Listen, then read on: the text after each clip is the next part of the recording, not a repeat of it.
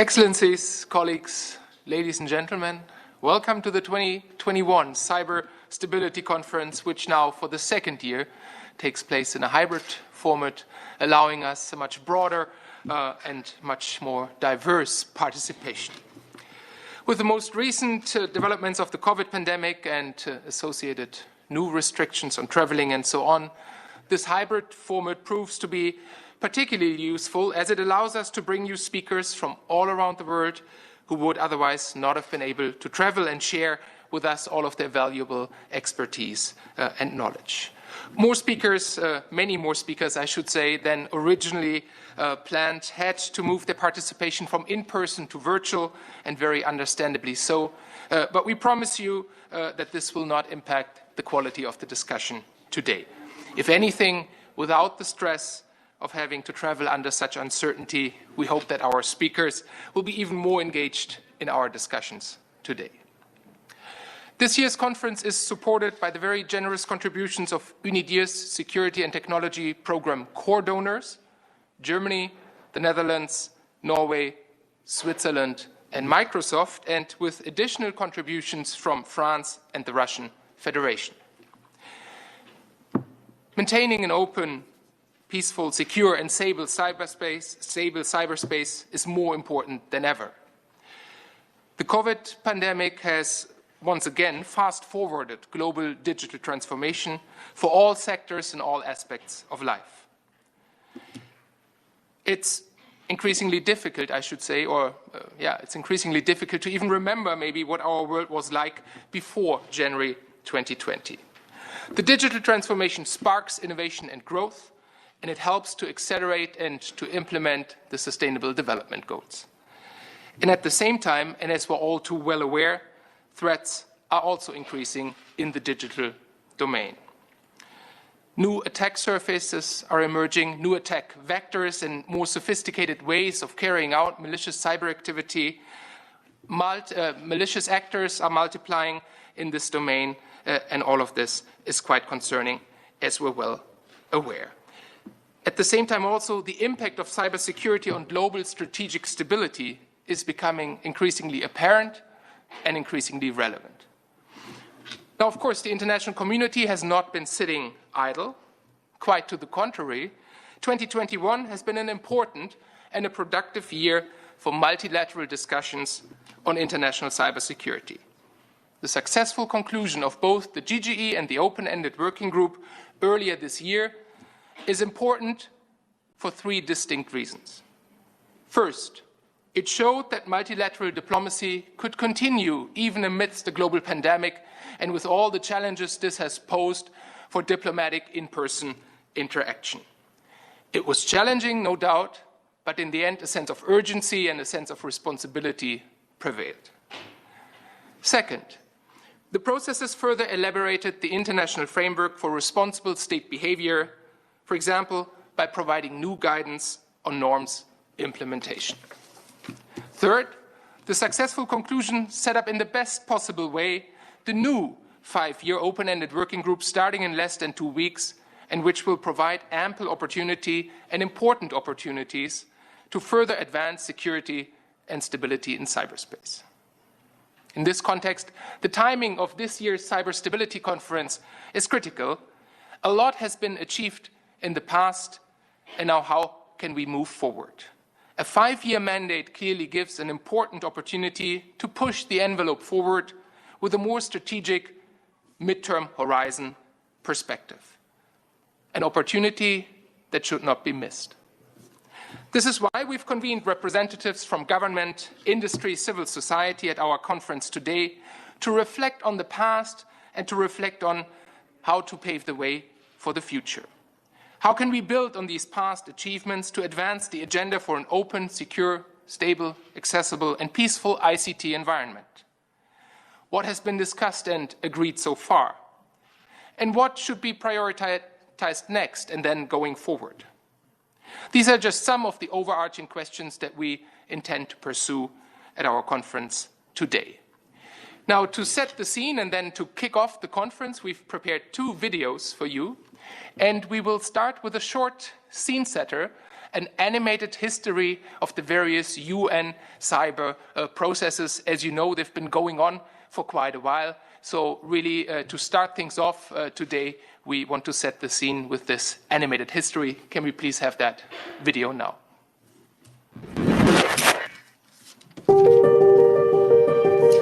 Cyberspace is a place of opportunities, but at the same time, it's also a place where new threats arise that can pose challenges to international peace and stability. For over 20 years, the United Nations has facilitated negotiations among governments with the goal of ensuring stability and peace in cyberspace.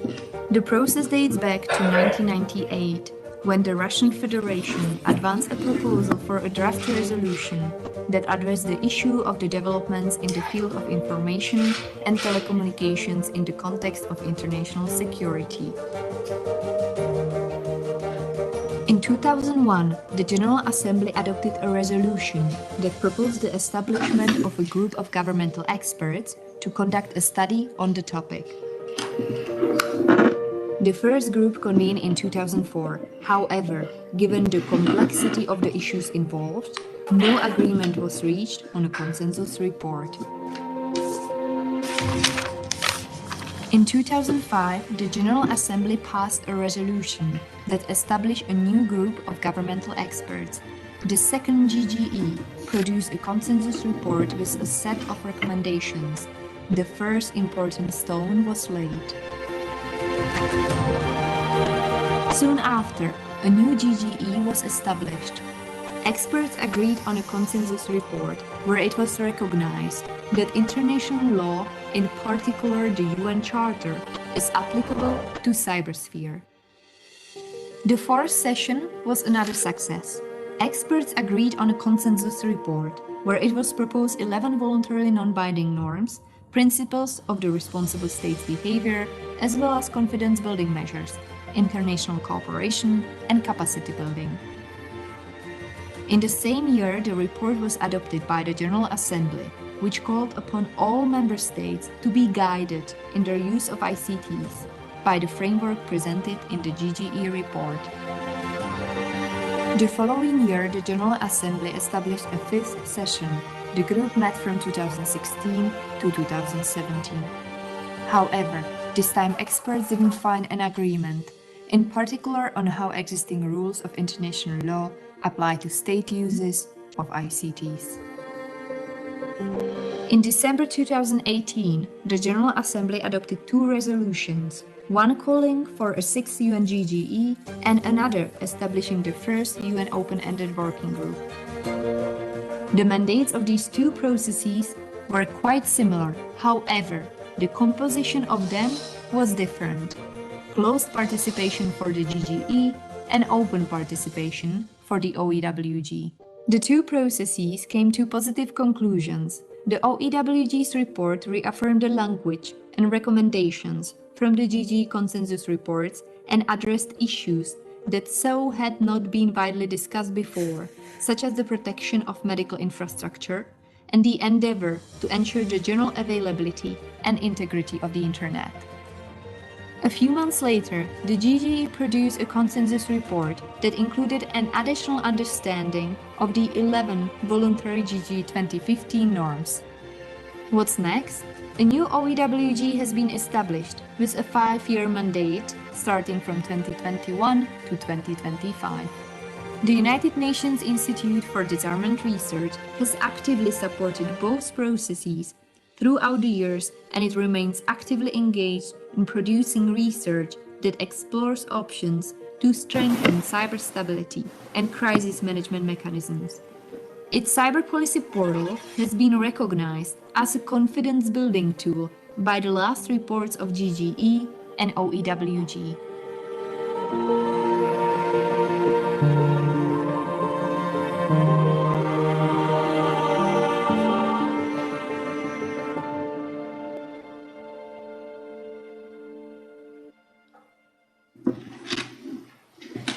Okay, so I mean, this really just was a scene setter and to remind us where we stand in the discussions currently. Also to show you, of course, that UNIDIR is increasingly using innovative formats to share its findings and knowledge. And now to kick off the conference for good and to really kickstart the discussions in the best possible way, we're very pleased to share with you a message from Izumi Nakamitsu, the UN High Representative for Disarmament Affairs. And can we please have that message now? Distinguished participants, ladies and gentlemen, I am grateful for the opportunity to contribute to UNIDIR's flagship event, the 2021 Cyber Stability Conference. This year's conference is especially timely as a new open-ended working group on information and communication technologies will commence its work later this month. This conference provides a valuable opportunity for representatives from government, industry, and civil society to reflect on both past successes as well as on where our collective efforts need to focus in the future. With the successful conclusion of 2 intergovernmental processes this year, the 6th group of governmental experts, and the first open-ended working group, multilateral efforts to ensure a safe, secure, and peaceful ICT environment have reached a high point. There is an increasingly clearer picture of a cyber threat landscape and the implication of malicious use of ICTs for the maintenance of international peace and security, human rights, and sustainable development. The General Assembly has recognized the elaboration of an initial framework comprised of concrete norms of responsible state behavior in cyberspace. These norms aim to ensure cooperation and information exchange, to prevent escalation, including because of misattribution of responsibility, to uphold human rights, and to protect critical infrastructure. States have identified common principles and processes related to building the capacity of all states in order to ensure they have the ability to prepare and respond to malicious ICT activity. And states have elaborated additional understanding on the applicability of international law to cyberspace, while committing themselves to study this topic further. As important as these substantive gains are, it is also encouraging that the General Assembly has returned to a single consensus resolution and intergovernmental process on cybersecurity. Looking forward to the work ahead, I wish to highlight 3 key areas in which more progress can be made. First, we need deepened practical efforts to support effective implementation of the agreed normative framework at the sub-regional, regional, and global levels. Such measures can include reviews of national and regional strategy frameworks on the basis of voluntary reporting or peer-to-peer review processes. Confidence-building measures and international cooperation to build national capacities can also help states develop means to detect, attribute, and respond to ICT-related incidents. Second, states must commit to further unpacking of the applicability of international law to cyberspace, including international humanitarian law.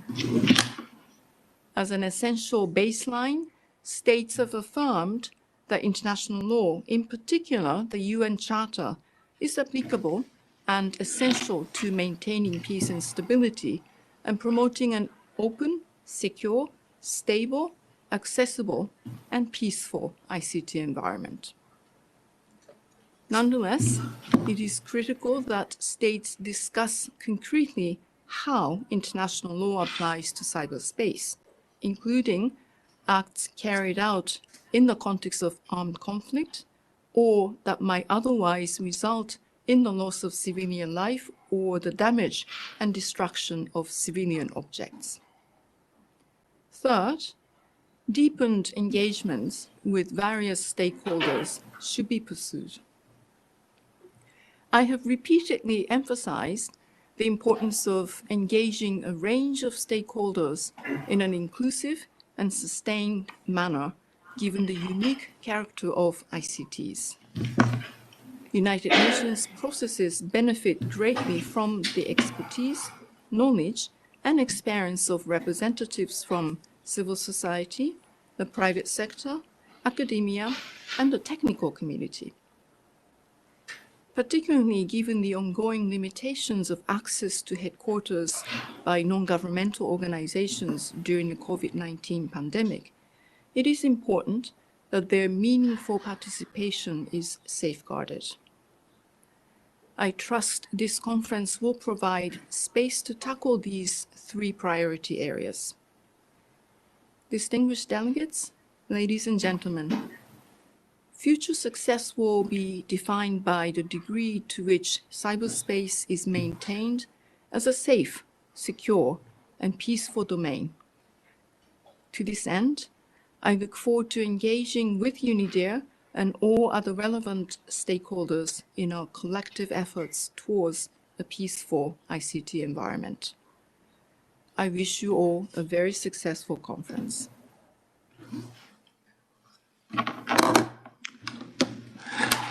Thank you, Izumi. And so now, before we begin, in terms of housekeeping, let me just explain how each one of you will be able to engage with our speakers throughout the day. Whether you're watching and following online or you're here with us in the Palais in the room, you can submit your questions using the Slido platform. You just need to scan the QR code or open the link that you see on your screen or that you find on your table here in the room, insert the code and type your question. You can also help us prioritize which questions to ask to our speakers throughout the day by voting for questions asked by others and questions that you like in particular. Those will, and all of this will become visible once you connect to the Slido platform. And now, without any further ado, let me give the floor to my colleague Giacomo Persi Paoli, who is the lead of our security and technology program at UNIDIR, and who will introduce and moderate the first panel. I wish everyone fruitful and engaging discussions and enjoy today's conference, and thank you very much for joining us today. Over to you, Giacomo.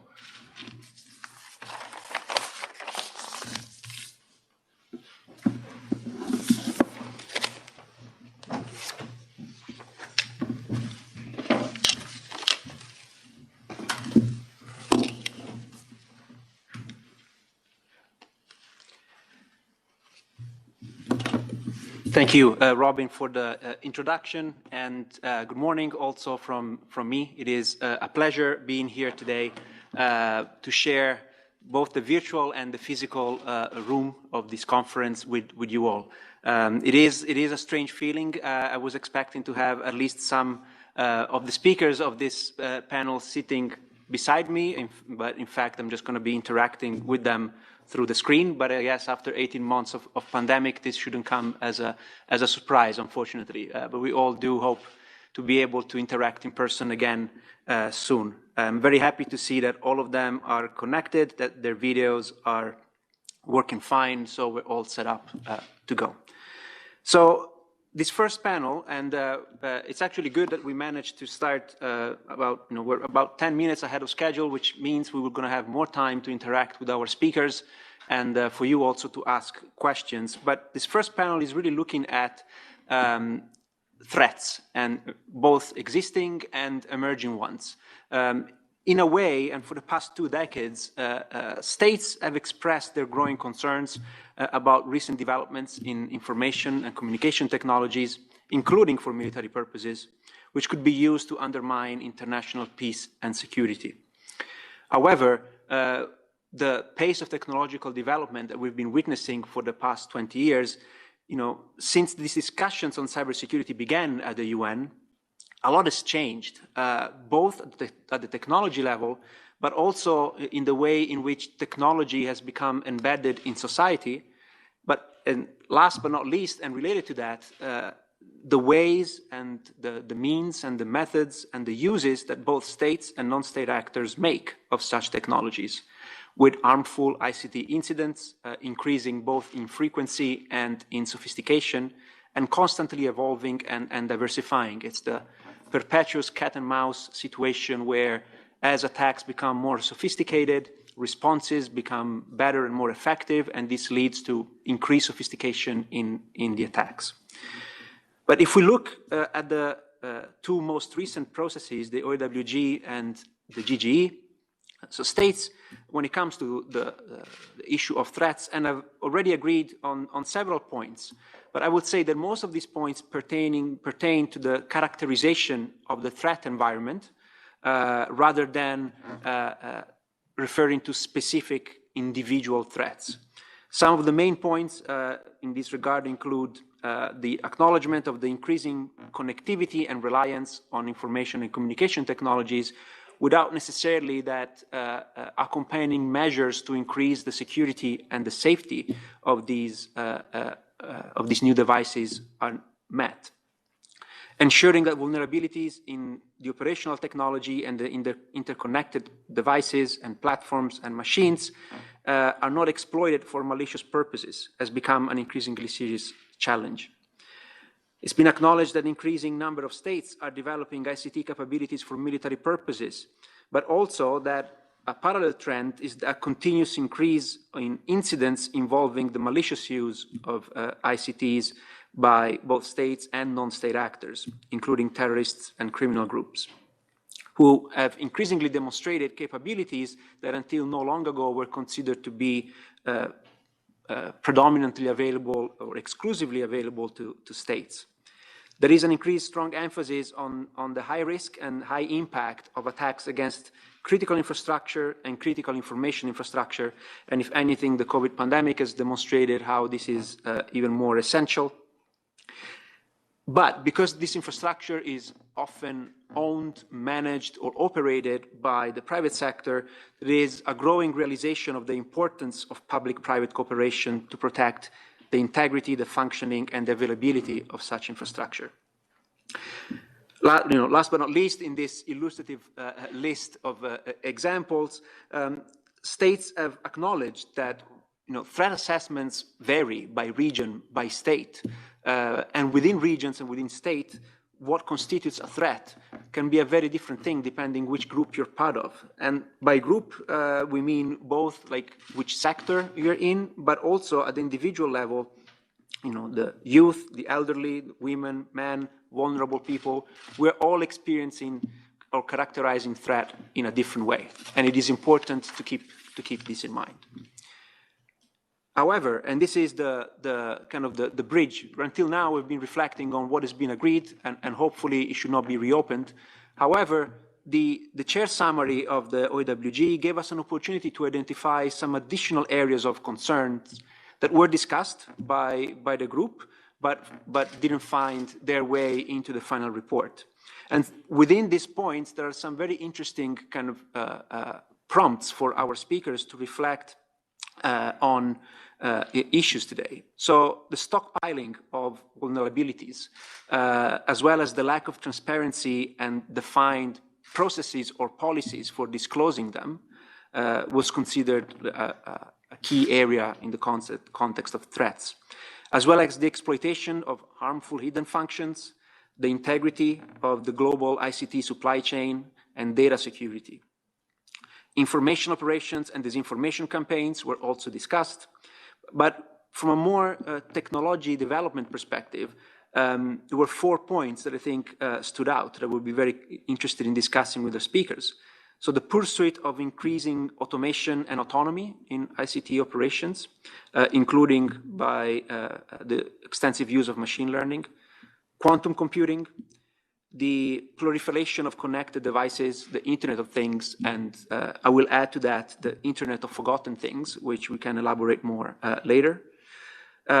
New ways to store and access data to different types of technologies, then being distributed ledgers or cloud computing, and of course the ever expansion of big data and increased digitized personal data.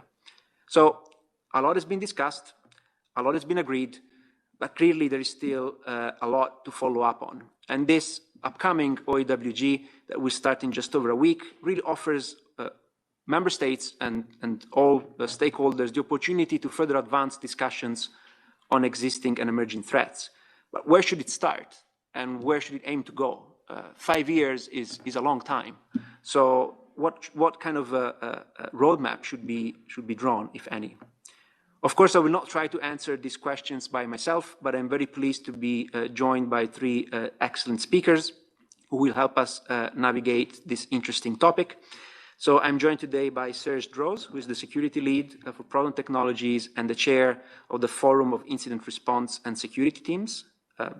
Joined by Clara Jordan, the Chief Public Policy Officer for the Cyberspace Institute, and by Anastasia Kazakova, who is the Senior Manager for Public Affairs at Kaspersky. So before I pose the first questions to our speakers and ask them to intervene, I just wanted to remind once again how you can interact with us, which is through the use of the Slido platforms. You can, if you're watching us online, you can simply scan the QR code you see on the screen or go to slido.com and enter the code that you see there. If you're in the room, the same instructions are printed and available on your desk. In fact, if you connect to the platform, there are already 2 questions that have been posed. So you can see what they are. You can add your own as you wish. So hopefully over the course of the day, we will go over them all. So I'm just going to put my earpiece now and just do a quick sound check to make sure that all of our speakers are connected and can hear me okay. Anastasia, Serge, and Clara, are you with us? Can you hear us okay? I can hear you perfectly. Perfectly. On my side as well. Same here. Perfect. So far technology is on our side, which is good. So in my opening remarks, I went over some of the threats, some of the issues that have already been agreed and identified by the member states. So the first question that I posed to the panel is, should the threats that have already been identified be further defined, explored, and if yes, how should member states aim to do that? Or if not, why do you think that what we have so far is enough? And perhaps we can discuss more what else needs to be done. So this is really the first question that I have for you all. Maybe I'll start with Serge, then Clara, and then Anastasia, and then for the next question, we change the order. Serge, you want to go first? Yes, please. Thank you very much, Giacomo. Welcome, everybody. Here also a big welcome from FIRST. Just to give you a little context, FIRST brings together instance responders. Think of us as the firefighters on the internet. We're usually the first ones on the ground when an incident happens. And I think the questions you asked about what are the threats is a really interesting one. But I would suggest that we focus on the effects attacks have on victims, because these stay mostly the same, whereas the attacks seem to be changing quite a lot. We've elaborated earlier about the quick pace at which the internet changes, but the effect at the end of the day is always the same. It's kind of the victims suffer, they lose, and we often also kind of have the wrong focus on the victims. I would argue most of the victims that are treated merely as collateral damage are actually members from civil society who increasingly depend on functioning telecommunications and infrastructures. So I think it is important to keep an eye on the attack methods, certainly keep an eye on game changers such as quantum computing, but also focus on what are the effects. Are these malicious operations kind of proportionate? What is the damage they're creating? Far too often I feel we kind of focus on this new attack, that new attack, and then I get into the headlines. But at the end of the day, it's always the same. It's people losing their information, their data, their private data, having disadvantages, not being able to function in life. And especially in emerging economies, there's an increase in dependence on very few digital kind of devices. And if you take these away, you create a lot of harm. I would like to leave it with that. Thanks.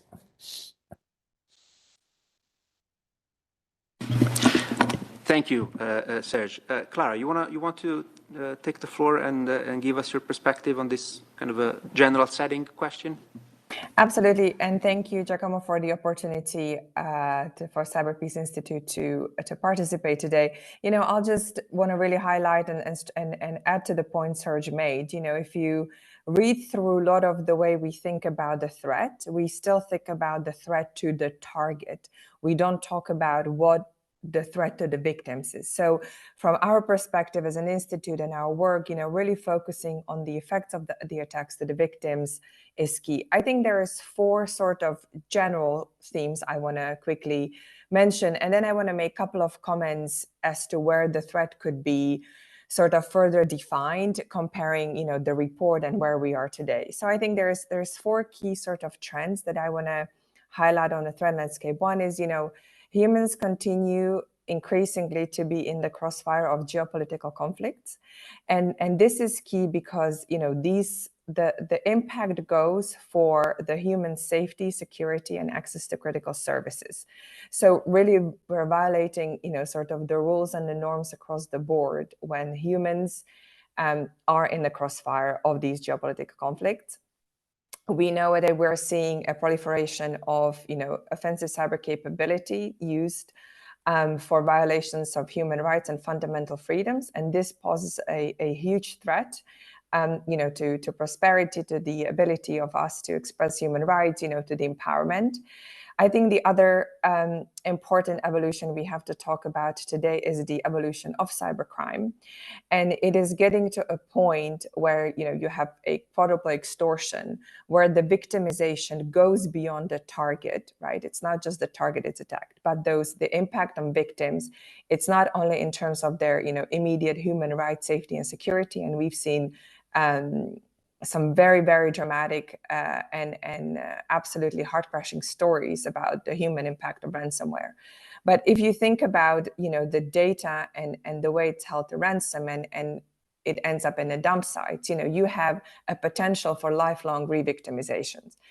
And I would say, you know, really there's lots of initiatives and lots, you know, going on sort of even in a way of addressing the cybercrime, addressing some of these security issues. But I think we cannot lose sight that at the end of the day, these initiatives are to protect human life, and that in the process, we do not lose the open, secure, stable, and accessible ICT environments. So now just very briefly to where I think the threats could be further defined, comparing it to the first report. The report has talked about that, you know, some non-state actors have demonstrated ICT capabilities previously only available to states. But I think it's also important to note that some states are using the tools and techniques and modus operandi used by criminal groups and engaging into behavior that's typically referred to as criminal, for example, extortion. And so I think it's really important that we recognize it because it's a key element of the way we address these threats, but also from the perspective of holding the perpetrators accountable and thinking about, you know, where the center of attention should lie. So that is one area where I would really encourage the states to look into in terms of threat. And I think the other very quick area where I could see potential for improvement, you know, the report did talk about how malicious ICT activities against critical infrastructure and critical infrastructure undermine trust and confidence in political systems and prosperity. But I think we also need to recognize that these malicious activities against critical infrastructure, you know, really impact human safety and security and human life. Now we have attackers coming after the hospitals, food and supply chains. And so the human life can be directly impacted, you know, on all fronts. When we talk about the other threats, your second sort of questions, I will actually talk a bit more about the critical information infrastructure and how actually that can impact safety and security. So really just to wrap up the first questions, I think we need to be clear that when we talk about the threats, we're talking about the way the indiscriminate and systemic, you know, criminal and nation state activity continues to endanger human life and undermine the trust in technology. Thank you. Thank you, Clara. And last but not least, Anastasia, probably as Kaspersky being one of the biggest cybersecurity companies, be very interested to get your perspective on these threats as they've been defined so far. Over to you. Thank you so much. For a start, I should also say that I'm really grateful to fabulous UNIDIR team for gathering all of us and so many people today to reflect on cyber stability framework and global cyber stability issues. And today, I think we made at a perfect time just before the new OWG starts its new process. Discussing threats, I would really agree here both with Serge and Clary. They've said really important remarks. But just want to complement here a little bit, also sharing the perspective that coming from the colleagues who work in this area day by day. Discussing threats, which are traditionally among the first sections in previous GG and OWG reports, we today for sure can reflect on what has happened since those important achievements were possible. And here I refer to successful conclusion of both processes and the adoption of the reports. Well, as you all may say, probably, since then, threats haven't been eliminated. And what's even more, there's certainly more new threats and more new challenges which we need to deal with. And speaking of the UN Cyber Stability Framework and looking at the latest reports, of course, the answer to the question, if the threats already identified should be further defined, the answer would be absolutely yes. What is even more, should there be new threats reflected? And again, we would probably say absolutely yes. My colleagues and practically people who work in this area day by day, who track IPT threat actors day by day, they have just published the overview for 2021. They also shared predictions for 2022. And then there we may see lots of the different threats analysis and trends, such as the growing significant role of the private sector in the threat landscape. And possibly the biggest story of this year, which is the investigation of the abuse of the Pegasus software targeting human rights activists, journalists, and lawyers. Supply chain attacks, ransomware attacks have been another hashtag in this year's threat reports and investigations. And of course, the UN documents are diplomatic legal documents, and we probably should not expect it to be too specific and detailed as the threat intelligence reports.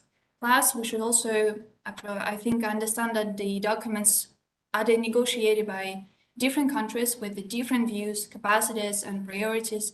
So for the document like this, I guess it's supposed to be with a high-level elaboration. Nonetheless, I think there are still areas which would be benefit for further clarity and precision, and particularly, I think we still need a bigger focus on and a further discussion in the threat sections on vulnerabilities and the existing common fundamental issue of vulnerable software and hardware, which we increasingly rely on. And here I would 100% agree with you, Giacomo, that you said in your introductory remarks on that. How a vulnerability is handled by both states and non-state actors. This is important because in many cases, vulnerabilities and data exploitation serve as an entry point for further intrusion in operations. The other aspect, which seems to be overlooked in the previous reports, is a threat which stemming from the exploitation of people and exploitation of the lack of cyber education, cyber hygiene across people, and people are still the weakest link, opening the door to so many attack vectors. We also, the other speakers also highlighted the point that this previous report said about the states developing ICT capabilities for military purposes. But I think, again, the discussion is open on how this trend does create a threat and what negative effects to cyber stability can be in this regard. We see that in more and more states publicly announce the cyber military operations, commands, and strategies, but I assume that they do so to defend themselves, to protect the assets, the citizens. How is actually a threat and cyber stability? And if we are more clear about this as a global community, then we, I think, clearly understand what is those action areas we need to work on collectively. And also, in the event of a cyber conflict and a significant cyber attacks attacking critical infrastructure, this is specifically a really important topic for us. I think the lack of the clear framework which would guide the behavior of states and non-state actors in the event of such cyber emergencies could also be not a sort of a threat, but a challenge which may lead to the further threats or make existing threats bigger. On the last 2 points, also wanted to highlight that I think the threats could additionally come not just from the use of technology, how it is stated in reports, but from existing and efficient policies and attempts to regulate that technology, and specifically existing risks of further fragmented states' approaches to regulate still globally developed, globally distributed, and globally consumed technology. And a final note, more a structural comment about the overall reports. If we look at them in both GG and OWG, we see that the threats provide quite a really broad overview of those existing, emerging, and potential threats which the international community faces in cyberspace. However, at the same time, if we look at the further sections, we see that those threats, which stays highlighted as urgent and important, they are not directly addressed in sections with recommendations, in the sections on capacity building or confidence building measures. So structurally speaking, I think an approach where recommendations are linked to the threats, where the states highlight and see as important, this approach could be more focus oriented and perhaps could be more understandable in terms of what was a global community should do to address which threat and how this particularly will help us to improve in a particular area and overall in cyberspace. Thank you. Thank you, Anastasia, for highlighting very, very important questions. Sometimes, when people think about threats, they do that, of course, through the lenses of the technologies. What is the latest attack that we're not yet ready to respond to? But of course, fragmented regulatory frameworks or fragmented capabilities to be able, at the governance level, at the state level, to deal with these issues can also introduce regulatory loopholes that can then be exploited by malicious actors in the conduct of their operations. And also, thank you for raising the importance of education the education for the general public as well as a potential risk factor in a way. I think this is really important. Every time that I have the opportunity, I stress the point, and I'm going to do that in this occasion as well, which is every time that we are prompted to update our cell phone or our laptop and we say postpone or snooze, we are introducing potentially a vulnerability in the system. So it's really up to us to be responsible users of the digital ecosystem, and we are the first line respondents. So I'm really interested then later on perhaps to ask Serge what he thinks, because of course working in incident response, you often have to deal with the fallout that emerges from an attack, and I'd be really interested in knowing your perspective on what is the role of the general public in that. But Anastasia, you also kind of set the scene well for what are the gaps, what has been missing, what should be potentially further reinforced going forward. So I'm going to use that as a way of transitioning, giving the floor back to Clara, and see what is your perspective? What beyond what has already been agreed that could be further refined? What else? What is missing? What are the gaps? Thank you. And as a first point, I did have the same sort of the threat from the lack of cyber hygiene. I don't want to frame it as a threat from the user, but basically the threat from the lack of awareness, capacity, and capability, in a more sort of general population. So I will not belabor that point. That was fantastically made already. So I'll highlight 2 points. One is sort of the threat from types of attacks, but the other one I think that has to be addressed is the threat from how we are dealing with the threat landscape. So really the first sort of group of threats that I think should be further addressed and explored is the threat from disinformation and weaponization of information. And this is a twofold, I see this as a twofold threat.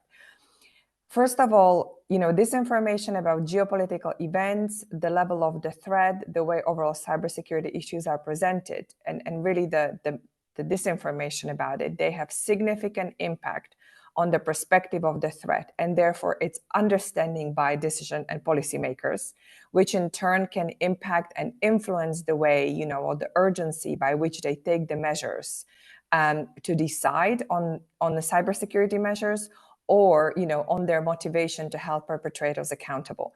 So I think really the way, you know, we're seeing disinformation and weaponization of information about threats, trends, cybersecurity being really a problem or not, can really impact the way decision makers think about their role, what they should do. But also I think it can really, you know, I think can really influence and impact the way, you know, states think about the urgency of implementing, for example, their commitment, or what would work or what not wouldn't work. So really focusing on this information beyond the importance of it for, you know, for our democracy and political processes, but the way it can impact the understanding of the threat and motivation to implement the commitments, for example. The other part of this information and weaponization information, you know, that has to be really addressed is that this information as a direct threat to human security and safety.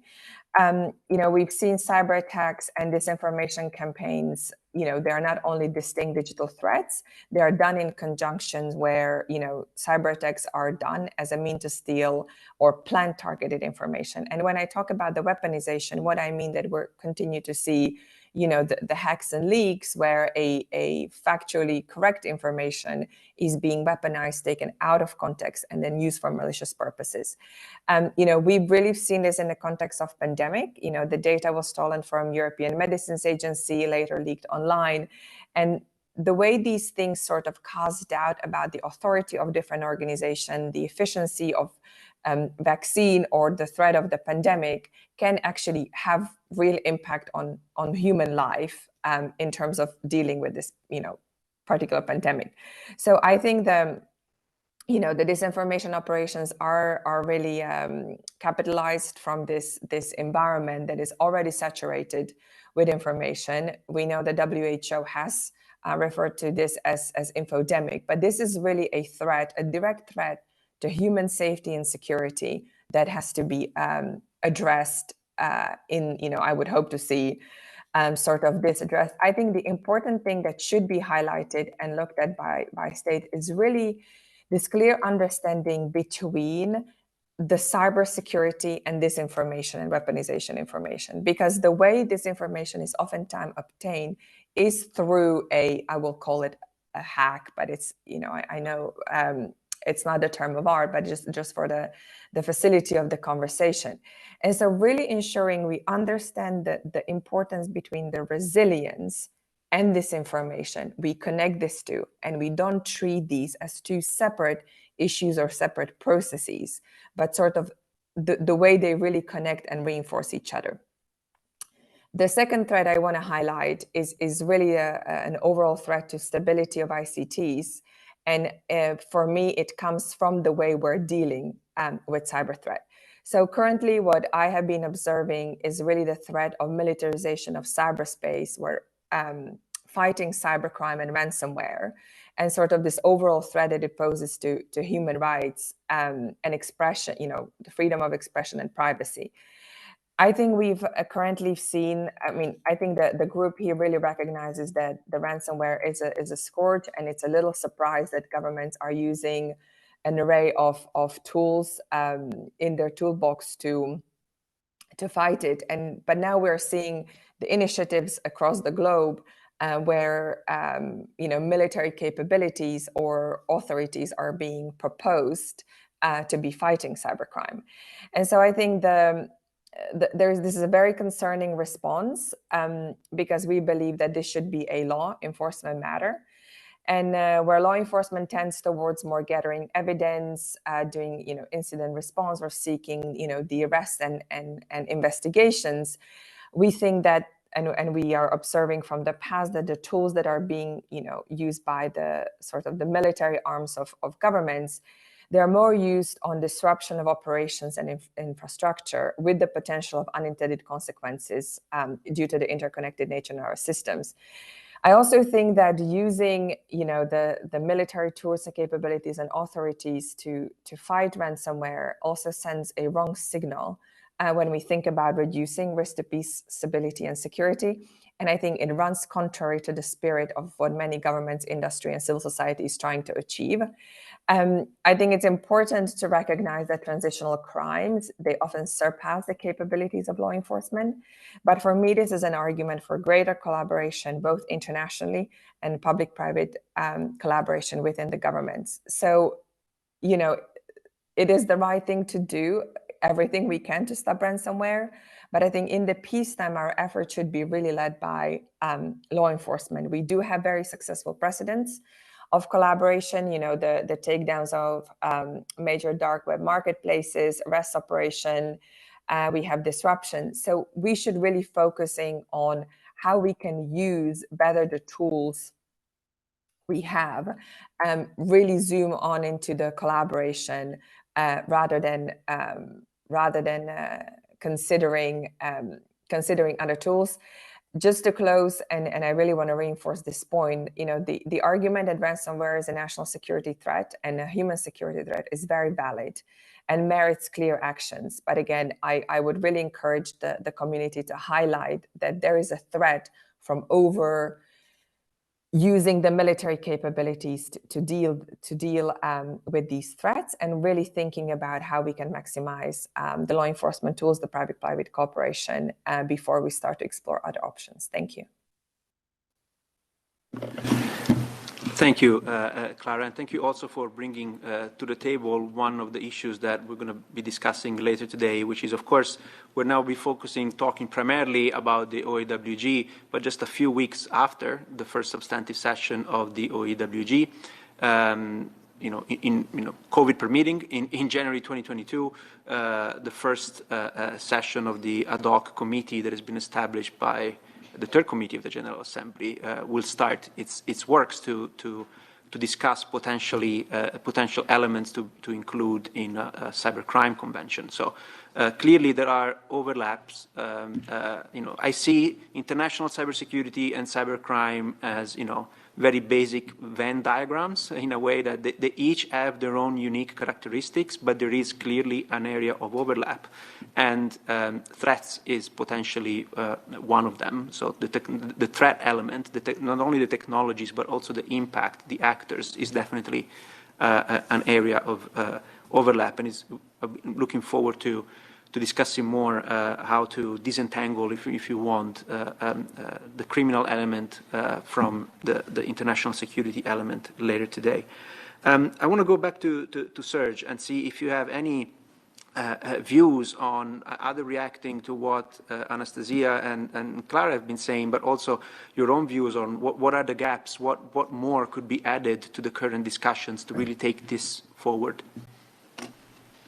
Thanks, Giacomo. There's really, Clara and Anastasia have said most of the things, but since you asked for the gaps, I think that is a very, very important thing, because a lot of the discussions we lead today seem to be very reactive. We look at events that have happened, and we tend to be very biased. A recent study, for example, investigated what is the victim landscape in the different reports, and what was found was actually quite shocking, because most of the threat intel reports available from commercial companies kind of cover attacks on other commercial companies or states, but they always leave out civil society, not because they're not interesting or so, but probably because these are victims that are not potential customers. So the private sector has a strong bias, and if you just take that output to create our kind of threat landscape, we're going to miss out on a lot of things. I think that is one of the challenges, that we really make sure that we accept the fact that information is biased. That this also ties into the misinformation theme that Clara mentioned. There is deliberate misinformation, but there's also a lot of misinformation, or that is just stuff we ignore because it's not sexy. Right now, everybody talks about ransomware. But ransomware is not the biggest threat we face. Roman scam, which is really something super boring, it's been existing since hundreds of years. Roman scam, I remind you, is someone pretending to be interested in you and then scamming you. It's producing more damages financially than ransomware. But of course, the victims are not big corporations. victims are individuals. And we tend to forget these because they're technically not very interesting. They're not really sophisticated. Yet they're really, really hard to combat. And I think one of the challenges we have in cyberspace is that kind of our traditional notions of conflict kind of start to blur. In kind of 50 years ago, there are certain things states would do to each other. We would call it war, espionage, these type of things, but they were clearly in the state domain. And then there were criminals, and then there were kind of these type of things which were really separate, which were left to law enforcement. But these days, these things start to merge.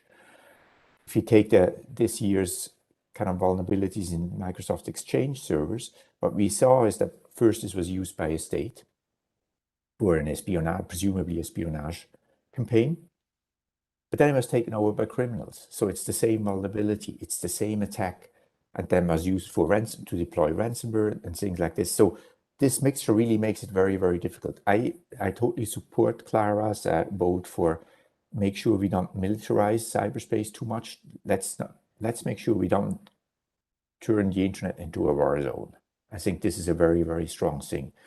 Yet at the same time, it also means that we have to restrain ourselves from just a quick profit. Hey, there is a vulnerability where where a state can gain a profit, because you cannot separate this from cybercrime. I welcome very much that we have the ad hoc committee on cybercrime alongside the open-ended working group, but I really feel these people should spend a lot of quality time together, because a lot of what they are doing is not just merely interacting, it's kind of the different side of the same metal. Thank you, Serge. And I'm actually going to use something you say to transition us to the next question. And I'm very pleased to see that on the Q&A platform, there are quite a few that I'm going to, shortly, I'm going to transfer to you, but as a panel. But, you know, one of the biggest difference of this upcoming open-ended working group compared to all of the previous ones is the length of the mandate. We're looking at a 5-year process. And 5-year in technology, it's a long time. If we compare where we were 5 years ago to where we are now, it's a different world. Pandemic aside, it would have been already a different world if, you know, the digitization process had just followed the trend that was anticipated, but then of course COVID was a catalyst for digitization worldwide. But even without the pandemic, the world in 2021 would have been very different from the world in 2016.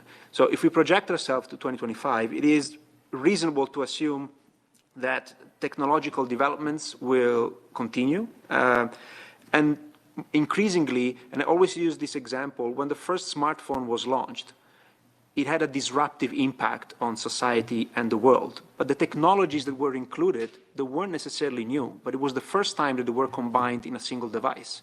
You had a digital camera, you had a phone, a digital screen, and the ability to connect. All of those things were already available. They were just brought together in one device for the first time. And this is kind of a very simple example of what technological convergence can achieve, right? So you mentioned, Serge, the importance of people as being, you know, targeted and potentially, you know, still the weakest link. It's something that Clara also mentioned before, and Anastasia alluded to it as well. We've seen earlier this year, we had another flagship event, the Innovations Dialogue, that explored deepfakes as an example of what, you know, increasingly sophisticated AI could bring in terms of the production of forged or synthetic media, which present a potential new way of conducting very sophisticated phishing attacks against people that are no longer, you know, equipped necessarily to distinguish, you know, or the level of literacy that is going to be needed in the future to distinguish between, if you want, a real message, whatever it's written, recorded, video, audio, and a fake one or a forged one. The bar is increasing.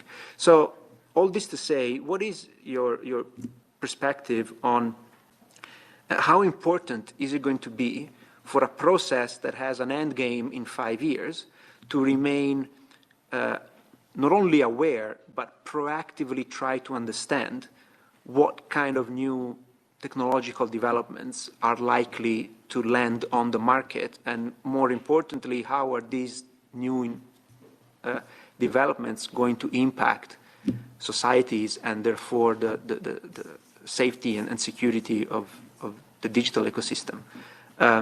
Serge, because I see you on the screen, maybe you want to go first, and then we go Anastasia and then Clara. Thank you. I think as indeed is very much of a challenge, and I think the challenge is going to be to find the game changers. And 10 years ago, no one would have predicted what the mobile phone did to us. So it's just like, I think the iPhone was released 11 years ago. It's unbelievable. You could not imagine a society without mobile phones anyways. And predicting this is really, really going to be very hard. But what we are talking about is norms for responsible behavior. It's not norms for responsible technology. It's really the behavior thing. So we get all these great tools, and I'm a security guy, so I tend to see the world kind of in a rather dark kind of colors. But in fact, the internet has been a real success, and that's what we need to focus on. And I think that is maybe also a chance, having a 5-year framework where people really can start thinking a little bit about what is it we actually want to achieve with this, and what are new technologies, what good can they do for us, and what is really things we should stay away. And we've been doing this with other things. We have technical capabilities in traditional warfare that we as a society and we as a union of states have decided we don't want to use. Be these biological weapons, be these chemical weapons. States decided they don't want to use this, but they're available. So I think that is the aim we need to go, keeping the developments in mind, keeping the new capabilities in mind. I think no one can really read the future. That is a bit of a challenge if you want to make future-proof norms and regulations. But I think it's important that these conversations are about the values we share as humans, and not so much about the technology. Thank you. Anastasia, you want to go next? Sure, I would say I should say that what Serge has said is a lot of actually sounds inspiring and thought-provoking, and I really like the point that we actually being reactive in most cases and quite biased, focusing on the particular threats which right now when news break in the media, and suddenly I think we're still not focusing much on the lack of particular processes and the different basically processes and procedures that also lead to the threats, which is the lack of the reporting. How could we better know what actually is going on with victims? If the victims sufficiently report and let us know how the particular use of technology creates a threat. If the law enforcement cooperate efficiently together. I know that some of these questions also part of the FER committee process, and he also agreed that there's a lot of overlaps, and I think it's also one of the challenges if we will be able to merge and make sure that they are consistent and harmonized, and thus also would define our ability to discuss successfully all of these threats. At the same time, I think we have to be realistic that we'll not be able to cover all possible threats, and that shouldn't be the goal. The document, once agreed by states, would probably become obsolete a couple of weeks later already. So, and here I think the possible solution could be twofold. First, I would refer to what Serge initially said about the effects. It's really critical to ensure a technology-neutral approach, meaning that we'll look at the effects which the use of technology leads to, why and how it's harmful to international security and peace, instead of focusing on a particular form of methods used like ransomware supply chain attacks. The second element, I think, is more organizational one, to be constantly in the loop of the recent threats and having the recent knowledge of intrusions, TTPs, of threat actors, as well as any developments in the cyber offensive operations even. I think it's important to have a diverse set of people and experts who will help with different insights and different intelligence. No one vendor has a complete 100% understanding what's going on globally in the threat landscape, neither Kaspersky nor I believe any other vendor. So making sure that you have a diverse and a trusted group of people and the experts coming from different backgrounds, private sector, academia, and technical community that could help and guide states in this constantly updating threat intelligence and threat modeling, which usually digital experts initially start with, understanding what would be the further roadmap securing the technology. I think this could be an organizational setup and a solution to this challenge. Thank you. Clara, you want to go? Yeah, share absolutely. Your perspective? Yeah, thank you. I mean, I think there is one thing that I just want to, one perspective I want to start with, which is, you know, we always talk about the advances in capabilities and technology as if they were only giving, you know, the upper hand to the attacker. You know, I think there is both the attack and the defense side evolve, and I even want to say, you know, sort of hand in hand. I think we are losing right now for different reasons, but when we're thinking about technological advances, I just want to highlight that it's both sides that are evolving, and that both sides can use, you know, those capabilities to their benefit. I think the second point, which is not really a cybersecurity, you know, related issue, but to me it is, and it should be thought through and including in these conversations, is, you know, nothing is more easily exploited than the human mind. And this doesn't only goes into the, you know, the conversation about disinformation and weaponization of information, but it also goes into, you know, the way we are building a society to have critical thinking.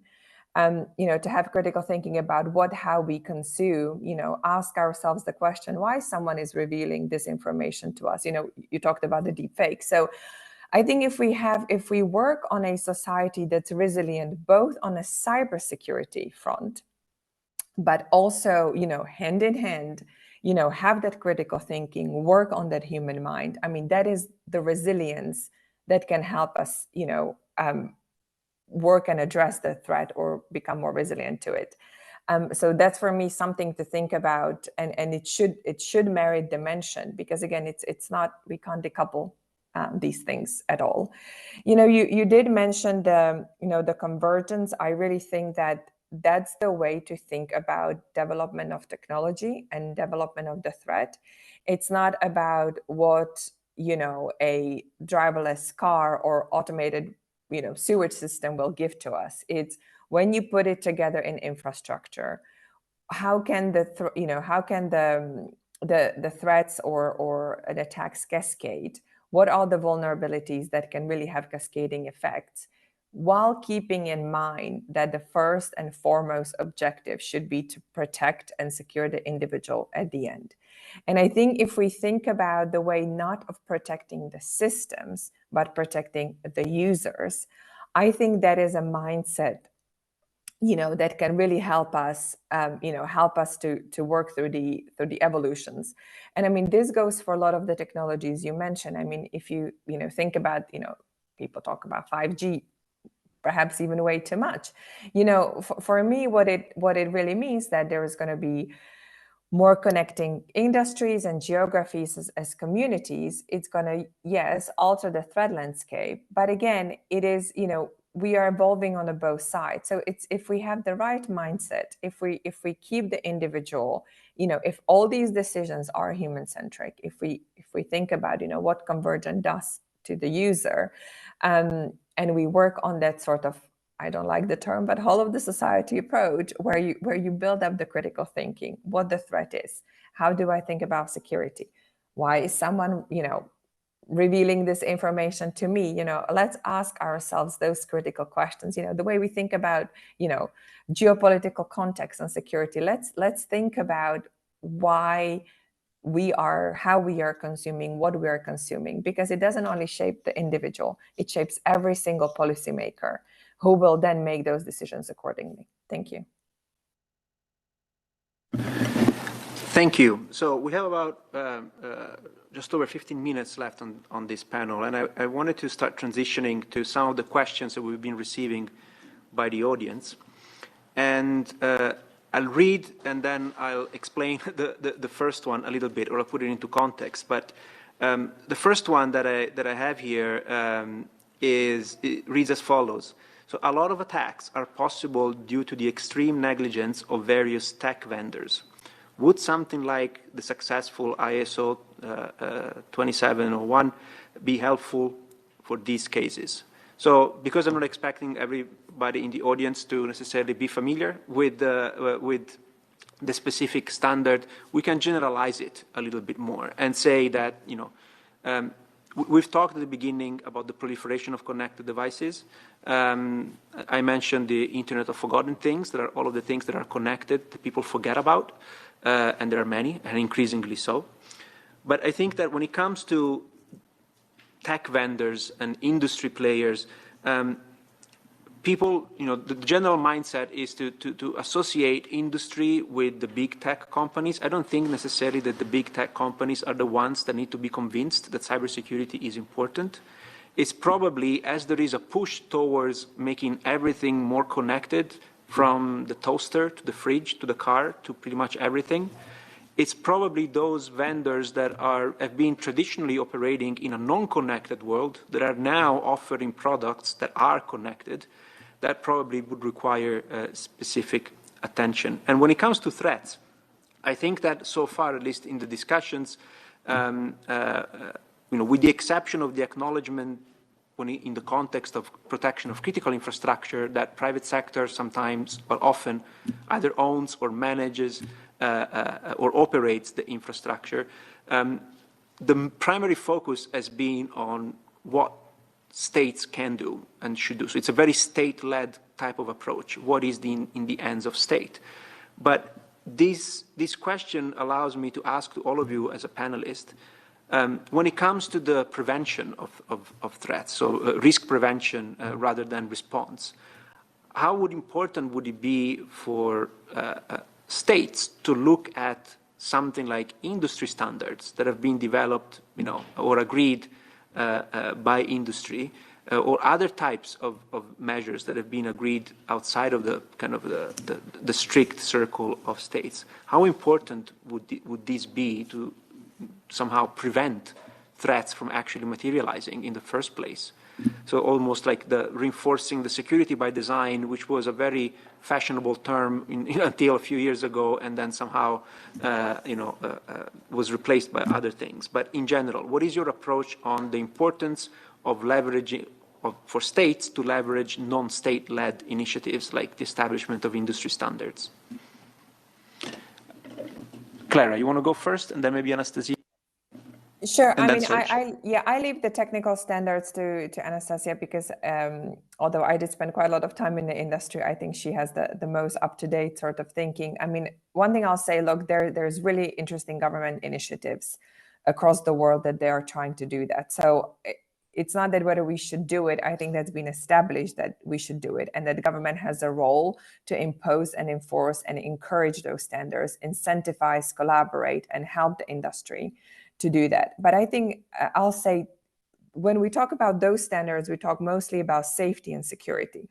But I also would like for the governments to think about how we can think about the human rights, privacy, and these other issues. You know, we have the UN guidelines on human rights in businesses. I'm sorry, I don't know the exact word. You know, right now it's just guidelines. Why don't governments really think about how these can be part of, you know, sort of mandatory things to do business in one country's territory? You know, so I think going beyond standards are an established good practice. There should be more, and there is really good initiatives, but let's go beyond, you know, safety and security and think about, you know, the human rights aspect of technology and the way that can impact individuals globally. And let's work those into those regulations and mandatory structures. Thank you. Thank you. Anastasia, you want to go next? Sure. I think the question also interesting, but it has an economic, probably the global dimension, not only the dimension of international security and peace. So I will probably try to merge those two aspects. Well, certainly states can do a lot. in securing the products the modern products that we use. And we actually have already the elaboration coming from the recent GG report, where states have agreed on what particular steps states can do to ensure the integrity of supply chains or responsible reporting vulnerabilities. The question is, do we sufficiently know how those normal elaboration points are implemented currently? And I think we would benefit all knowing what are the approaches different states and different regions are actually taken right now. And we see indeed that there are many different national initiatives coming more and more from the US, from the European Union to secure connected devices, IoT. We see that some of them are really harmonized, some of them less harmonized, and we specifically discuss this within Geneva dialogue. This is the process led by the Swiss government and the Diplo Foundation to understand how all of these emerging regulatory national approaches will be actually coexist with each other. Because again, I'd just like to highlight it is a challenge that would actually might create a threat as well. But again, also the question to how states and the industry, and then here in industry also understand not only the big players, of course, but small and medium enterprises. And this is question especially important for the European Union and the European continent, how they could together more efficiently talk to each other to secure all of these services and products. Well, there's a lot of ideas currently being discussed. There are already some good practices taken from the more global processes, Paris Call.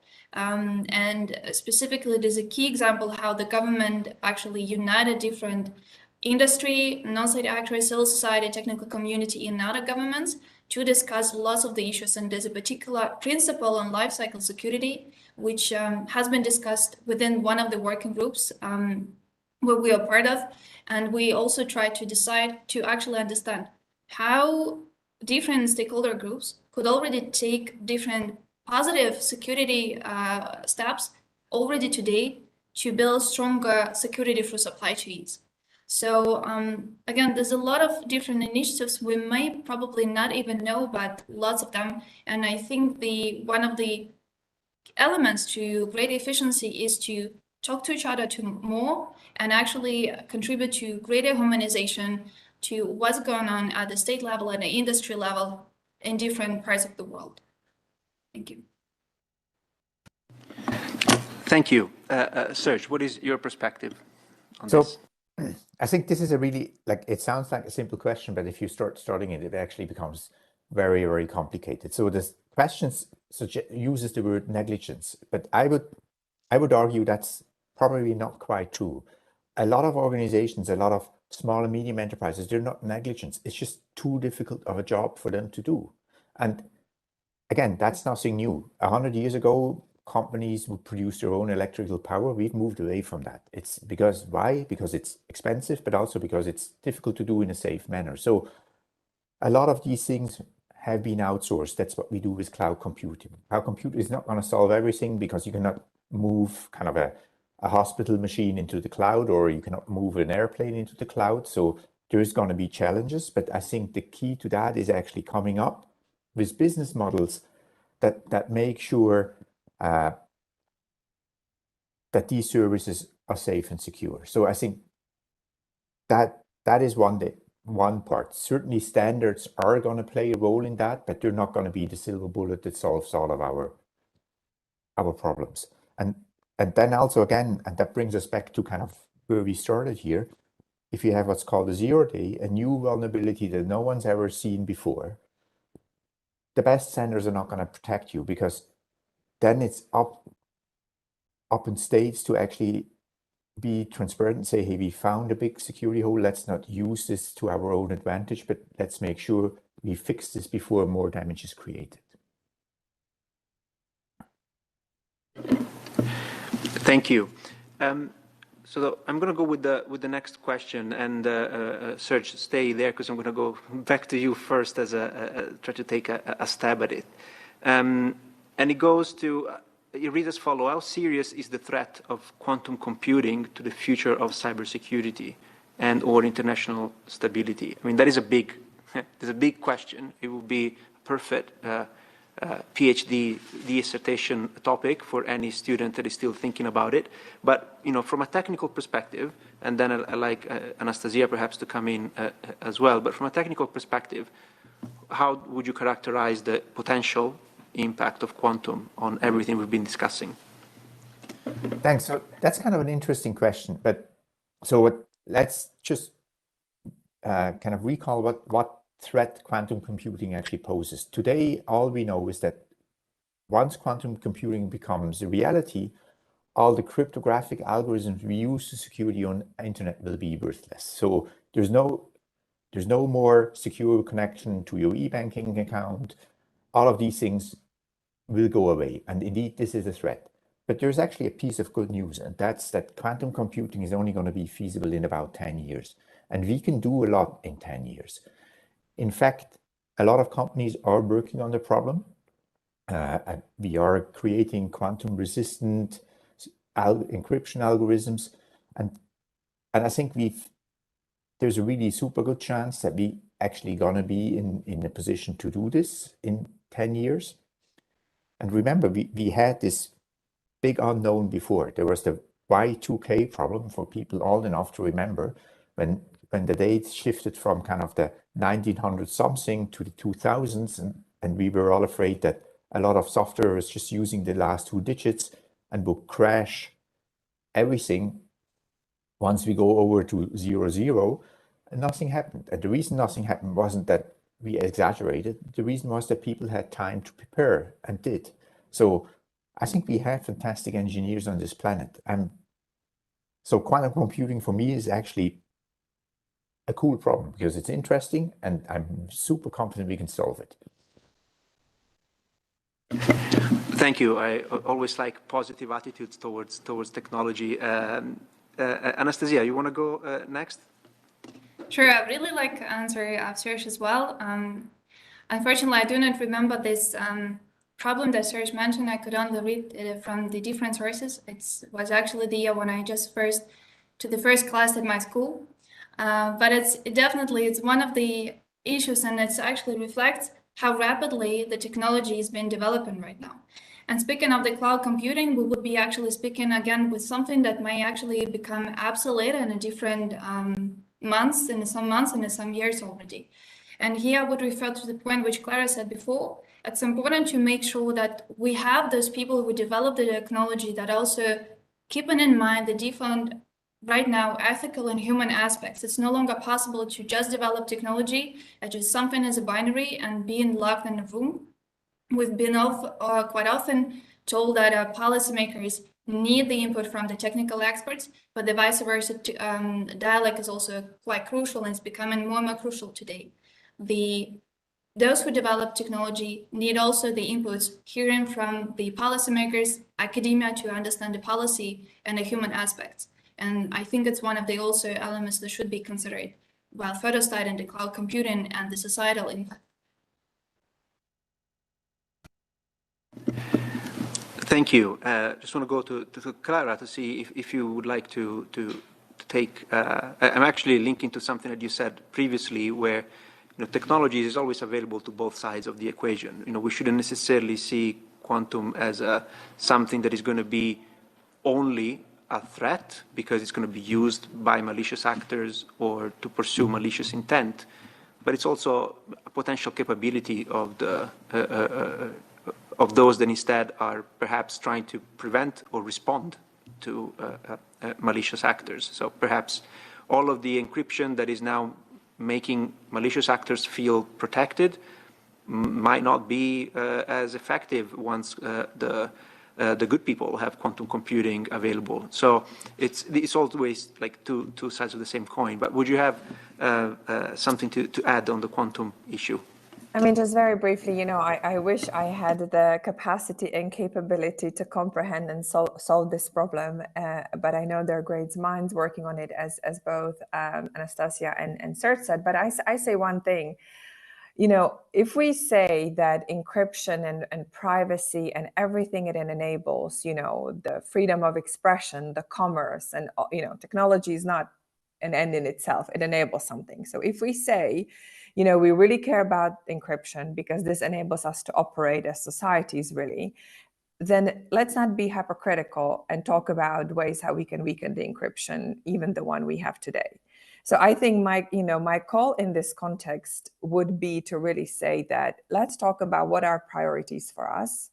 And I think if it's something is going to be priority, such as strong encryption, then let's use the resources to really help the research, help the deployment, help the communities that work on it. And let's not spend, you know, time talking about how we can weaken what we already have. So that is just my only point, sort of from a more a bit higher than I wish I could respond to this question, but that is unfortunately not my area of expertise. Thank you.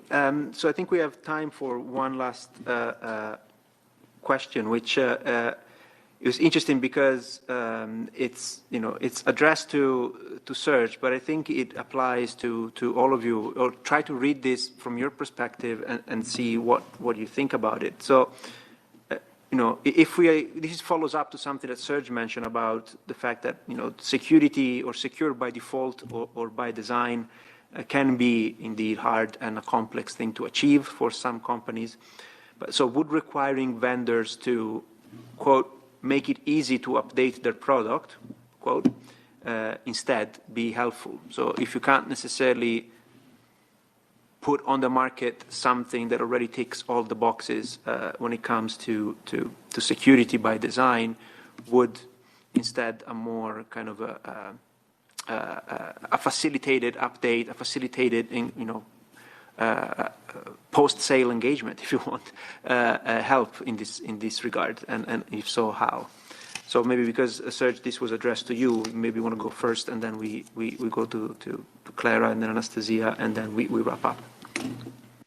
So thanks a lot. That's a very good question and a very timely question indeed, because I really do feel we quite often have this tendency to put the whole burden on the user. It's kind of the stupid user who clicked on that phishing mail, or the evil person who forgot to update her phone or something like this.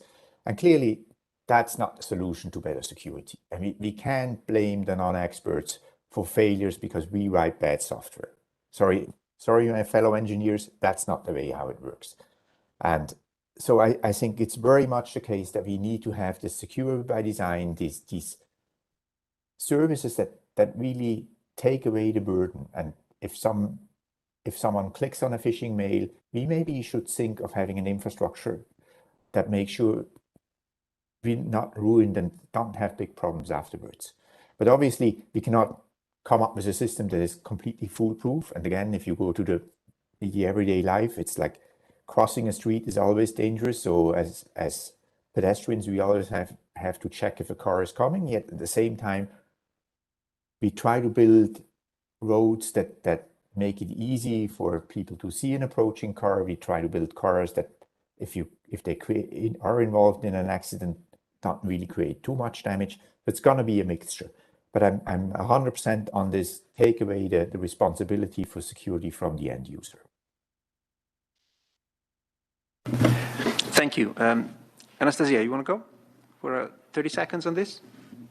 Yeah, I probably just add very briefly, thank you, because Serge actually elaborated the key point, I think, really good, in a good way.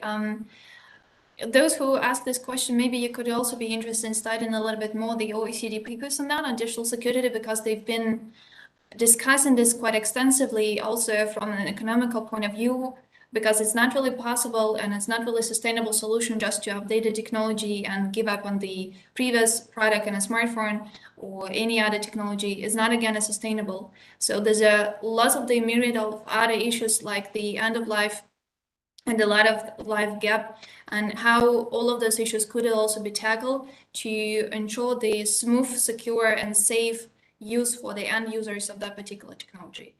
As Serge mentioned, there's a different levels of the roles that both end users, manufacturers could do. And I think that, again, I would really refer to the existing work that has been done by the OECD. I think it would be really, really helpful to dig a little bit further in this topic. Thank you. Clara, before I come to you, I just wanted to then invite all of the other speakers to take this last question as an opportunity to wrap up, because we need to break, unfortunately. But an interesting question came from the audience, which is on the perspectives of threat/human behavior.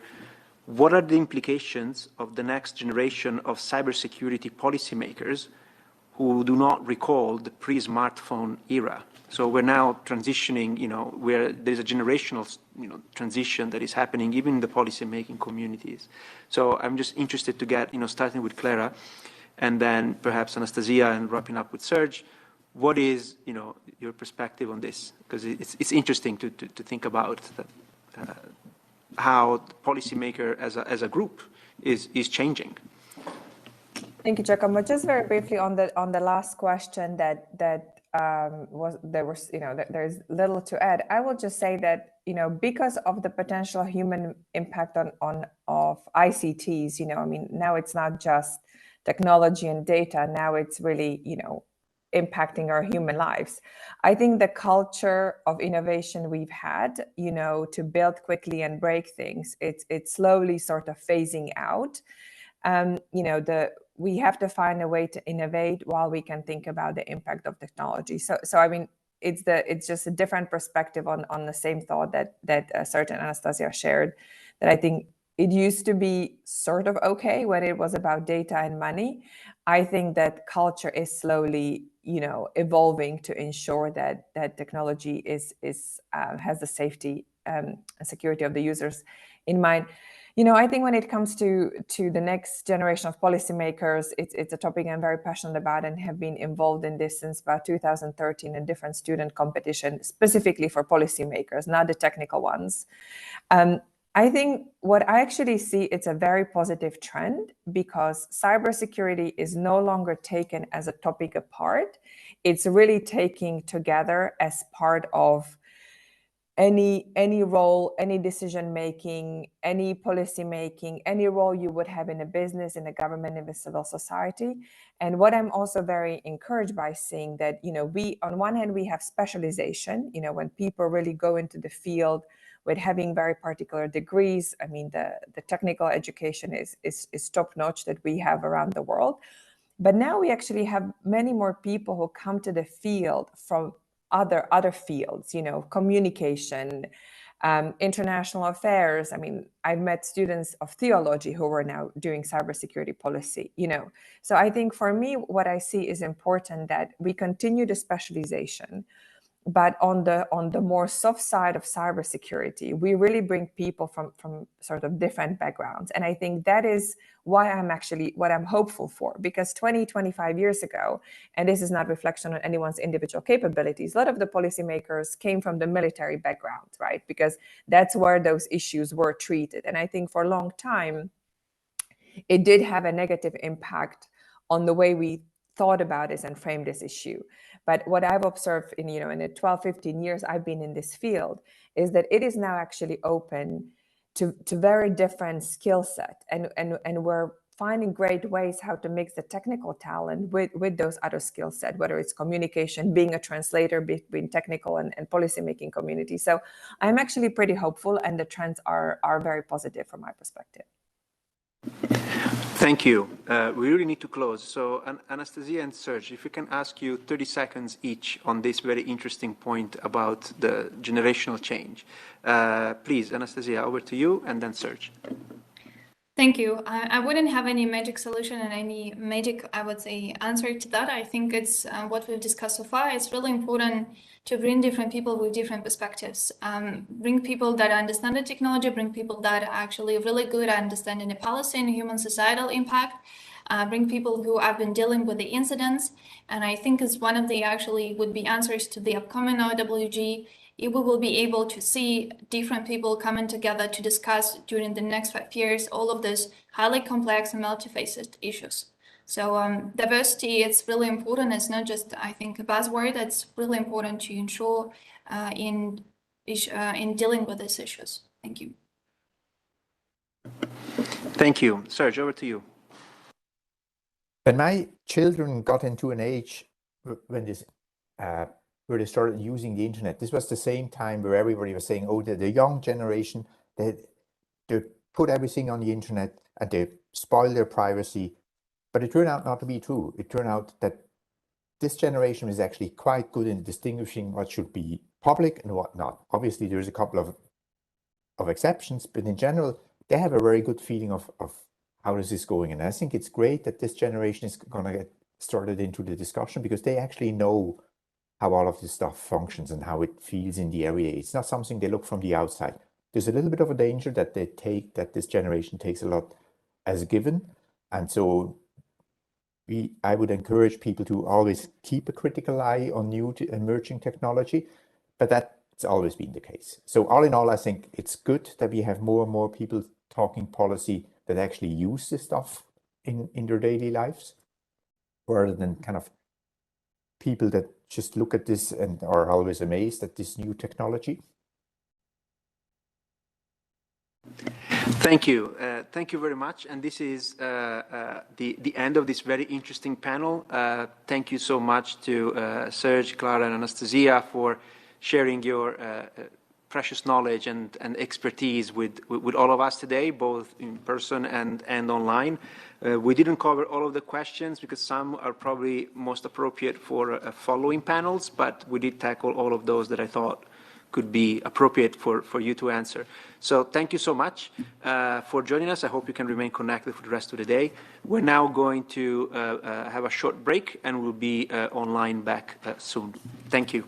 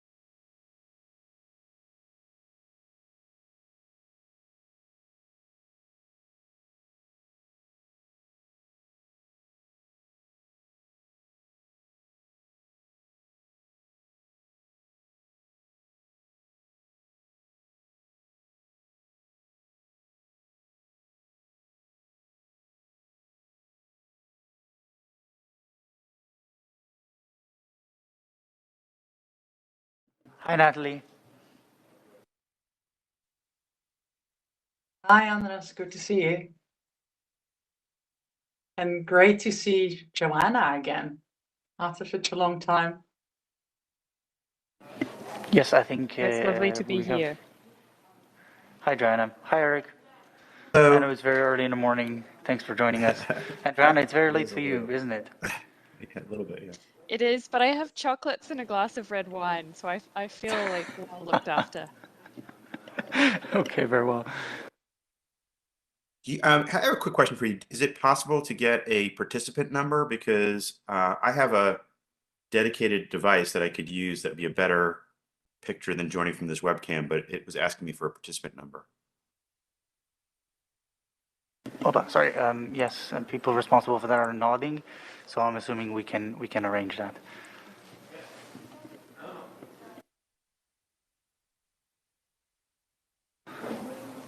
I guess if we send you this via email, would that work? Sure. Thanks.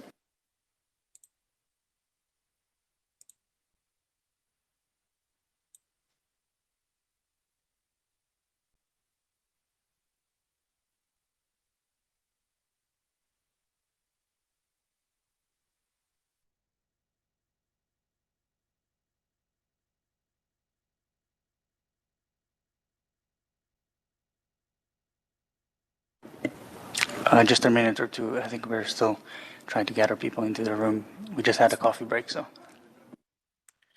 I hope that was the case when I came back.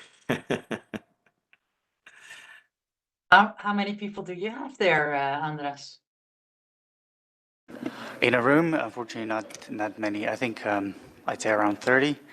But online, we're constantly over 100, so I think that's pretty good. Yeah, it is. It is. Yeah. Well, it's also a long. Sorry that I couldn't travel to Geneva. Sorry you couldn't be here with us. You have any plans, or is it still up in the air right now? Well, I'm planning to go to New York, and I'm actually also going to the IGF, traveling on Sunday. But yeah, it wasn't possible due to the regulations to travel to Geneva, unfortunately. I understand, yeah. I understand.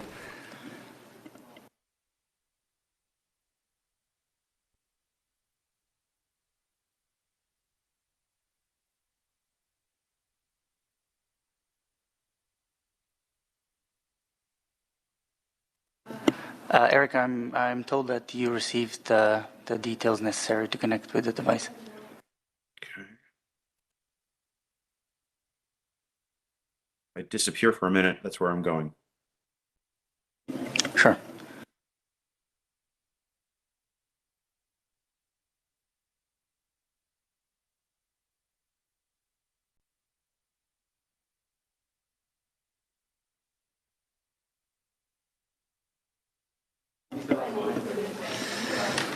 Thank you. I think we'll start now. If you could take your seats, and we'll begin with this second session. We're going to be discussing the rules, norms, and principles in the context of international ICT, peace, and security. Welcome and thank you. My name is Andras, and I have a pleasure to moderating this panel today.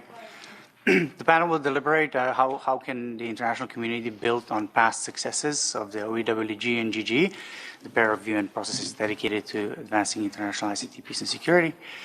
And we'll also try to investigate what should be prioritized in the coming years, perhaps particularly in the context of the 21-25 OEWG. On the subject of rules, norms, and principles, past successes mustn't be neglected. And please allow me to give just a very brief 5 minutes overview of what has been agreed and which things are still were still left on the table. In a consensus resolution 70/2037, the General Assembly called upon member states to be guided by their use of ICTs by the 2015 report of the GG. I'm pretty sure we all know that by now. And more precisely, by the 11 voluntary non-binding norms of responsible state behavior. Accordingly, states are now expected to cooperate in developing and applying measures to increase stability in their use of ICTs, including in their efforts to prosecute terrorist and criminal use of ICTs. They are also expected to be wary of attribution challenges and take into consideration and making sure that the responses to cyber operations are of non-escalatory nature.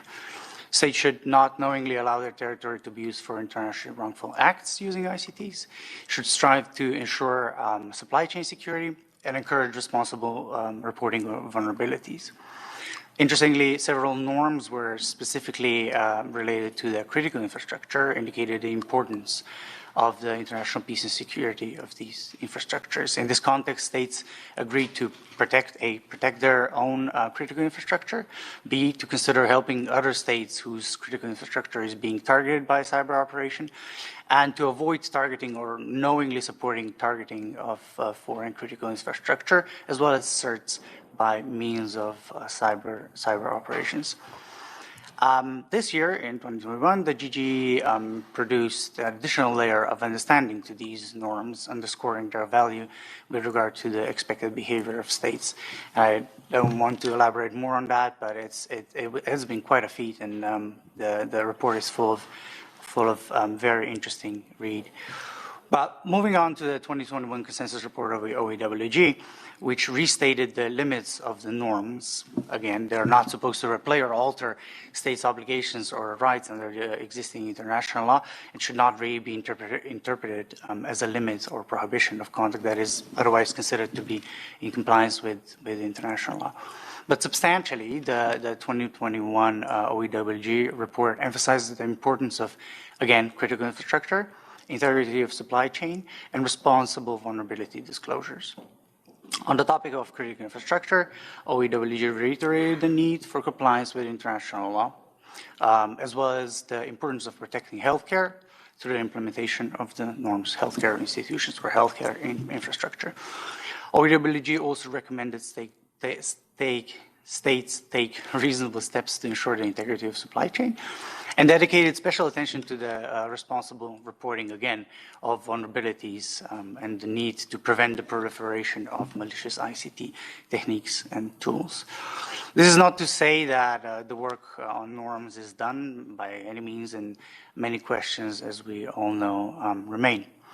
In light of that, the OEWG concluded that additional norms could, in fact, continue to be developed over time, together with the parallel process of implementing them. Indeed, the mandate of the 2021 OEWG or 2025 OEWG is to continue to further develop the rules, norms, and principles, including changing the existing norms or potentially even come up with the new ones. And that's something we're going to be exploring today. From the perspective of substance, past discussions indicated appetite for extended normative framework related to critical infrastructure, including the need for cooperating to protect infrastructure, critical infrastructure that provides services across the borders or jurisdictions in order to ensure general availability or integrity of the internet. Further normative discussions appear to be required also in the context of integrity of the supply chain and harmful hidden functions in ICT products. And during the OEWG, the past OEWG, some states even called for objective international rules and standards on supply chain security. Last but not least, some states urged the international community to engage in further discussions on the topic of stockpiling the vulnerabilities and the responsibility to notify users of significant vulnerabilities. In light of this, we'll try to explore today the norms that should perhaps be changed, norms that should perhaps be created, and the role of non-state actors in these endeavors. I understand that there's a close linkage here with the implementation of the norms and the need to operationalize the norms.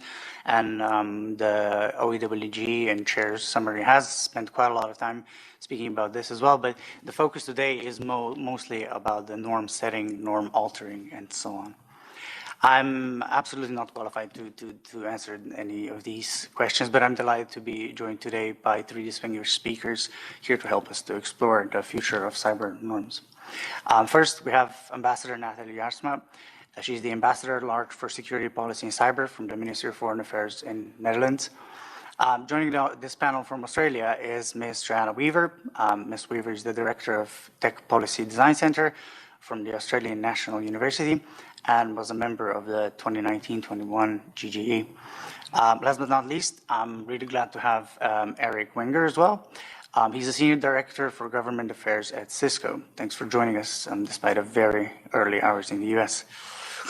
I'll keep the suspense for a bit longer, if you don't mind. Before I give the floor to the speakers, allow me to remind the audience to submit the questions via the Slido platform. I think all the requirements have been already eloquently communicated, but this goes for both people present in the room today, as well as our valued online audience.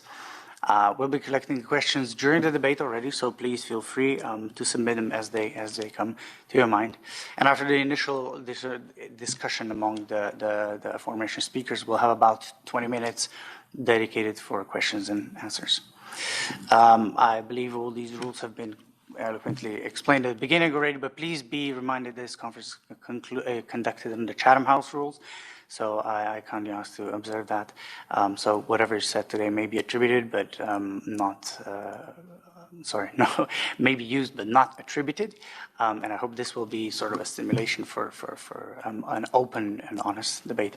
And for me, for now, I'd like to start with Ambassador Jaarsma. Given the past deliberations, do you believe that the 2021-2025 OEWG should be, in fact, changing the existing norms? And if so, are there any particular norms or areas of cybersecurity that should be further elaborated by the OEWG? And in line with that, perhaps what are the risks and benefits involved with this so-called evolutionary approach to cyber norms? Ambassador Jaarsma, the floor is yours. Thank you. Yeah, thank you so much, Andras. And first of all, thank you and UNIDIR for your invitation to me on this panel.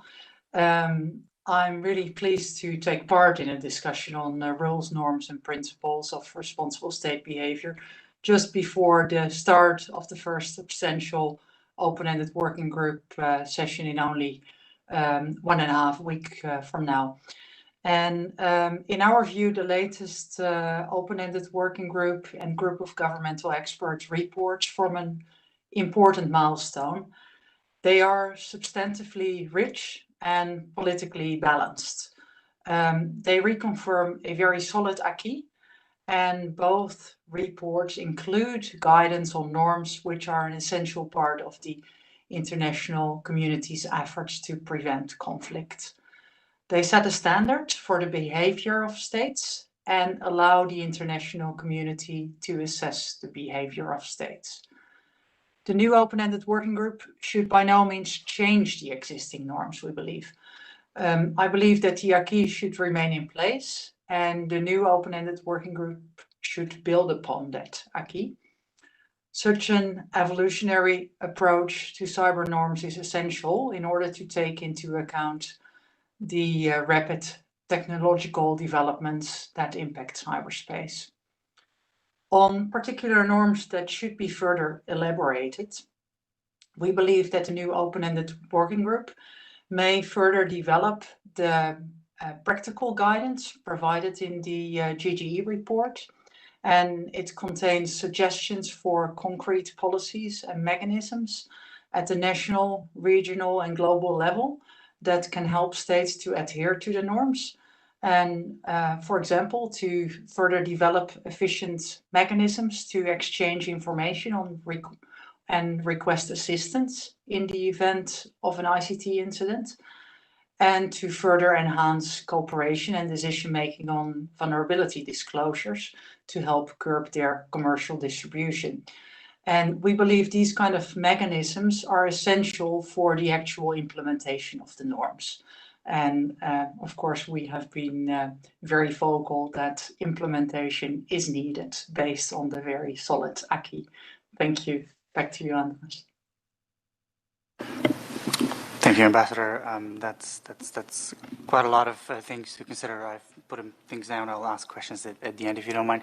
But I'd like to give the opportunity also to Joanna and Eric to weigh in on this particular topic of changing perhaps the norms. This being the mandate also of the OEWG. Joanna, you wanna step in first? I'm happy to. Thank you also to UNIDIR for the opportunity to address this conference. It's wonderful to be in Geneva, if not in person. I think the first thing I would say about the OEWG resolution, the new OEWG resolution, is we have two consensus reports that have both been endorsed by the General Assembly, the GGE reports from 19 through to 21 and the OEWG report, all endorsed by consensus, which is a considerable milestone. Just to note, the resolution establishing the 5-year OEWG wasn't a consensus resolution, and of course we're all now committed to engaging in that GGE, but I think it is important in the context when we're talking about the mandate referring to amendments to existing norms to note that actually that was one of the reasons why a number of countries were unable to support and vote in favour of that resolution. The other thing I would say is that one thing in both the GGE and the OEWG processes, which was clear on every aspect of the geopolitical spectrum, was a commitment to keeping those norms as they were. And I think that only developed more and more over time as we realized just how precious those 11 norms were, because when we were looking at further negotiations and realizing how much of actually an incredible feat it was in 2015 to reach that agreement. And I think, you know, that was a widely held view from the Chinese to the Russians to the US to, you know, every country that was engaged in that process. So I think there is now a well-established commitment not to amend those norms, which is not to say that we won't talk more about what those norms mean, or maybe there might need to be more norms, which I'll talk about next in the next question. But I think this idea of changing those norms, we've realized that actually the extreme value of those norms as they are, we don't want to reopen that for risk of walking backwards. And the final thing I would say is when we're talking about the evolution of norms is there is also a lot to be said around also putting this in the context of deepening understandings with respect to international law. So as we are having this discussion, and particularly in the context of the GGE report, which added this extra layer of understanding, we absolutely need to keep doing that with respect to the norms, but it's also vital that we don't do that at the cost, you know, singly focused on those norms. We must also be doing that with respect to deepening understandings of the application of existing international law as well. Thank you. Thanks. As much as I'd like to speak more about international law, I think this is the subject of the next panel, but I'll be tuning into that as well. Thank you. Eric, do you have anything on this particular question of changing the existing norms from the private sector perspective? Right. So thank you very much for the opportunity to join you here today, and for UNIDIR for the invitation, and for the opportunity to join this esteemed panel.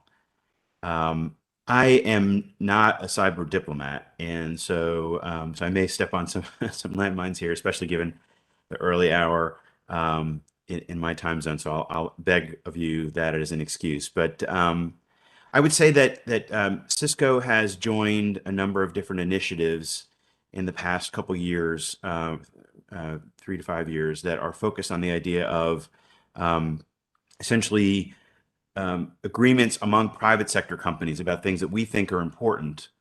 And at the same time, I think that they are intended to be a reflection of places where there need to be norms of behavior that are adopted by governments. I'm not saying that the norms that have been adopted are inadequate. I do think that that they are important. There are obviously some discrepancies between the points that have been adopted in the GGE and then some of them that have been pulled through or highlighted in the OEWG report. And I think that that is significant. I would say that in terms of evolving the norms and then operationalizing them, which is always important, that would be an area of focus to look at some of the places where there have been some things that I think maybe have been left on the table.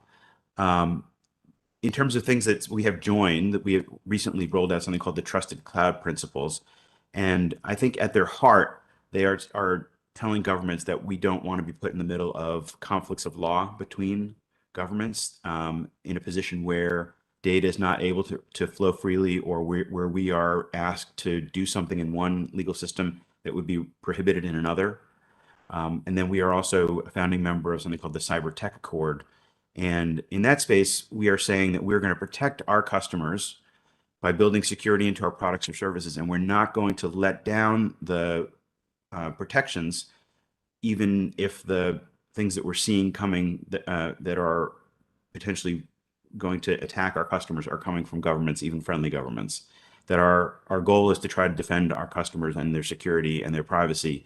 And so we need norms, and we have, I think, a good set of tools to work with that can be evolved to support these important goals so that we protect critical infrastructure and critical information systems, which have never been more important to enabling people to work and communicate and to learn as they have been in these challenging times. Our ability to sit around the virtual table today and have this conversation is completely reliant on these ICT systems, and their importance has been clearly demonstrated. So those are the stakes that we're dealing with.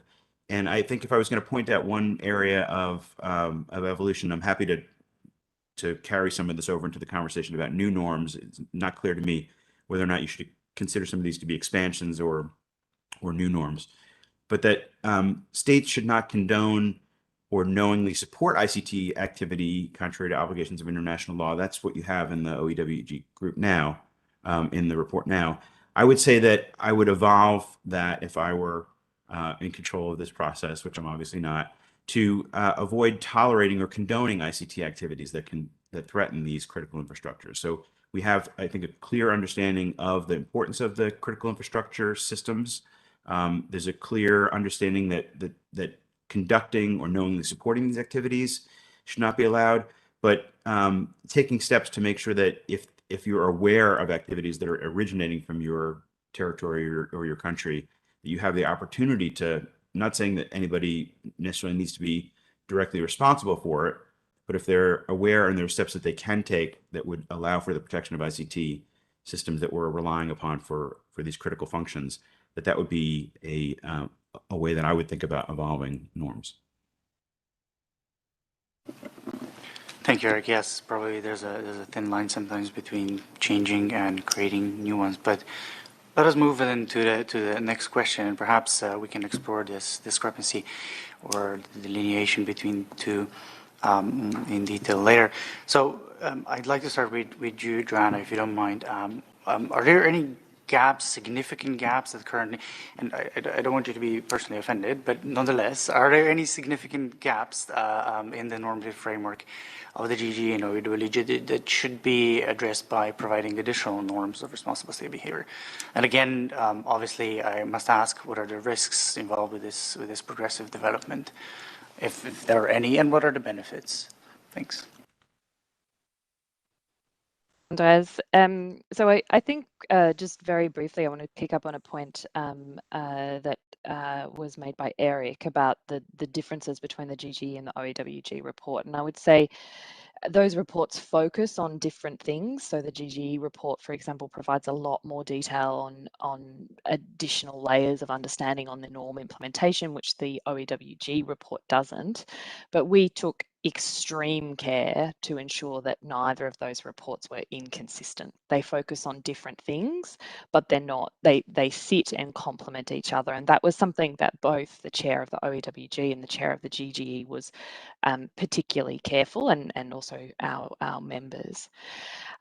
I think in terms of do we need new norms, the question for me is always where are the gaps? And frankly, I am yet to come across an example that is given to me by somebody where they think we need a new norm that can't actually be sat under an existing one of those norms. So for example, the example that Eric just gave then, I think that is absolutely right. This is not just about not damaging the critical infrastructure of another state. There is something we do also need to make sure that we're not knowingly allowing our territory to be used, and there is a norm about that, and I think there is more to be said about how we can drill down on that and expand on those issues that Eric was talking about. But that is, I think, a question of understanding the implementation and operationalization of existing norms. And I'm really happy if others have norms that they think we need to have a discussion about how I would fit them under existing norms. Or, and I know, Andres, this is not a conversation about international law, but in many respects you can't separate the two. They are complementary. And if I can't fit it under a norm, I can fit it under existing international law. So, there is, in my respect, my opinion, I'm yet to come across an issue that is a genuine gap. If someone can find one, I'm very willing to have a conversation about whether or not we need to expand that. But I just haven't yet in my 5.5 years of looking at these issues very deeply. And so really this comes to a question for me of intent and actually not just having the rhetoric around this, but actually, are we going to do what we say that we have said we are going to do? And I think that is much more where there is a lot of work to be done. And I would say that if there are areas where we do need to have much stronger agreements, the reality is we need countries to agree to that. And at the moment, in my view, the P5 are simply not motivated to agree to activities that will constrain their behaviour further, because they don't have trust, and they don't have trust that their counterparts will equally constrain their behaviour. And until they can either trust or verify that their partner, that our, we can use the term adversaries if you like, are also going to constrain their behaviour, I do not believe that we will have meaningful progression in this space. And so I think this question of trust and verification is a really important one if we are committed genuinely to making progress in this space. Trust, obviously, confidence building measures is a big part of that, and I know you have a session on that later today. And verification, I think there's a huge role for the private sector. And I should say verification is not the same as attribution. Verification is being able to say, we commit not to cause damage to another country's critical infrastructure. We commit, for example, hypothetically, not to pre-position on the infrastructure of another country, unless we have the capability to verify that others are also not pre-positioning on our infrastructure. I just don't think we're going to get to a point where countries will agree to that. So that's a very practical aspect, but that doesn't mean there's not a lot that we can be doing now. And I think that's really about implementing those norms, and it's also about deepening understanding of the application of international law as well. And by doing that, we're identifying the gaps so that when we are in a position that we have the trust, that we either trust or verification or both, then we can move forward quickly.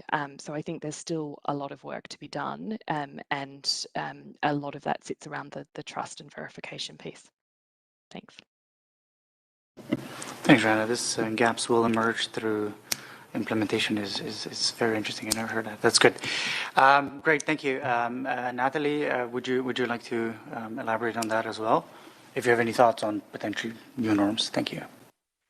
Yeah, certainly. Well, in principle, the Netherlands is not against new norms. However, we are considerate, as Joanna also eloquently pointed out, that there is this careful balance achieved in elaborating the existing norms by consensus.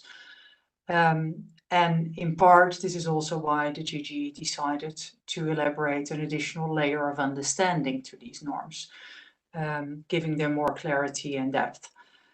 And if in the future we commonly identify gaps in the existing norms and are able to find consensus around how to address them, then we are open to that. But I very much like to echo what Joanna just said about trust and verification. That is indeed key. We also believe that over the years, the norms have maintained their relevance because they are technology neutral. That's also essential. Also to pick up on the on 2 points that Joanna and Eric made, I think indeed norms and international law need to be considered as one framework. We never sort of in our national system only talk about the norms. We always call it the normative framework, meaning international law and the norms. And indeed, when we then talk about operationalizing them, as Eric was also pointing out, I fully agree with the element on, well, we call it due diligence in international law, where we actually see it as an obligation that if another country points out to us that they are being targeted through a server in the Netherlands, that it is actually our obligation to look at that and to see whether within the context of our own national legislation, we would be able to actually take action to stop that attack. And it's these kind of forms of operationalizing that are very relevant. And that is what I also mean with sort of building the right frameworks in order to be able to operationalize it at the global level. Meanwhile, of course, we can also, in the new open-ended working group, showcase the operationalizing that has already happened in different regions of the world, in different countries, in other initiatives. And I think that would make the discussion in the open-ended working group richer, and like the governments that are around the table can actually learn from that. Thank you. Thank you. I'll have a question about due diligence and the one framework in a second, but I'd like to give Eric first an opportunity to chip in as well. Eric, I know you sort of started touching upon these new norms question already, but if you have anything additional, that would be great. Thank you. First of all, I wanted to thank Joanna for clarifying for me the relationship between the two reports. I think it's really useful to hear that, and also having heard that someone as expert as Joanna has spent 5 years looking for new norms and hasn't found one would lead me to conclude that it would be foolish for me to suggest that there should be a new norm. So I think I think that it'd be more productive for me to try to think about this in the way that you have phrased it, which is to say look for opportunities to nest ideas within existing norms. And with that in mind, I would point to the norm that's in I think it's paragraph 28 of the chair's summary. It says, seek to prevent proliferation of malicious ICT tools and techniques and the use of harmful hidden functions and encourage responsible reporting of vulnerabilities. And I do think that there are a couple of opportunities there for evolution over time with regard to that particular norm. First, I would say that I would think about expanding the norm or evolving it to clarify that governments that handle vulnerabilities should have a clear process that relates to favoring disclosure of the vulnerabilities that they come across. So the idea of reporting sounds like it's encouraging the governments to receive, or for vendors who who are developing technology to receive and then to use vulnerability information. But there is a discrete area of work that relates to what we call vulnerabilities equities processes, whereby governments that receive information about vulnerabilities have to make a decision about whether to hang on to that information or to turn it back over to the vendor. We've seen a number of examples of governments that have developed a proactive policy that requires them to do this weighing process and then to favor disclosing the information back to the vendors.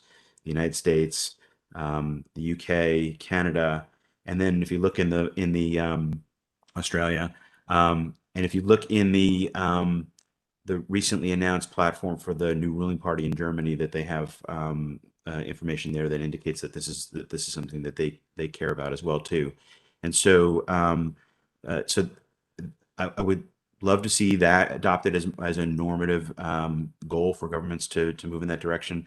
And then also, I think part and parcel of that is the idea that these processes actually have to be maintained inside the government. So where you have private sector markets that allow for buying and selling of the vulnerabilities, and then governments can leverage those markets, it can allow for escape from the processes that governments would otherwise find themselves beholden to. So we've seen an example in the U.S. where the FBI was asked about whether or not it had leveraged the process that the U.S. government was, and if it turns out that the government can essentially hire a private sector company to do the work, then it may escape the weighing process that would otherwise normally be required. And then secondly, I would say under that same bullet point of vulnerability reporting, that we have seen examples, at least of one country, where there is a proposal to require vulnerability disclosure reporting within a firm deadline, and that can potentially create asymmetries of information between competing or rival nations, and so that would be highly concerning. And the processes that we use at Cisco, and I think that would be commonly used by those who adhere to the ISO standards for vulnerability handling and reporting, essentially require that you tell everybody all at once. We announce to the world, we don't tell one government over another. And so if you had a rule or a regulation or a law in certain countries but not in others that would require fixed deadlines that are not in alignment with each other, you could potentially result in those asymmetries. And so evolving the norm to try to eliminate that as a possibility, I think, would be useful too. That's a really good point. I like that a lot. Before we move on to multi-stakeholder structure or aspect of the norm setting and norm elaborating, I'd like to ask a related question to new norms and changing rules. Are we going to see, or do we, so instead of perhaps new norms, are we going to see some new categories, or no, sorry, certain norms shifting the categories? Due diligence reminded me here, and I thank you for mentioning that. I know that one of the governments did raise this issue during the OEWG and said that this should in fact be discussed under the international law section. I think, Joanna, you have some opinion about that as well. But whoever wants to jump in on that. But are we going to see, not necessarily due diligence, but any of the norms to be recategorized to the international law and perhaps molded a bit? Is that a possibility as well? Should that occur as well during the next OEWG? Yeah. I'm happy to give a certain perspective. I think there are just a couple of levels to answer your question. I think there should first of all be an understanding on, as Joanna put it, the intent of countries. So we have been vocal on encouraging countries to actually be more transparent on their interpretation of international law, including the due diligence principle. But then also it is crucial that countries are transparent on their intent around the norms that are, of course, logically coming from international law. And what is really worrying is that certain countries are now saying, yeah, they're only voluntary. So what do they mean? Well, the norms clearly show a certain commitment by governments. So it is not that they are not meaningful in any way. So that's sort of at that higher level of sort of being transparent on the intent, and that would, I think, create a better understanding among the international community of the intentions by governments.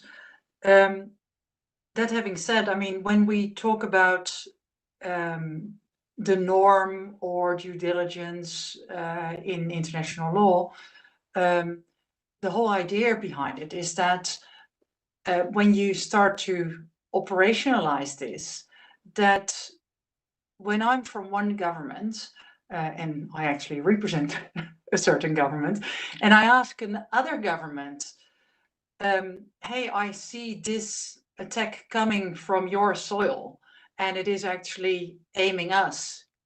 Can you do something about it? I want them to have certain procedures to actually address that. And I want to be reassured that they are actually capable of taking action. So also here, capacity building is really crucial for certain countries. And so sort of coming to a better understanding of what do you expect from another country when you actually address them on an attack coming from their soil is something that is, I think, completely in line with international law and the norms. Thank you, Natalie. Yes, Joanna, please go ahead. I would endorse everything that Natalie has said there, and I would just add a couple of points. I think on the points that Eric raised about supply chain and the private sector was interesting. So norm 13J is the norm that talks about both supply chain and harmful hidden functions, vulnerabilities, etc. And it was interesting that in a lot of the discussions, because supply chain has been so controversial, actually a lot of the in-depth discussions focused on supply chain, not so much on the vulnerabilities. We do talk about the role of the private sector and hint at some of the things that Eric raised. And I think they're really areas that are ripe for further development of understandings on those issues. When it comes to the question of the evolution of norms to international law, of course, a number of these norms actually directly refer to international law. So you should not act contrary to international law by damaging the critical infrastructure of another state, for example, or the due diligence norm, as it's often called, talks about you should not allow internationally wrongful acts to be committed from your territory. And of course, an internationally wrongful act is a very specific legal term. So I think there is definitely scope that some of these norms may evolve. I'm not sure that there is the appetite, frankly, of all UN member states for them to evolve in the time period of the new OEWG. The due diligence norm, for example, there was a long discussion in both the GG and the OEWG about inserting the word due diligence. You know, we all colloquially refer to that norm as the due diligence norm, but getting those words into the report, there were a number of countries who said, no, we don't recognize this as an international legal obligation. And this really comes back to, if we are going to evolve the norms into law, it has to be with the agreement of every UN state. That's the way the UN functions, right? And it is not something that I currently see countries committed to seeing that evolution. It's also why, and I'm sorry, Andres, to keep talking about international law in the wrong panel, but it's also why I'm deeply skeptical when you have countries who talk about we need new conventions, we need new treaties, because I just don't think that we will be able to negotiate meaningful outcomes in the current environment unless we deal with verification and trust. So yes, I think there's definitely scope, but I'm not currently seeing appetite on behalf of the countries that matter. And I'm meaning here in terms of walking the walk rather than talking the talk. Thanks. I'd love to continue the discussion. I'm personally very interested in this topic as well. But I'm afraid we're going to have to move on and save some time also for the questions at the end from the audience. I would like to move in now to the multi-stakeholder aspect, as I announced already before. During the past OEWG, some states recognized the value of partnerships with the private sector on the implementation of norms, but also some noted the importance of outreach and cooperation to ensure that various stakeholders, including the private sector, uphold their responsibility in the use of ICTs. But I want to explore the aspect of, as I said, the norm setting and norm perhaps elaborating. How can the private sector meaningfully contribute to the norm setting process, namely now OEWG? How can an industry and other non-state actors contribute to the development of these existing norms, or perhaps reshuffling, or whatever changes that we will see in the normative framework? So obviously, Eric, I'd like you to start with that, but I welcome Joanna's and Natalie's comments on this particular topic as well. Please, I kindly ask you to be short if possible. We have a number of questions that need to be answered from the audience. One is particularly about accountability, so I guess we're going to explore these issues as well. But first, role of norm in the norm setting and norm molding, I suppose, process. Thank you. Great. So as I mentioned before, many of us in the private sector have been doing some important work on establishing areas where we are articulating our own norms of behavior. And that if you look at those, I believe that they clearly reflect a desire to see parallel norms adopted or evolved among governments. I would point you to the work of the Cyber Tech Accord, which led a working group 3 under the Paris Call that was specifically aimed at studying multi-stakeholder input for UN dialogues on cyber. And the study was the result of a 6-month process of engagement and discussions within that working group. And it makes the case for enhanced collaboration across stakeholder groups, providing a set of recommendations on ways to ensure greater inclusivity in UN dialogues on cybersecurity. The Cyber Tech Accord, which again Cisco is a founding member of, states that says that states should develop processes that consider input from the ICT industry and civil society in determining positions and approaches that touch on their areas of interest and help the governments leverage prominent industry and non-state actors. Specifically, the working group report talks about the importance of making sure that multi-stakeholder inclusion in cybersecurity dialogues are designed so that they are well structured to ensure that there is a constructive and properly received process to engage, that there's regular engagement to allow for a dialogue back and forth, and that it's systemic rather than being ad hoc to ensure robust participation. So I'll just leave it there because I know we're short on time, but those are the high level points. And then I would point you again to that Cyber Tech Accord report under the Paris Call for further detail about advice on participation in cyber dialogues by private sector actors. But again, I just want to thank you for the opportunity to be here today and to participate in this forum leading into the OEWG group, because I think it was an important sign about the need for industry engagement and private sector engagement. I'm glad to have you here, Eric. Natalie, if you want to go first, and then Joanna, please, on this particular issue as well. Thank you. Yeah, thank you. Well, states have, of course, the primary responsibility for the maintenance of international peace and security. We do share the perspective that the multi-stakeholder engagement is pivotal. I mean, we all know that more than, I think, 95% of the internet is actually owned by others than governments. We also believe that multi-stakeholders are essential to the open-ended working group process as the topic of discussions we engage in also impact aspects that are run by multi-stakeholders. And we also believe that states should preserve the multi-stakeholder model that has made the internet so successful.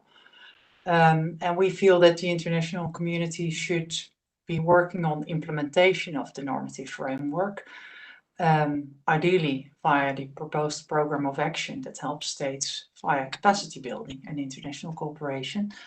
But without the other stakeholders outside of governments, that is impossible. The current multi-stakeholder aspects of the open-ended working group are, however, debatable. The previous open-ended working group set out to allow meaningful and substantive inputs, including from non-ECOSOC accredited NGOs. The problem, however, was that objections were made to all NGOs that expressed interest, which caused the procedure to be ineffective in what it sought to achieve. And that is the reason we would like to revise the procedure for this process. And even though we fully respect the chair's approach, we have been proposing to the chair to enhance the transparency by encouraging states to make known their objections to all delegations. And we believe that transparency in decision making is something that is very important and has a broader impact on the UN. Thank you. Thank you, Ambassador. Yeah, I took note of all these things. Joanna, if you want to weigh in, and then I'll start with some questions. Thank you. You. So I wanted to begin by acknowledging the excellent work of the Tech Accord companies. I think they really have led the way. There are now a number of other initiatives, but Tech Accord was definitely one of the first that was really stood up and also put forward meaningful norms. So I think that's a really important contribution. In terms of the role of the multi-stakeholder community, but particularly industry, I would say the first step is to engage.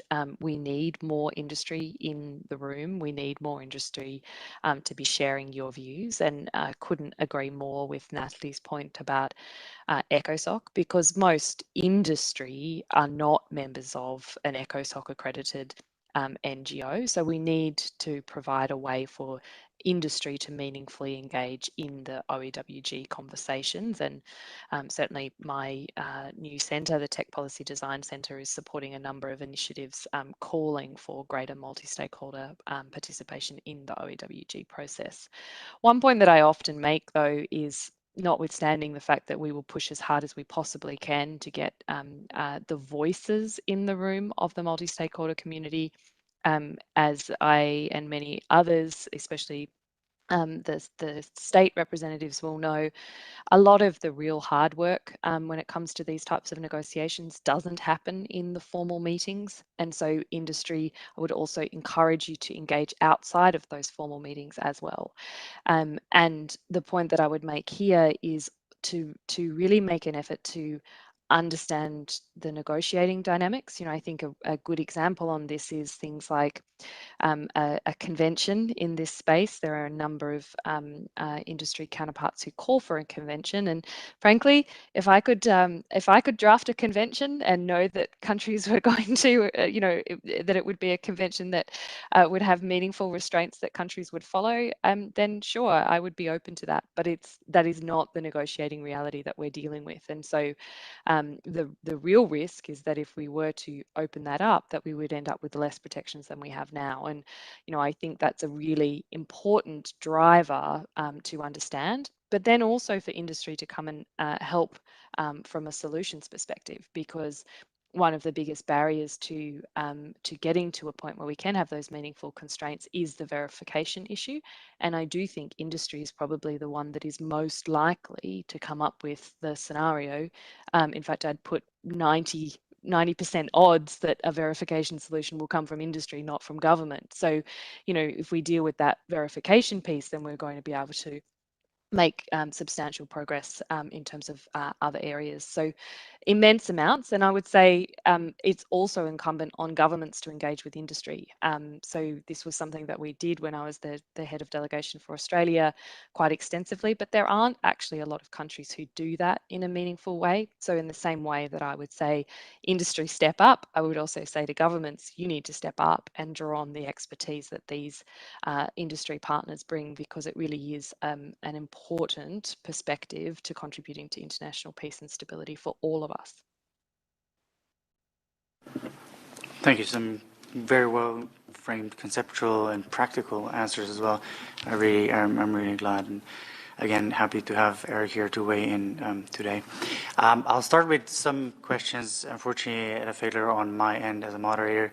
Have not saved enough time for the questions from the audience, but nonetheless, let's try to address at least some. One of the questions that I sort of announced at the beginning already was the question from Goda. What is being done for accountability of non-state actors hired by state actors to conduct cyber operations as part of active defense or persistent engagement, whatever this concept is named? I guess we're all familiar. So whoever wants to jump in, I know, Eric, you perhaps are going to have something to say on that particular issue. We touched upon that yesterday already during our preparatory call. Do I need to start? Okay, Eric, I don't think you started today yet. So you wanna go first, please? Well, actually, I started on the last question, but yeah, again, as I noted before, I do think that this is an important area where there's an intersection between the public sector and the private sector, and allowing for private sector markets to operate where governments can acquire vulnerabilities is something that I would think that governments should be concerned about, as given the focus on trying to protect critical infrastructure, healthcare systems, supply chain systems, and things like that. So, but I believe we touched upon it already, though.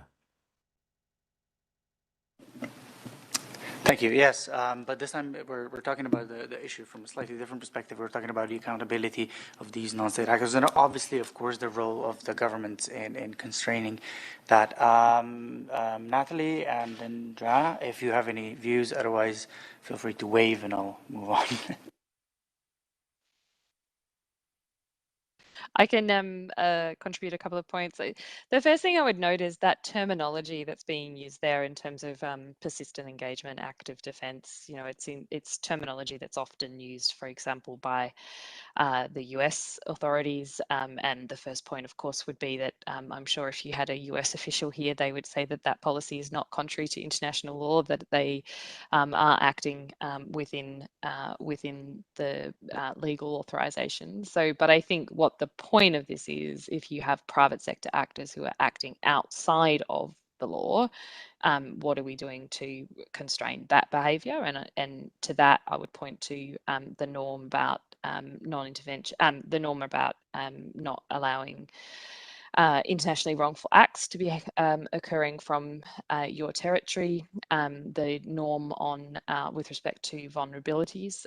But I do think there is a lot more to be said to strengthen the understanding of the obligations of countries around this. And it's something that you're starting to see coming out in a lot of the high-level statements. So when Biden was making statements about some of the recent public attributions that they've made against with respect to both behaviour by Russia and China, there was statements here referencing this norm and the obligation that it's not okay to say this is just people acting from your territory, that you as a state actually have to take action to ensure that this type of activity is not emanating from your territory if it's activity that contravenes international law.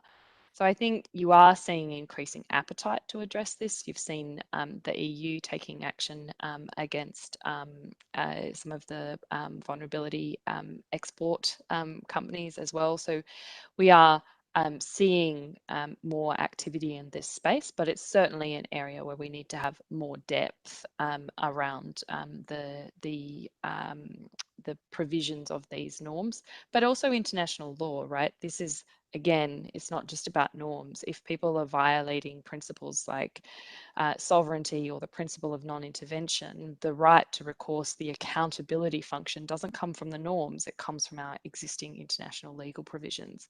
And it's about having countries use those provisions to hold non-state actors accountable. And I'd also point to the fact that one of the norms is around not allowing criminal behaviour from your territory, and a lot of the type of activity that is happening, this activity would be classed as criminal behaviour, and the norm is about we should cooperate to prevent this type of behaviour. This is what I mean by the norms and the international law exists. We need to implement it. We need to operationalize it. And we need to work together to ensure that we're actually doing it. Just because it's not working doesn't mean that it's because of a lack of law or norms. It's a lack of motivation rather than in existence of those provisions that apply. Thank you, Joanna. Natalie, please feel free. Nothing to add. I fully endorse what was just being said. I just like to add one word, and that is also here: verification would help enormously. Thanks. The fact that you were so short is going to be, I think, very much appreciated by the audience here, because we're scheduled to go for lunch now. Thank you very much. Thank you very much, Joanna. Thank you very much, Ambassador Yasma. And thank you, Eric, for joining us to this panel. Thanks to all the online audience as well. This concludes this particular panel, and next one we'll be discussing the international law. So the ones of everyone that is itching to start discussing these things as well, more than welcome to join the next panel as well. Thank you again. Thank you. Thank you. Good night. Thank you. Bye.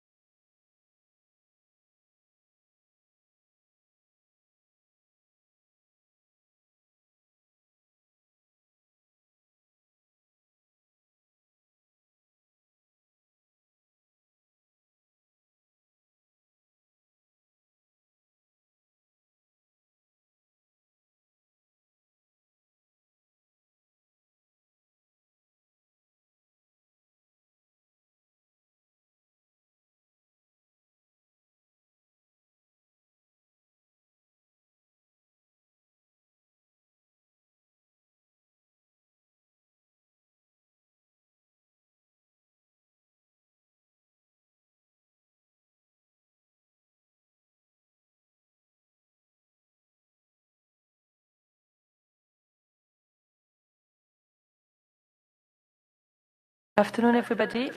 We will start soon. So you can prepare your camera and we will start in 10 minutes. Cécile, feel free to switch on your camera and I keep myself ready for you to start.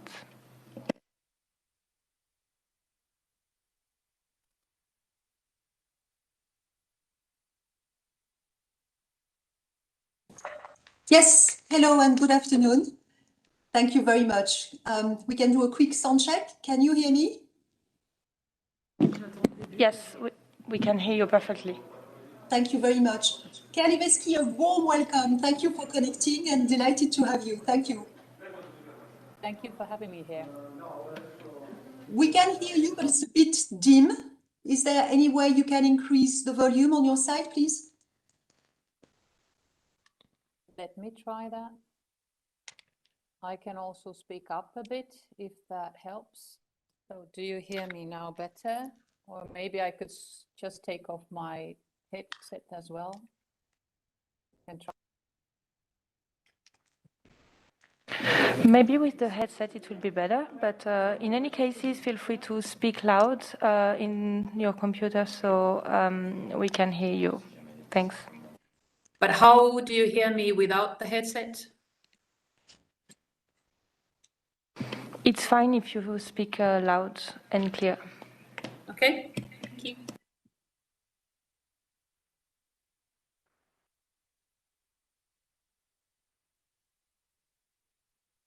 Nice to meet you. It's me, Vera, speaking. Hello, and thank you so much for your kind suggestion. So you have saved me. Thank you. We help each other out. Yes, thank you very much for doing that. Hello, also. Hello, Vera. Hello, Thank you Cécile. for joining Nice us. to meet you. Good to meet you too. And yes, glad that the two of you could agree on switching the order of these two questions. That's perfect. Thank you. Thank you. Cécile, can you tell me whether you can hear me okay? What's about the connection? We can hear you very well. Yes, absolutely. Okay, great. And Kelly, we can hear you well now, I think, as well. I hope so. Perfect. If not, then tell me. No, it's all good. Thank you.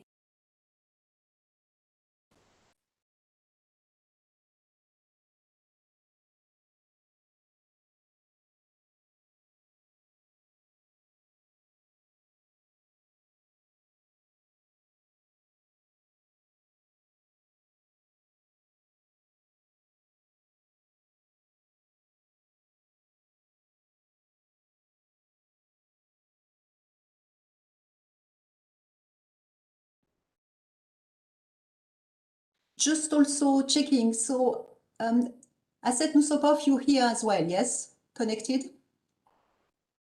Yes, I do. Hello.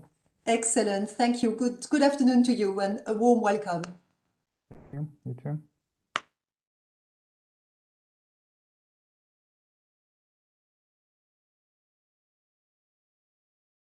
Asset, and nice to meet you too, albeit in a WebEx, but anyway. Me either. We really wish we could have had this event in person. That was the initial plan. But of course, the situation is changing rapidly everywhere. So at least we have this opportunity, and there are very few people in the room. As you can see, we have a room in Geneva, but there are, in fact, very few people. Most of the participants have been connecting online this morning, and we expect the same now. And there are about 80, there are in fact still 80 people in the room, which in fact means more than that, because we have several of the permanent missions that are connected, and they have more than one person behind the screen at the same location.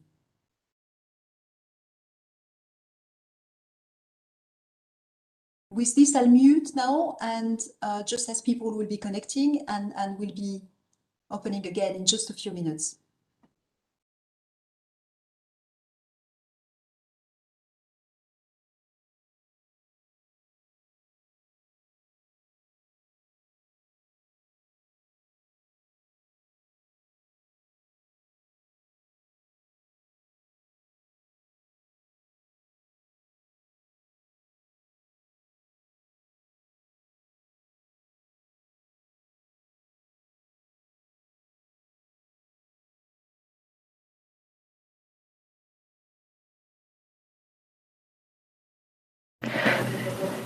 Cécile, rapidement, il va falloir attendre quelques minutes de supplémentaires. On attend juste que les personnes entrent dans la pièce et on vous fera signe quand ce sera bon. Merci beaucoup. Bien noté, parfait.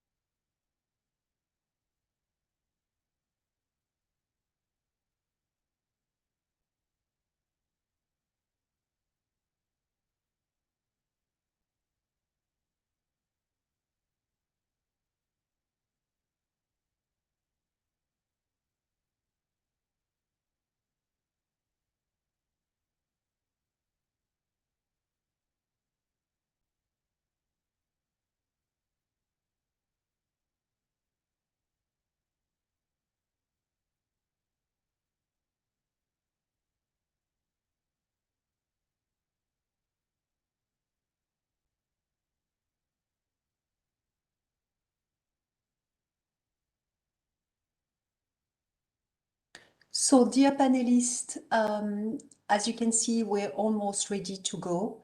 We are now just waiting for the few people who are in the room in Geneva to get back in, and then we'll get a sign, and I will then kick off the discussion. And just to indicate that you were sent a link for the Slido application where we will be getting questions as well. But don't worry, you don't have to monitor that, and you can see now the QR code or the website address. But so you're very welcome to check this, and I will of course try to keep us within time so that we can also take a few questions from the audience. And these will be the questions coming through Slido. Do you have any questions before we kick off? All good? Thank you.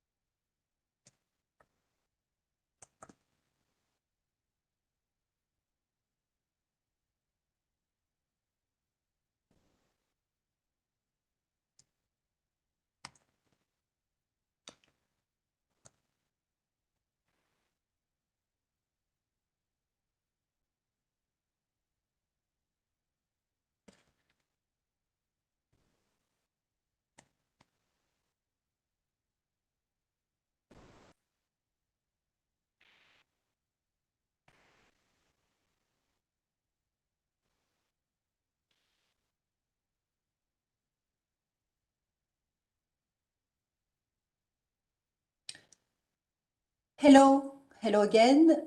Welcome back to this cybersecurity conference organized by UNIDIR. We are delighted to welcome you. We're also delighted to have many of you returning following this the conversations and panels that we had this morning. Let us really now focus on this panel, which is discussing international law in the context of international ICT, peace and security. My name is Cécile Aptel and I'm the Deputy Director at UNIDIR and truly delighted to be moderating this panel with three great panelists. The panel is to discuss how we can build on the past successes of the open-ended working group and the group of governmental experts, the two UN processes that have been dedicated to advancing international ICT, peace and security. The panel is also for us to look at what should be prioritized in the coming years, particularly in the context of the open-ended working group 2021 to 2025 on security of and in the use of information and communication technologies. So as we will be focusing on the subject of international law in the ICT context, we can start by recognizing that there have been successes. States have really united in univocally confirming that international law applies in cyberspace. And in fact, the panel that we had just before breaking for lunch alluded to the importance and the links between norms and international law. The consensual report of the open-ended working group, which was adopted by the United Nations General Assembly earlier this year, is also very clear. Its paragraph 34 confirms that, and I cite, states reaffirmed that international law, and in particular the Charter of the United Nations, is applicable and essential to maintaining peace and stability and promoting an open, secure, stable, accessible, and peaceful ICT environment, end of quote. The final report of the 2019-2021 UN Group of Governmental Experts on advancing responsible state behavior in cyberspace in the context of international security is also clear. The group reaffirmed the commitment of states to a number of principles of the UN Charter and international law more broadly, including sovereign equality, the settlement of international disputes by peaceful means, refraining in their international relations from the threat or use of force, respect for human rights and fundamental freedoms, and non-intervention in the internal affairs of other states. Moreover, given the enormous appetite for answers as to how does international law apply to state conduct in relation to cyberspace, the same group of governmental experts added an additional layer of understanding, reaffirming the applicability of and providing some guidance to some principles, including internal sovereignty, international humanitarian law, applying in situations of armed conflict, as well as also mentioning secondary obligation of state responsibility, including attribution and due diligence principle. Again, something that was discussed in the panel that occurred just before lunch. Yet with all of these achievements, this is not to say that the work is done, and many questions on how international law applies remain. The chair summary, the summary of the chair of the open-ended working group was clear that states indicated further understanding was required on how international law applies to state use of ICTs. Indeed, as the group of governmental experts of 2021, the 2021 report suggests, states need to engage in further discussions and exchanges of views on how specific rules and principles of international law apply to the use of ICTs by states. This will lead to a deepening of common understanding, avoiding misunderstandings, and increasing predictability and stability. Particular issues that have been noted in the relevant UN processes include three. First, some states propose that such questions include, inter alia, the kind of ICT-related activity that might be interpreted by other states as a threat or use of force, referring to Article 2, Paragraph 4 of the UN Charter. Or also that might give a state cause to invoke its inherent right to self-defense. Second, it remains to be seen how the principles of international humanitarian law, such as the principles of humanity, necessity, proportionality, distinction, and precaution, apply to ICT operations. Third, the question remains, will the existing international legal framework, coupled with voluntary norms, in fact result in progressive development of the customary law of cyberspace, able to regulate the state conduct in this domain, or do we need a new cyberspace treaty? The debate on this question during the open-ended working group suggests that states remain split on this question. So it is clearly a welcome development that states are becoming more transparent about their views on the international law in cyberspace.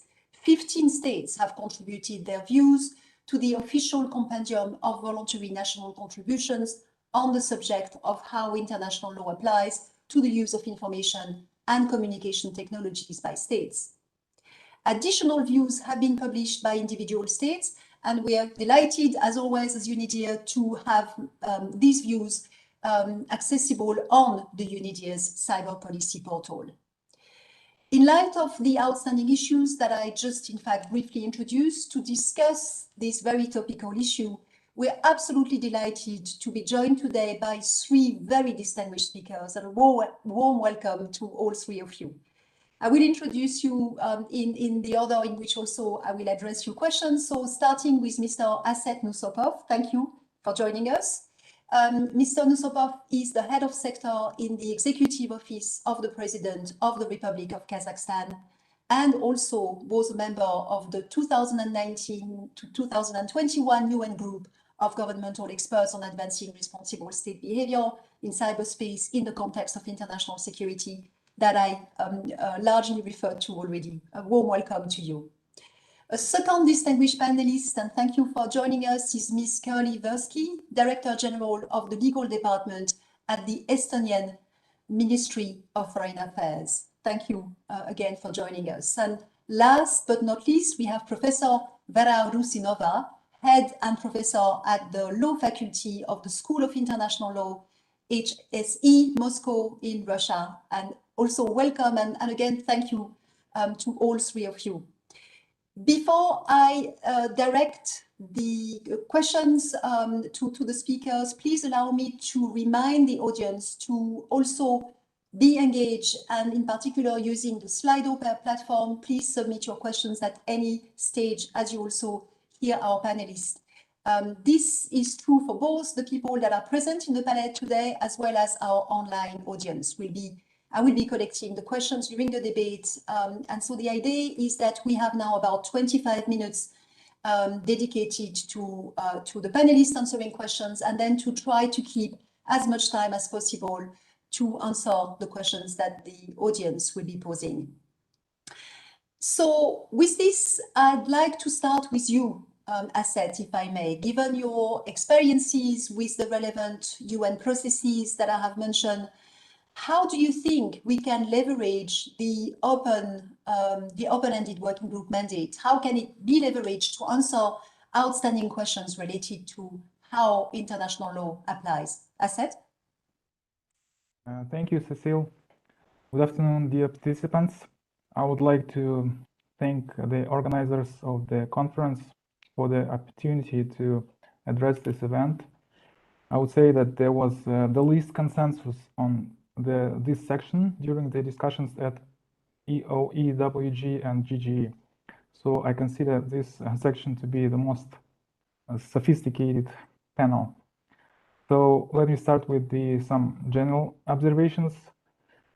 So the first is that the global health emergency showed our reliance on ICT. So they grow very fast, and the adequate legal basis is needed. According to some experts' assessments, average human spends 2/3 of their time online. So currently, I would say that everything has moved into the context. Examples of the context of new reality are selfies, posts, and likes. And I consider that the applicability of international law should be considered in the context as well. So first is the mandate of the new OEWG. So here I provide a brief citation. According to Resolution 75/240 adopted by a General Assembly, decides to convene with a view to ensuring the continuous nature of the democratic, inclusive and transparent negotiation process on security and the use of ICT under the auspices of the UN and EU OEWG 2021-2025 acting on a consensus basis to continue as a priority to further develop the rules of responsible behavior of states, to continue to study with a view to promoting common understanding how international law applies to the use of ICT by states. So, in general words, I would say that any doctrine or concept needs to be implemented through norms of law. So I guess the context is exactly in developing common understanding on the application of international law and norms, rules, and principles, which were discussed in the previous section, for responsible state behavior in ICT.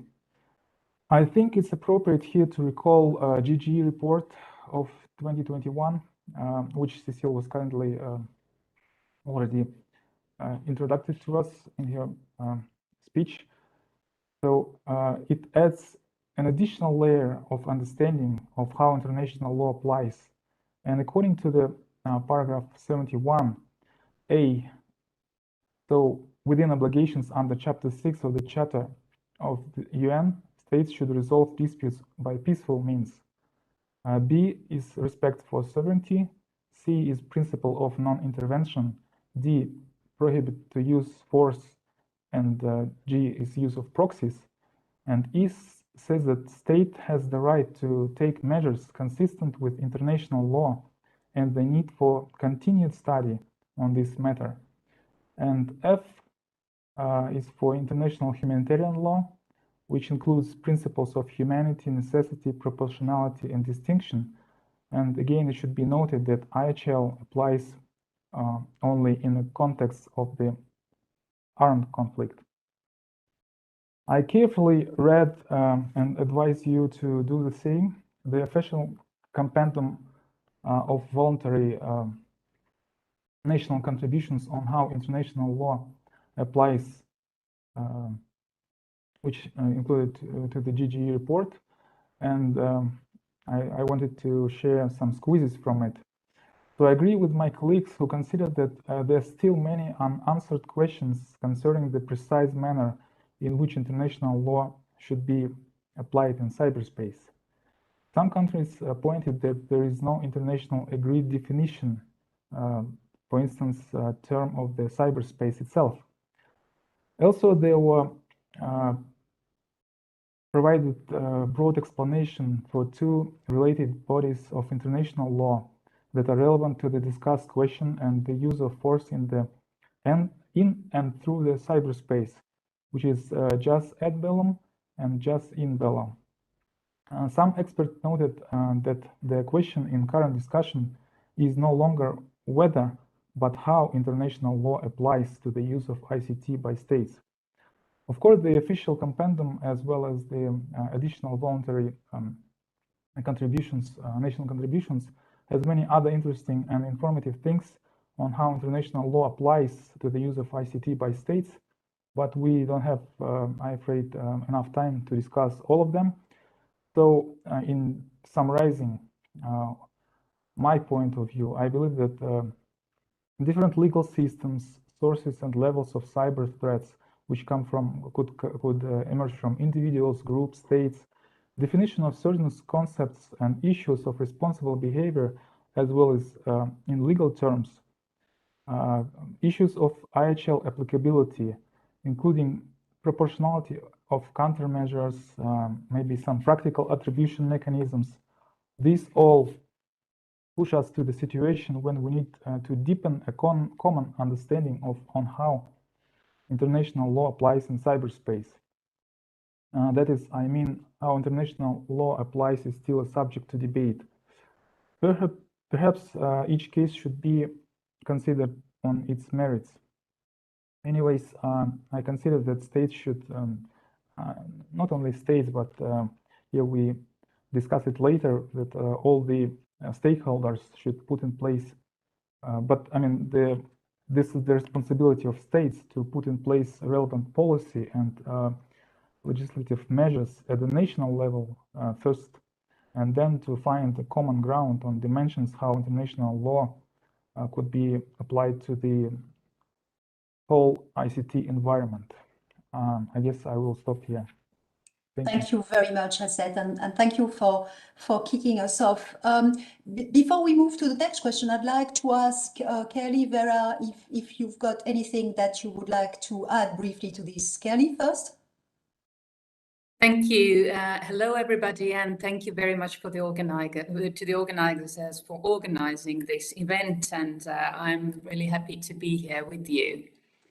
And thank you also for kicking off the discussion, and to Mr. Nusupov for his comments. Maybe just shortly to add some thoughts. First, as Estonia has been part of the GGE process as well, then of course we see open-ended working group as an additional layer, as also Mr. Nusupov mentioned, as an additional layer, because now it's all-inclusive international forum for the member states of the UN to discuss in a bigger forum how international law applies. And what we really like to and want to underline is the really main notion that we don't start from zero anymore. We have GG reports, we have statements on how they see that international law applies, which means that we should take this information all into account. So open-ended working group hopefully is a further step in that process. And we really need to build on what already has been agreed upon, so that we don't open up the same discussions, but hopefully move along. And maybe also coming back to the mandate, which was also mentioned, to study how international law applies, then we see a great value in that now we have engagement from all states. And we see this also as an opportunity for capacity building, because we see it also in other forums in international law that there are states who are maybe more progressive, also because they are more involved. For example, I don't know, law of the sea, the countries who are at the sea, they are more engaged.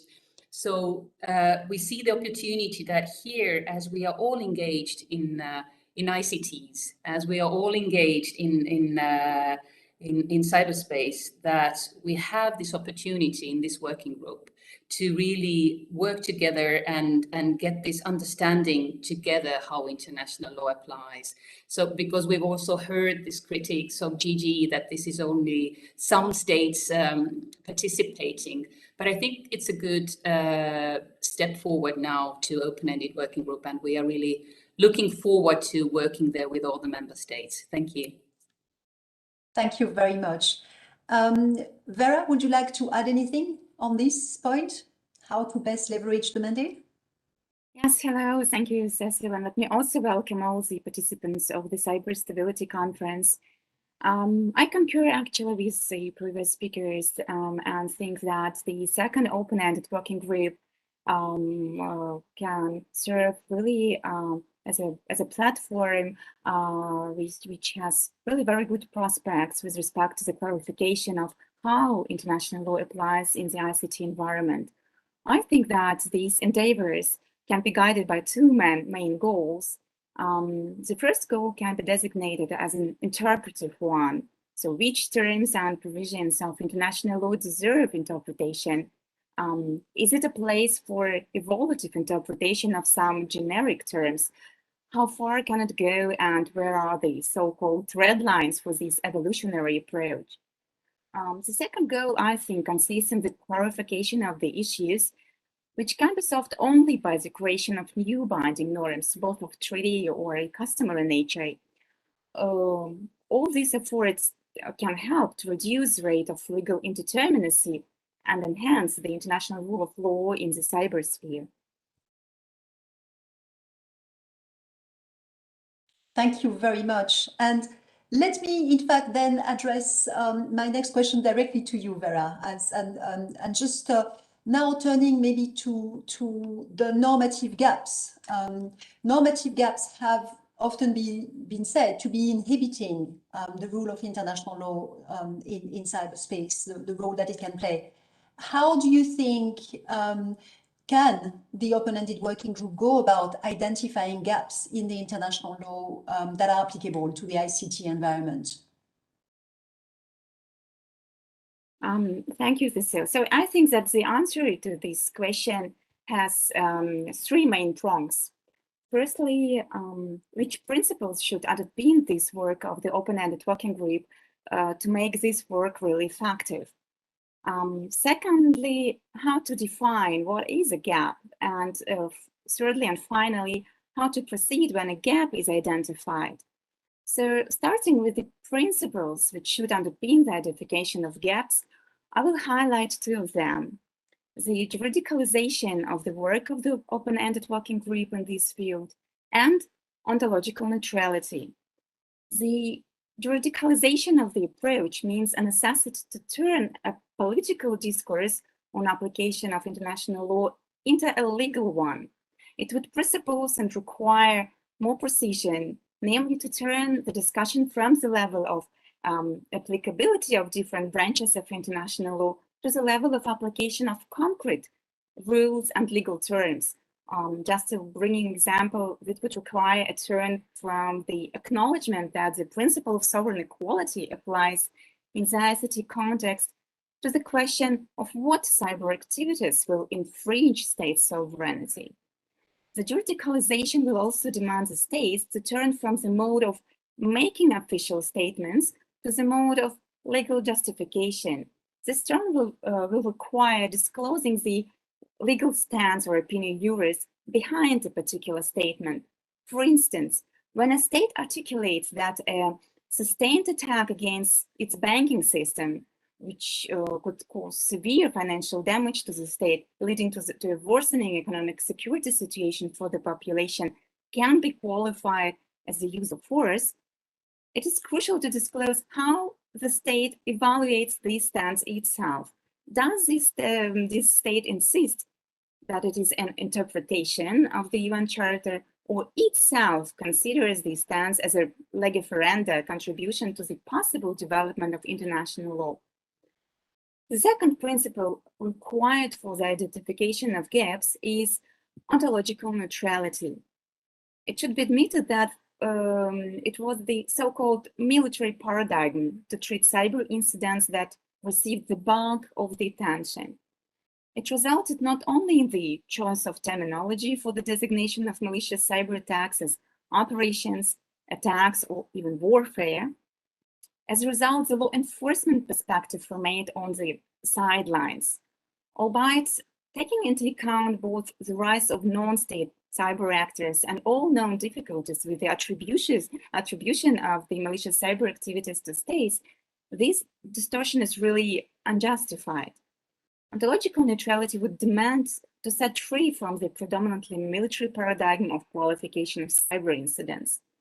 Consequently, the equal treatment of the so-called law enforcement paradigm will help to stop the overstretching of the jus ad bellum or jus and bello norms, and in terms of gaps, will shift the focus to the international human rights law, for instance, criminalization of malicious cyber offenses, and cooperation of states in criminal matters.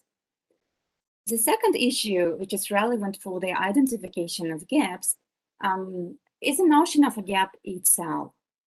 Is it always a gap in a case when a general principle or a generic term cannot be extended for the ICT context, or when a general or particular rule is lacking? Well, not necessarily. International law is based on the presumption of permissibility, and it is famous Lotus principle, according to which if a particular behavior is not prohibited, it is lawful. Thus, what is pertinent for the open-ended working group to establish is to identify which new rules are needed to change a general permission, for instance, to impose new positive obligations, one another example, or to govern the capacity building. So this brings me to the third question of how to proceed when such a need will be identified by the open-ended working group.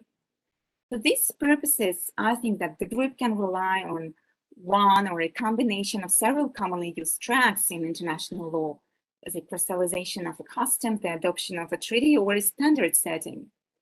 For instance, the so-called cyber due diligence does not exist in the form of hard law at the current moment. But states might be interested in advancing this concept in different forms simultaneously, codifying some of its elements into bilateral regional treaties, or by drafting the codes or guidances, which does not preclude the possibility of a slow formation or crystallization of relevant customary law. And to make a conclusion, I think that the open-ended working group constitutes indeed a unique universal platform that can be used for all these purposes. Thank you. Thank you very much. Kelly, I'll give you the floor also on that to follow up. I mean, what you see as in fact the methodology, the ways in which the open-ended working group can go about identifying gaps. Thank you for the opportunity to comment on that as well. Maybe shortly, but just to reflect on also what I heard from Mrs. Rusinova. For us, I would say that the starting point is that there are no gaps in international law that we should address in open-ended working group. So this is not the main issue, and that's why we also don't see that we really need to dig into identifying the gaps. I otherwise totally agree with the methodology that was proposed, but probably not in this context. At least that's how we see it. So for us, what we see that open-ended working group should do and could do is rather to reach an understanding, and if you wish, also to find the willingness to accept how certain provisions in international law, in existing international law, apply in cyberspace. So this is for us maybe a different approach how we see the open-ended working group's additional value. And maybe just to explain what I mean is that we see that international law is technology neutral, meaning that we don't see that adding another domain would mean that we start from scratch and we start from the point where we don't have rules and we have to create them. So this is probably also one of the reasons, or the main reason, why, for example, for us, we don't see a need for a treaty. We don't see a need for example, for the open-ended working group to work on a new draft on any kind of treaty on that. But mainly we see that we need to extend the understanding and talk and have a discussion on that, because I agree that cyberspace has unique aspects comparing with other domains, but it shouldn't be a restriction. It's just another layer of finding out how the existing international law applies. Thank you. Thank you very much. Asad, still on this question, over to you. Yeah, so previous speakers shared very deep thoughts on this dimension. So I have very few things to add, and I will think it's from different standpoint, and I would appeal here to the element of new reality, for example, such as blockchain. Collins Dictionary, lexicographers who monitor 4.5 billion words have chosen their word of this year, which stands for NFT and means a unique digital certificate that registered in blockchain and used to record ownership of an asset. And this word actually has broken through the COVID noise, and I think it could be somehow change the maybe many will affect many lives. So I want to say that if we want to change future, we should start today already by making the right decisions and going more precisely to the issue we're discussing. I think that let's say the issue of legal protection for researchers that make a penetration tests in some states, they already have discussion, and some states will face it maybe in the future. So different stages that some states will face with. Anyways, we need to discuss gaps in the framework of OEWG, and then I think we need to implement precise norms in laws. So states should elaborate these missing puzzles, missing gaps that national legislation is not foreseen before. And then, as the previous speaker mentioned already, I would agree that it's not the ICT themselves, but the operationalization in terms of global system. When you make it like from national standpoint to the global system, this is the main thing that should be enhanced and needs some more understanding and discussion. This is what I think. Thank you very much. Let me turn to our third and last question of the panel before then we open to the questions from the audience. And again, inviting the audience to feel free to please post questions using the Slido platform. As we're discussing public international law, a domain which is traditionally largely reserved to states and governments, we are yet all aware of the role of non-state actors in cyberspace, and in fact, a broad range of non-state actors. So the open-ended working group itself is also a multi-stakeholder forum. So Curly, turning to you, what do you see as the role of non-state actors in clarifying international law, the international rules applying here? Is there perhaps a role for some of them? Is there also possibly a role for the International Law Commission? So how do we see the group within the larger set of other actors that could be involved? Curly? Thank you for the question. And if I may, for clarification, the preference is given to the usage of the term stakeholders or multi-stakeholders. So I wouldn't use the word non-state actors here. But stakeholders, be them private companies, academia, civil society, plays a key role on how we further our understanding on how international law applies. And it's because they play an important role in internet governance in general, in ensuring the maintenance of an open, free and secure cyberspace. So it's not just for the governments, and definitely we don't see that states should govern the internet, but there's the players and the stakeholders are much wider actors. And maybe to be honest, right from the start, we see that during the last open-ended working group, the limitations which were posed on stakeholder engagement were disappointing. And therefore, we remain one of those who hope that this time around, the access for them is more favorable.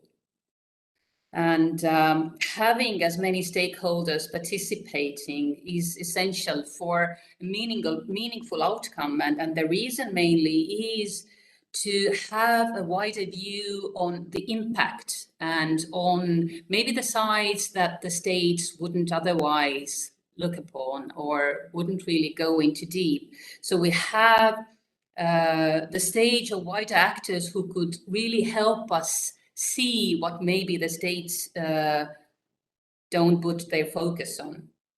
And I know that some would prefer informal consultations instead of formal ones, to have them beside open-ended working group. But I see that informal consultations, as well as any other informal input, is something that we may or we may not take into account, but having them formally at the table is a different story. And then we have maybe a better reason or maybe also a better leverage to work on what they've addressed. And just to give an example on stakeholders' involvement in very informal way or in other events where we could also see that how could we take them into this discussion. For example, we all know Tallinn Manual 1 as 1.0 and 2.0, and now we know that the NATO Cooperative Cyber Defense Center of Excellence has committed to host the third project, which would expand Tallinn Manual 2.0.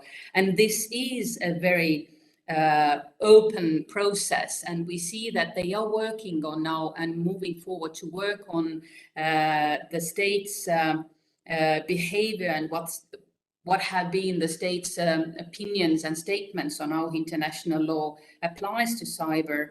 But this is something that open-ended working group may take into account, but may not, because it's a parallel work and those might not be connected at all. And also another example, for example, it was just launched, the final report of the Council of Advisors on the application of the Rome Statute or of the International Criminal Court to cyber warfare. And this is also something that states, the main launcher was Liechtenstein, but there were also 10 other countries who were actively participating and getting together those advisors, which were from universities, mainly from academia. But once again, we see that this is a parallel process, and if we just stay into informal stage or informal inputs, then we may, but also may not take them into account. So we see a real value in having the stakeholders having a formal role in open-ended working group. And you asked also about the ILC, International Law Commission, which is established by the UN General Assembly. There, I must say, I take a different approach. And reading what the mandate of the ILC is to initiate studies and make recommendations for the purpose of encouraging the progressive development of international law and its codification. And we know that ILC is really working closely with the states in UN 6th Committee. Then this is a bit a different fora, and we see that there's risk maybe that we have in the UN parallel processes as we had lastly with GG and open-ended working group. But this is also in terms of international law and really committing to analyzing how international law applies and what is the state practice. Then we see that it's not the perfect time at the moment to take international law in cyberspace into the working agenda of ILC. And the second reason, besides that being a parallel process, is that we are yet in the progress where we ourselves as states try to better understand what are the state positions, how states see that international law applies.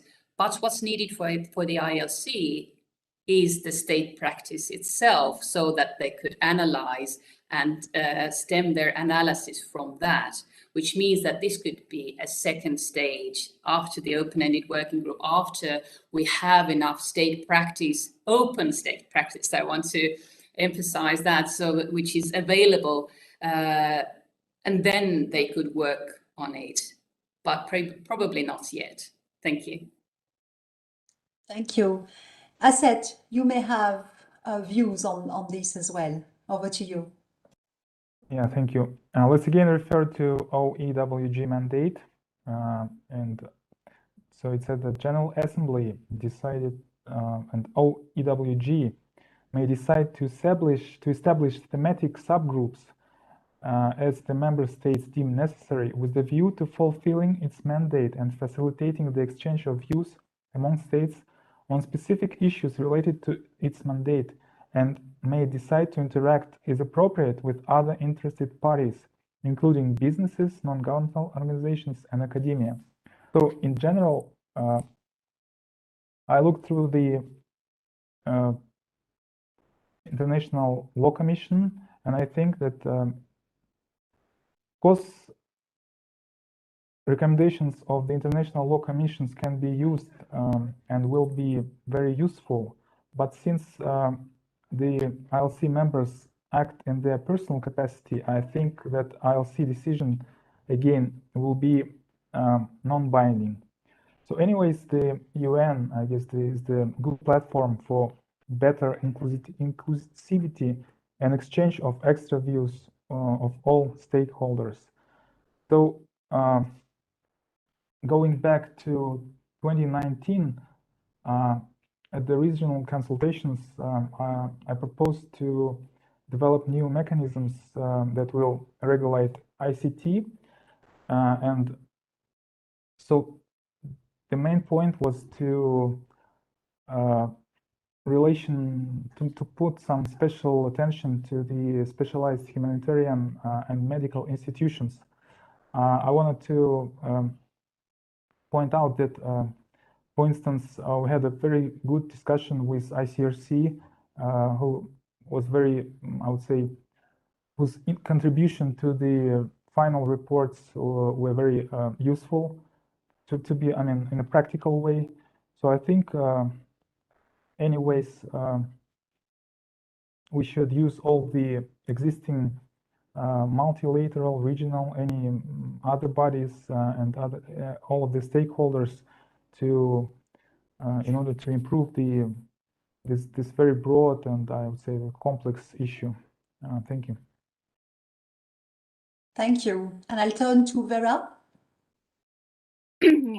Thank you. And to share my opinion, I think that the work of the GGE, of the first open-ended working group, the compendium that we have now, and also the establishment of the second open-ended working group are indicative of a very important new trend.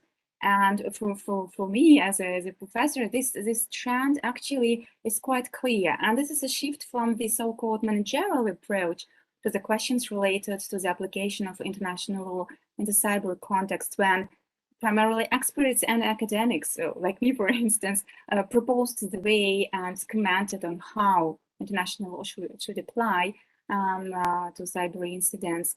And it is a movement from this managerial approach to the consent base, when the states decide. International law was and remains a consent-based order, so only states' consent can give rise to a new rule of international law. Only states' practice matters for the interpretation of existing norms. I think that the willingness of the states to unite their efforts and discuss these issues, very complicated issues, on the basis of a democratic, inclusive, and transparent platform, is a value in itself. Indeed, the General Assembly resolution, which established the mandate of the second open-ended work group, does not preclude the involvement and the possibility to use the expertise of non-state actors like businesses, NGOs, and academia. However, states are the main actors in this field, and I think that should be really appreciated. With respect to the possible role of the International Law Commission, I think that I concur with what was said by my colleagues, and I think that it would not be efficient at the current moment to invite it for the process of clarification of international law or how it applies in the ICT context for many reasons. They have been already mentioned. Some of them have been already mentioned, but I would add also that I think that such an invitation would be a premature step, as it is now a stage when states themselves should negotiate these issues. And second, it would significantly exceed the capacities of the international law commissions, with all due respect, of course, to the expertise and the value of the decisions and drafts prepared by this commission. Thank you.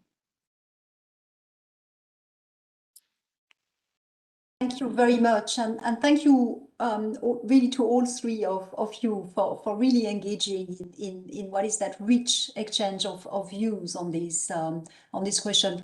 As we were engaged here in the room on those questions, we also have a very active public, and we've received several questions for this panel. In fact, 6 questions. And I'd like to maybe start with one that is one of the provocative questions asked by the audience, which was addressed in particular to one of the speakers, but in fact is really one for all of you. Is there no need for an ICT treaty? The question was asked by Henry Shablin and directing it to you, Curly, but really, is there no need for an ICT treaty? Maybe, Curly, if you can start, and then I'll give the floor to Asset and Vera.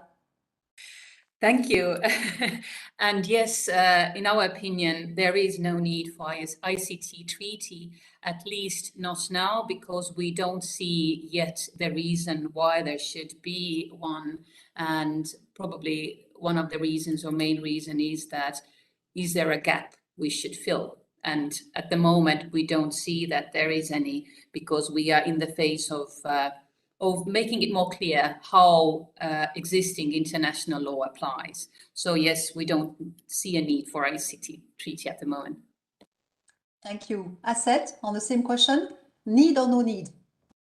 I think some sort of the treaty could be considered, since I started to say it before that one of the main issues which I'm concerned in is the implementation of the application of the IHL, International Humanitarian Law, which is very a complex issue in terms of it says, as I before said, it could be applied only in an armed conflict, which means that there are so many things like Martin's Clause, the proportionality and distinction issues, the attribution complexity, and etc. So it's very hard to. We have the Geneva Convention for the IHL itself, and it could be we can consider to adopt binding treaty for the ICT as well. I'm not saying it's going to be easy task to do so, but I think it has the right to be and to live. Thank you. Thank you. Vera? Okay, with respect to the question whether we need an ICT treaty, so I think that the answer depends on how you would define the scope of this treaty, so which issues, which matters it could have govern. And I think that here it is anyway a place for the debates and for drafting a new version of the what I call Budapest 2.0 for the treaty, which might be dedicated to the issues concerning the cooperation of states and with respect to criminal matters, and also criminalization of a number of different malicious cyber activities. So as the Budapest is indeed regional convention, and not all the regions in the world, they have developed something looking like Budapest. So I mean that indeed this place is free and is looking for states willing to participate in these collective endeavors and in the norm creation process, at least. albeit indeed a number of other issues are always raised in the academia at least, and some of them indeed can be treated in the form of a separate treaty. For instance, Asad just has mentioned the problem of applicability of RHL to different cyber incidents. And indeed, what we witness and what we can see is that norms of the Geneva Convention or both additional protocols thereto, they contain very general terms, which and some of them are not designed to be applicable to the very specific cyber context. So what can be made here, I would warn from a very far-going interpretation, because here the lines can be indeed passed, and think on whether probably some types of activities deserve precise attention and can be treated separately in a form of a treaty. But I think it's a normal for public international law, and therefore, once again, ending with my introduction, I think it depends on how we would define. So what should be governed by such a new international treaty. Thank you. We have many other questions, and it's difficult to really make a selection. But I think that one that may also takes us back to some of the important discussion was a question asked by Amir Mokaberi, who asked whether, considering the role of the private sector and especially big tech in infrastructure management, whether in fact the businesses and the private sector shouldn't have responsibility and obligations under international law. And so the question is really whether that they can have obligations directly under international law. Vera, would you like to kick off with that question? Okay, probably my answer will be looking too general and too academic, but I think that it has two different layers. The first one is actually whether we can speak and discuss responsibilities, duties, and obligations of businesses in terms of primarily due diligence or non-binding obligations. So something that would push businesses to actually to participate in the process of fostering the cybersecurity.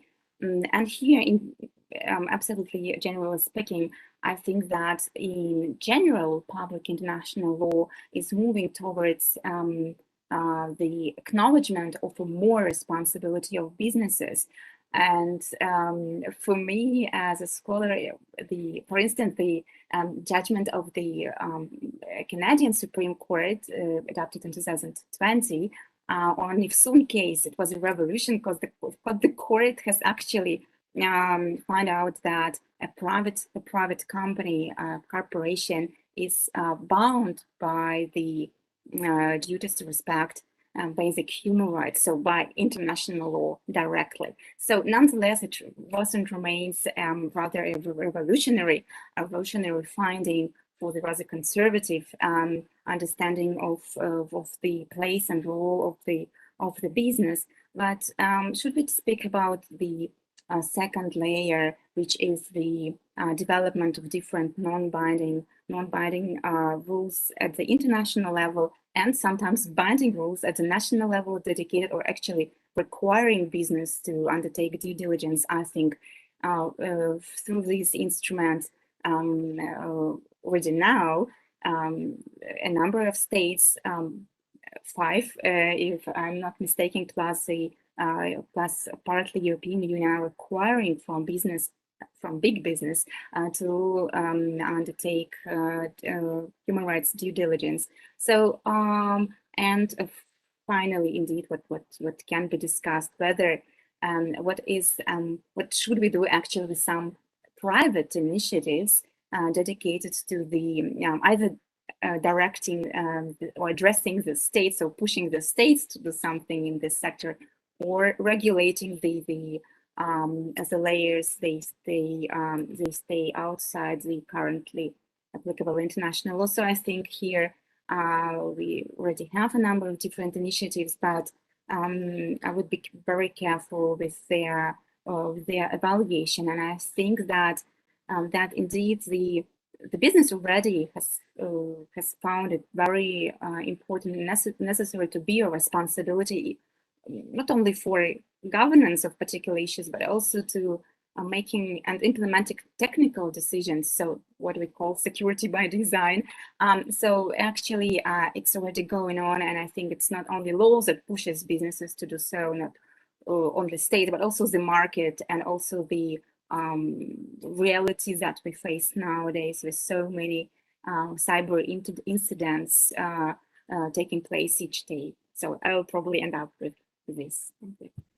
Thank you, Vera. And in your answer, you also brought the issues of due diligence and security by design. So I wouldn't be surprised if Asset or Kelly want to also comment further on that, or Asset, anything on this?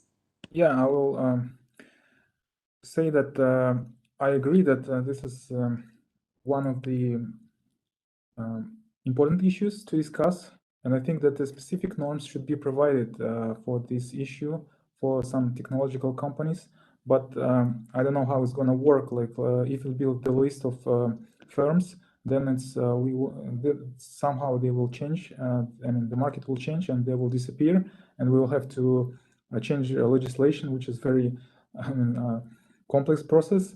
So I would bet say that bright example is the recent taxation thing that happened for the IT companies, which are obliged to pay, I think, none less than 15% of their profits for the when they're based in the country.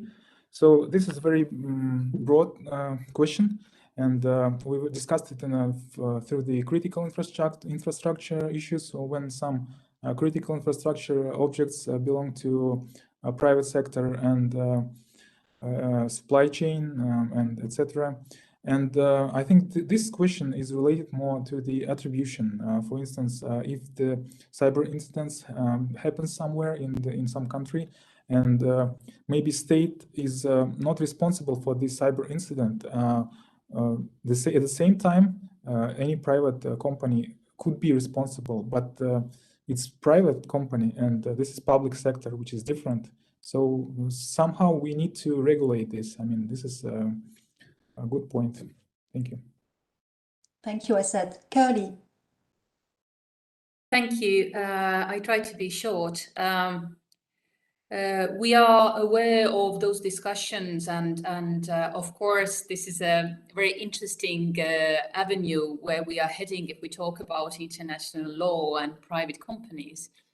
But at the moment, I would say that we are still looking at the states and how states regulate internally. What's the national law?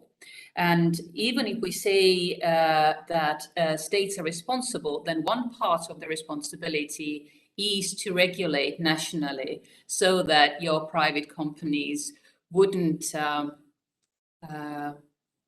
breach the law. So there has to be the law. And I think that this is the way how it's going to stay for quite a while, because as was mentioned already before, it is a tricky situation to combine both the states and the private companies in international law. I would think that it's going to stay for a while that we do that through states and through states' responsibility. Thank you.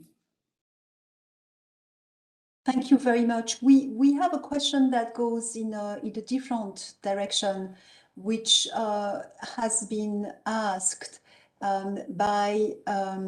which is really about sorry, I'm just trying to find names. So it's Ursula Marcelevich, who asked whether the work that is ongoing on science-based principles of global systems of norms on ICT and artificial intelligence including external contributions, also in cooperation with the ITU and WIPO, are also being considered. So I think a question there that is really looking as to whether the open-ended working group, the GGEs, are also branching out with other types of norms.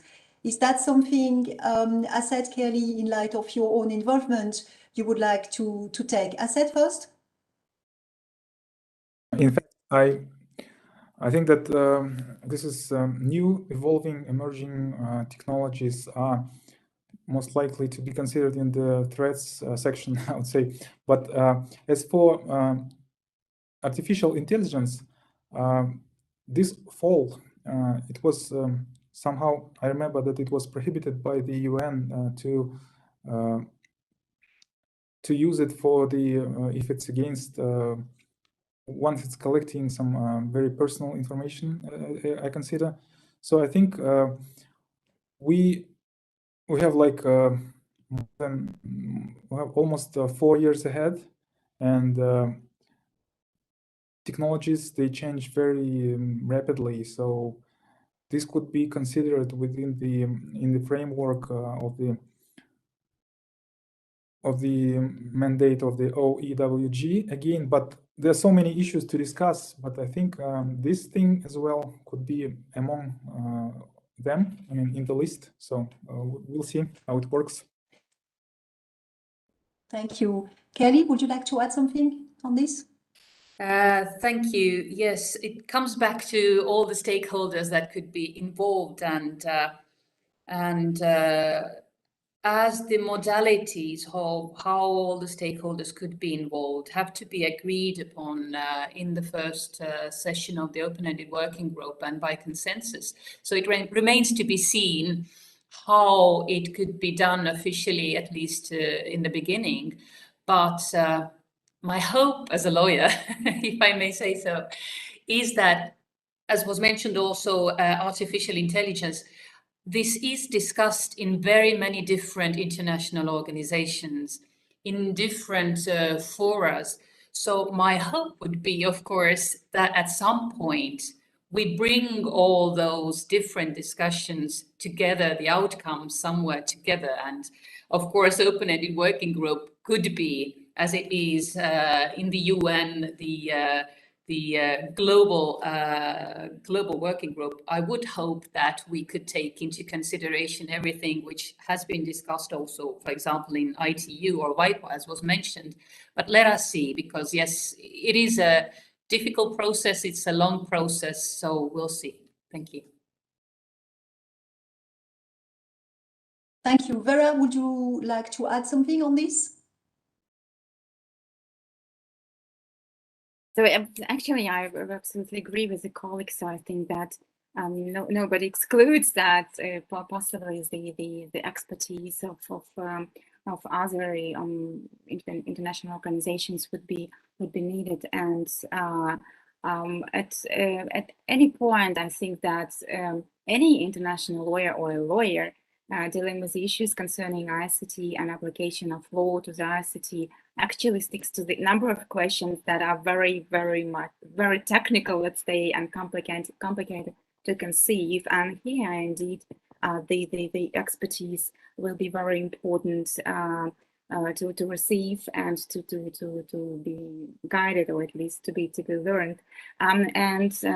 Therefore, just thinking on this science-based approach, I would suggest and think, being an outsider from this for this process, that I indeed trust that all the decisions, all the discussions will be driven by knowledge, and where it will be necessarily also by the science-based knowledge, not only law. So lawyers do not know law, but they do not know everything. Thank you. And we're now approaching the end time for this panel. So I'd like to wrap up. And in doing that, I would like to give you each, again, our panelists, the floor for like 1-2 minutes maximum to wrap up.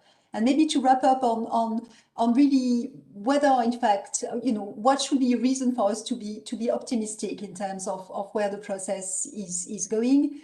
or any other final thoughts that you may have. So let's start with you, Vera. Any final thoughts as we wrap up? Okay, as a wrap up, I think that my conclusion is very optimistic, probably. So let's be optimists. And I think that although these opinions that have been expressed during our panel were slightly different, so not unanimous probably, but also this exchange, this intellectual exchange also demonstrated that there are a number of points where we are very thinking in the same direction. And I think that that is what unites also the states participating and favoring all the work of the open-ended working group. Actually, this format is the idea that the compromise is needed, that it is to be appreciated, and that the compromise is feasible to be reached. And I think that everybody of us, not only lawyers, but ordinary people will actually gain from this effort. So we are looking forward, and we'll be waiting for the results, hopefully precise, concrete, and indeed based on a wide consensus from the open-ended working group. Thank you. Aset, I'll give you the floor next for your quick wrap up and reason for optimism. Yeah, in general, I would say that the involvement of the international community is increasing, and this is very good, and this facilitates the common understanding. So if many states, many people are engaging, for instance, listening to this conference and participating at the OEWG sessions, events, regional conferences, any confidence building measures. So all this leads us to the common ground, to the common understanding of the processes we are involved in and how to deal with them and how to implement them, how to wrap up them into the some legal binding and measures in order to everything will work in a proper way. So hopefully we will manage this, and by the end of the work of the 80th session of the General Assembly, we'll have a very deep and very, I would say, considerable document that will change our life. Thank you. Excellent. So life-changing indeed. Curly? Thank you. I'm an eternal optimist. So also in terms of open-ended working group, having this all-inclusive forum, I want to be optimist in saying that we see that the questions on how international law applies in cyberspace and what's the state's responsibility, due diligence, all those questions, we see that now when we have a broader audience and participants, there is this possibility that we not only find a consensus or a common understanding, but first that we really build the capacity for understanding and for really going into deep discussions, because we have then the opportunity first to identify in more specific way, in more detail, the provisions that we need to talk about and also the questions that will come up in the open-ended working group.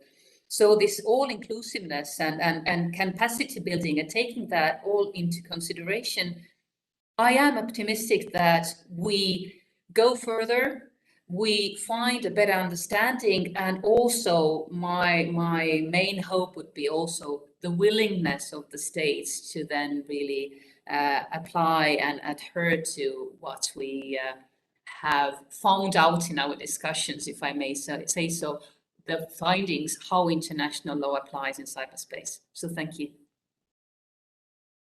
Excellent. Thank you very much. So again, our three great panelists, Ms. Curly Versky joining us from Estonia, Mr. Aset Nusopov joining us from Kazakhstan, Professor Vera Ruzinova joining us from Russia. Thank you very much to all three of you. And this closes this panel.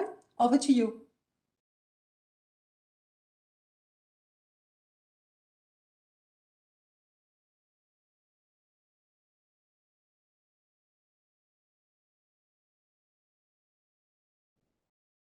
And I see that in fact there is now a technical break for just over 8 minutes. So technical break for the audience as well. And the audience, thank you very much for joining us for this panel. Please stay tuned for the next panel starting in less than 10 minutes. Thank you again. Goodbye. Bye-bye.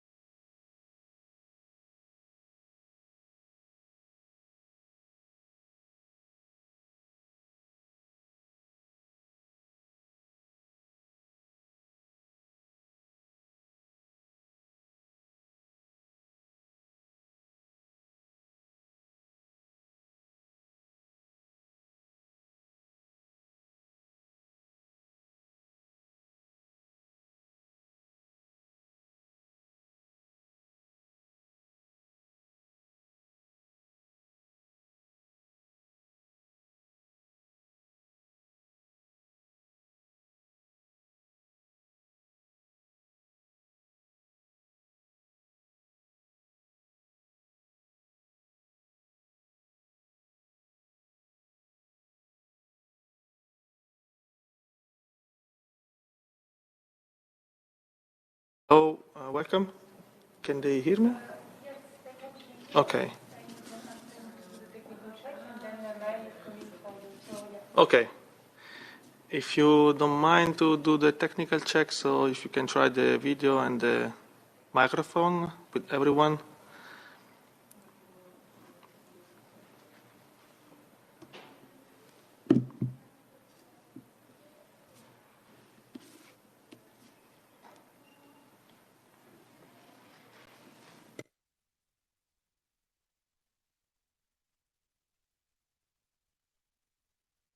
You hear me? This is Yutaka Yes. speaking. Good afternoon. Good afternoon, Good Ambassador. afternoon. Yes, I can hear you Good afternoon, loud and Isaac. clear. Thanks. Good afternoon. This is Kat from the UK speaking.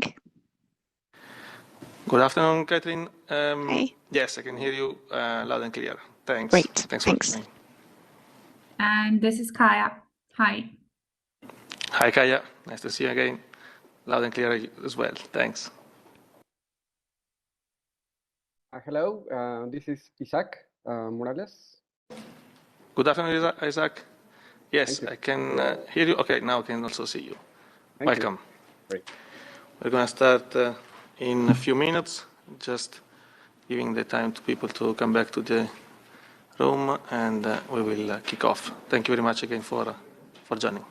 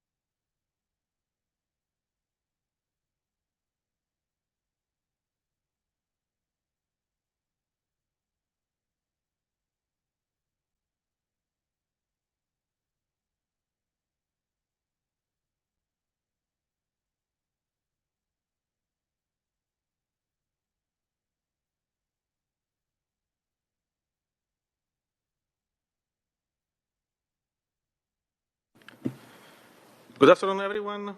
My name is Samuele Dominioni. I'm a researcher at the Security and Technology Program at UNIDIR, and today I will be moderating this panel on confidence building measures, so-called CBMs, in the information and communication technologies environment. With me today to discuss about CBMs, there are 4 distinguished speakers that I'm going to introduce straight away. We have Ambassador Yutaka Arima. He's the Ambassador for Cyber Policy and Deputy Director General of the Foreign Policy Bureau at the Ministry of Foreign Affairs of Japan. Welcome, Ambassador. We also have Ms. Catherine Jones. She's the Head of International Cyber Governance at the UK Foreign Commonwealth and Development Office. Welcome, Catherine Jones. Then we have Mr. Isaac Morales Tenorio. He is the Coordinator for Multidimensional Security at the Ministry of Foreign Affairs of Mexico. Welcome. Thanks for joining.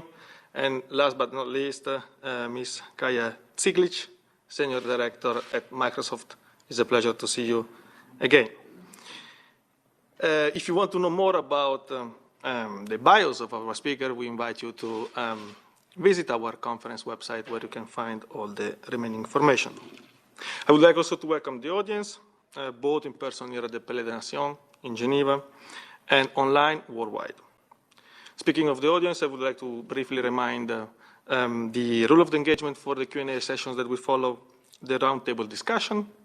As you may already know, we are using the Slido platform. You can just scan the QR code and, on the screen or visit the website and add the code that you can see on the screen. Once you are in, you can see all questions being asked, rate the one you prefer, or add your own.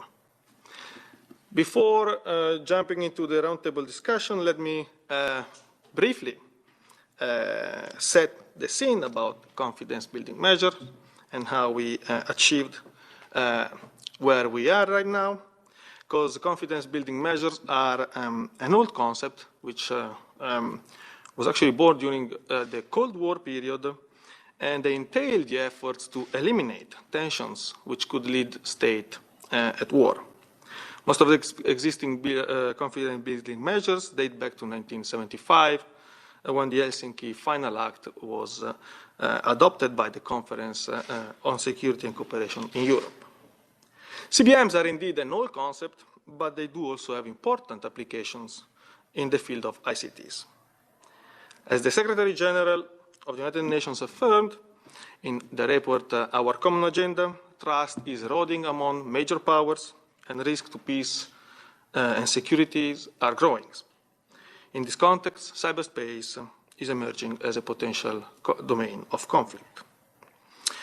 And the UN started to deal with the issue of international security in the field of ICTs back in 1998, when the Russian Federation proposed a draft resolution, which was then adopted by the General Assembly, with the aim of, with the purpose of study the emerging threats coming from this environment. And soon after, the General Assembly passed several resolutions which established a series of group of governmental experts with the aim of indeed studying the emerging threats and finding, and indeed also of trying to find possible way to address these threats. And among these, the measures, CBMs, were first referred by the 2010 GG report, which also recognized that there was increased reporting of states that were developing ICTs as an instrument of warfare. And the report indeed recommended to develop confidence-building measures to reduce the risk of misperceptions, yet it didn't further detail how to do that. The next GG, so the Group of Governmental Expert report, which was adopted in 2013, included a section on confidence-building measures, and they basically, in this report, it was mentioned the importance of transparency, predictability, and cooperation. The recommendations were mostly focused on exchanging information with, again, the risk of possible reducing misperceptions.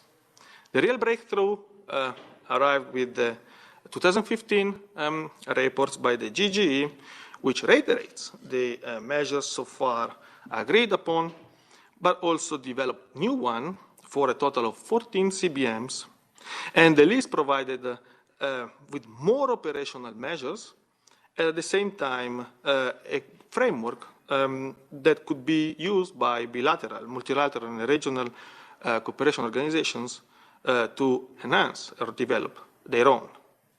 For example, the identification of appropriate point of contacts at the policy and technical levels to address serious ICT incidents, or the voluntary provision by states of their own national views of categories of infrastructure that they consider critical and how they were meant to protect them. As we know, in 2018, the General Assembly adopted two different resolutions that established two groups of experts, one that gave the birth to the 6th GGE, and the other one with the creation of a new open-ended working group.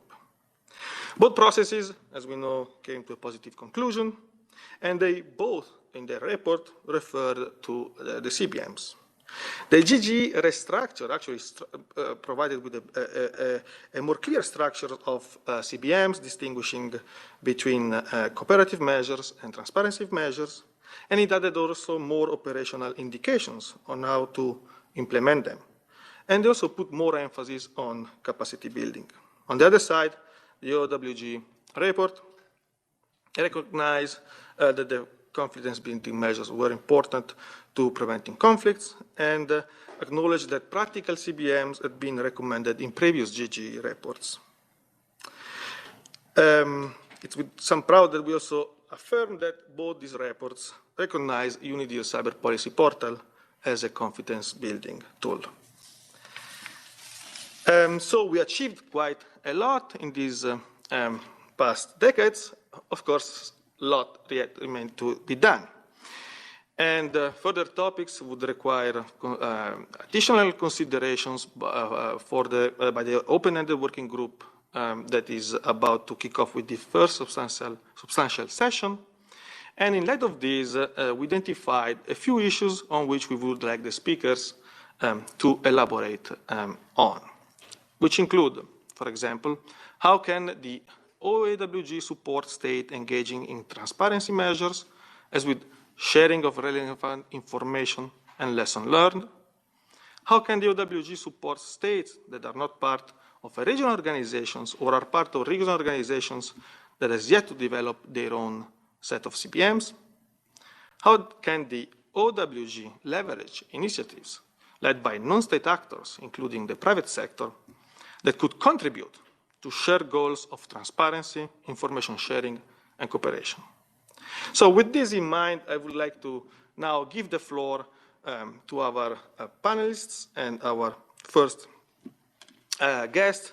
I would like to, our first guest, I would like to address Ambassador Arima, and it would be very interesting to hear your views on these opening issues. The floor is yours. Thank you very much, Samuel. I am very honored to be invited as a panelist to this important discussion organized by UNIDIR, and I would like to thank everyone who helped to organize this. Japan strongly supports confidence building measures as having dialogue or for example, understanding the cyber policies and activities of other countries helps to prevent escalation of tension within cyberspace due to misperception and misunderstanding. Mutual understanding between different governments is important in cyberspace. Japan regularly carries out cyber dialogue with various countries to exchange views on cyber policies and activities. Engagement within a regional framework is also important. Japan has co-chaired cybersecurity related meetings with Malaysia and Singapore within ASEAN Regional Forum. It was a good opportunity to share each country's respective cyber policies, as well as to exchange views on region-wide cyber activities. As the OEWG report had concluded, the OEG itself, with all UN members participating and a wide group of stakeholders engaging in the discussion, has an important role as a confidence-building measure. Member states can share their cyber policies and views on relevant issues in the OEWG.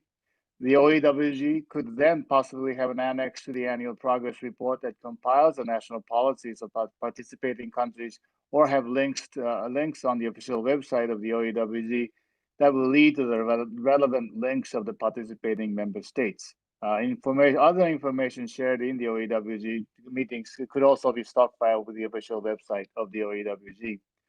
The last OEWG took the multi-stakeholder approach and had the participation of the civil society, academia, and the business community, in addition to member states, which enriched the discussion and made the OEWG even more informative. Let's Talk Cyber, held in December 2020, was a good example of the multi-stakeholder approach. We should also utilize the virtual participation amid the COVID-19 pandemic so that even more stakeholders can participate. The multi-stakeholder approach will promote mutual understanding between different players, such as governments, the private sector, and academia, which is also important for the development of cyberspace. In conclusion, I really would like to emphasize that Japan strongly believes confidence building measures, which builds trust amongst the different players in cyberspace, is extremely important for the stability and development of cyberspace. Thank you very much. Thank you very much, Ambassador. And I wanted now to give the floor to Ms. Catherine Jones from UK. And Ambassador, you mentioned the importance of engaging with the regional framework. And maybe if, Catherine Jones can also elaborate a bit on the role of OSCE in this field. Ms. Catherine Jones, please, the floor is yours. Thank you, Samuel. It's great to be back here at UNIDIR and among friends. The UK has cyber exchanges regularly with both Mexico and with Japan, and of course actually directly with Microsoft as well on cyber issues. So great to see our friends here. For me, the 2021 OEWG report summed up CBMs when it called them a concrete expression of international cooperation. They're an element of humanity in a cyber-focused discussion. So you can build, or you can try and build, predictability into technology, but with humans there's really no shortcuts at all. Growing confidence really takes long-term commitment and effort. So in broad terms, I think there's two ways that the OEWG can make substantive progress in the coming period on confidence building measures. Firstly, it can continue the conversation. So whatever our preferences for specific modes of discussion, we need to keep talking, and right now the OEWG is the place that we do that. And we're going to continue to need global dialogue as the baseline confidence building measure for many years to come. As I say, confidence building is a long journey. It has ups and downs. It gets pulled off course by different factors. So a strong foundation in which to base our discussion is crucial to keep us moving forwards. Secondly, I think that OEWG can move forward into implementation of confidence building measures. So talking is good and we really need that, but doing is better. So we must all recommit to the confidence building measures that we have on a global, regional or bilateral basis and really get on with the work of making things happen. So your question, Samuel, about regional organisations, of which of course the UK participates in the OSCE in this regard. I think we need to unpack a little. So why do we look at confidence building measures in a regional context? For me, that's also about the implementation angle. So the UN has a strong role on global confidence building measures, but we've seen regional organisations really pick up these confidence building measures and work to adapt them to regional contexts and priorities. And progress has tended to be faster at the regional level. It's obviously easier to build confidence within an established relationship. And of course, regional fora such as the OSCE already made resource pools, which reduce the cost to individual states of having to build bilateral CBMs one by one. But ill-distributed regional progress can't secure total stability. So the interconnected nature of cyberspace means that we need to progress this across all states. And where a state isn't part of a regional grouping that's looking at CBMs, I think the resource cost of implementation falls very heavily on the state to conduct those exchanges in a bilateral context. And perhaps that state will choose to invest in exchange with a state with whom they have a strong relationship, rather than one where the risk of conflict and escalation is actually higher. So the UN really fills a gap here through sharing experience and by providing a space in which avenues for collaboration and mutual learning can be established. And of course, where 193 member states sit round a table together, we can hear both from our closest and from less close friends without needing to reach out bilaterally. The membership of the UN is, of course, a really diverse group of states, and we're never all going to take the same approach on everything, and we don't need to. But we do need to understand how other states see things, and crucially how they might act in cyberspace so as to avoid that misunderstanding and inadvertent escalation. So the OEWG is already supporting transparency at the most basic level. And in securing consensus adoption of the latest resolution, we've again seen states publicly reiterate their commitment to the framework of responsible state behaviour in cyberspace. And that's a really important starting point in transparency. But we need to go much further and deeper in this round. So the annex of national position statements to the GGE report from 2021 was a really tangible example of a transparency CBM, where states committed to sharing their views for the benefit of stability and predictability in cyberspace, and we'd like to see more of this. But of course, some states have yet to develop those positions, so showing what they have already developed, and in particular, I think national strategies is key here. I hope to see discussion in the upcoming OEWG of how we can support states to develop and review their national strategies based on their own needs assessments, so as to eventually further our understanding of each state's approach. And of course, the UNIDIR policy portal is an important tool for making that information readily available, and we very much value Samuel. Thank you. So on transparency, I would also highlight the call in the 2021 GG report that states should clarify their positions on their ICT security agencies' mission and functions, as well as their ICT strategy at the national and organisational level, and the legal and oversight regimes under which those agencies operate.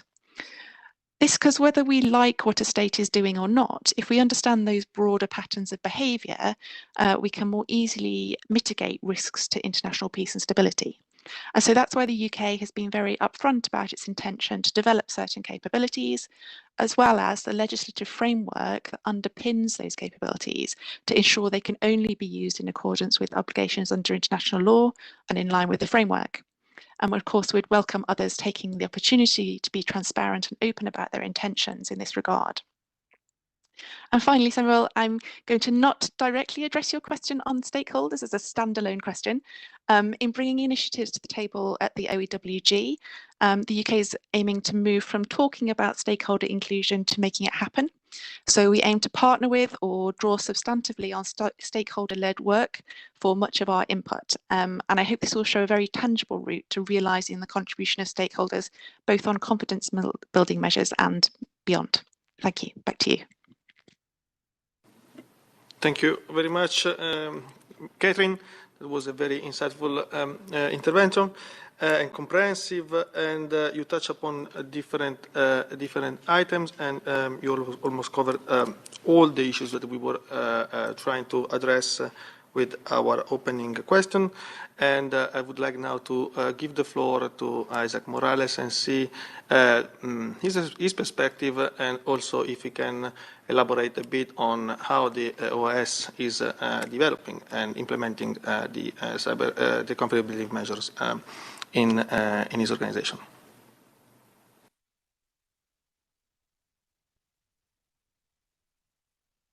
Oh, thank you very much, Samuel, for giving me the floor.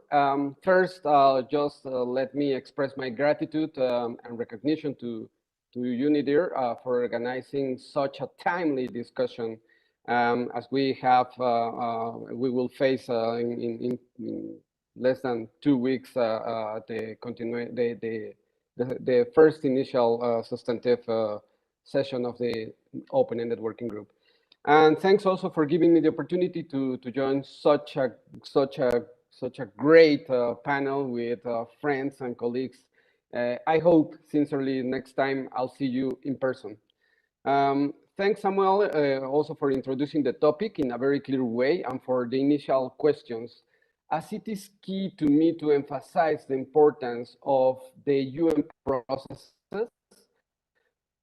both the GGE, the open-ended working group, and their reports adopted by consensus, as it has said, which have established what I can affirm it's a framework, international framework on these issues. Building upon what my dear colleagues have said, these processes consolidated a common ground to better address malicious, hostile, and unlawful uses of cyberspace and digital technologies in general. Actually, they have set the tone for international cooperation and have reaffirmed international law applicability and multilateralism as an effective platform to put cyber diplomacy into practice. Then we can now say that we do have this international framework. And in this regard, just let me share three initial crucial elements to emphasize the relevance of the CBMs in this framework. The first element that I want to emphasize is the peace approach considered through the CBMs. It is important to reiterate that the CBMs, and as you mentioned in the introduction, they are part of the tools and measures to prevent conflicts, of course, to promote peaceful settlement of disputes, and to prevent any escalation of disputes and conflicts. But they also are part of the tools that we can consider to promote peaceful uses. I mean, not only to prevent, but to promote, to encourage member states to use the cyberspace and the technologies related under a peaceful approach. From the UN and also from the regional level, the OAS and other organizations, we do have substantive experiences on CBMs.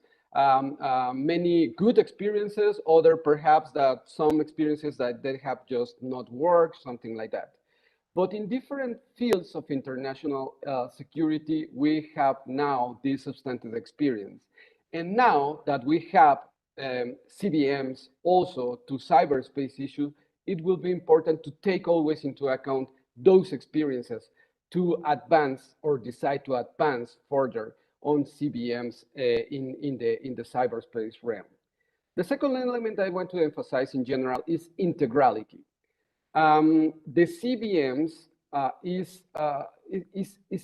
they are part of the integral considerations coming from this framework. I mean, from the open-ended working group and GGE processes.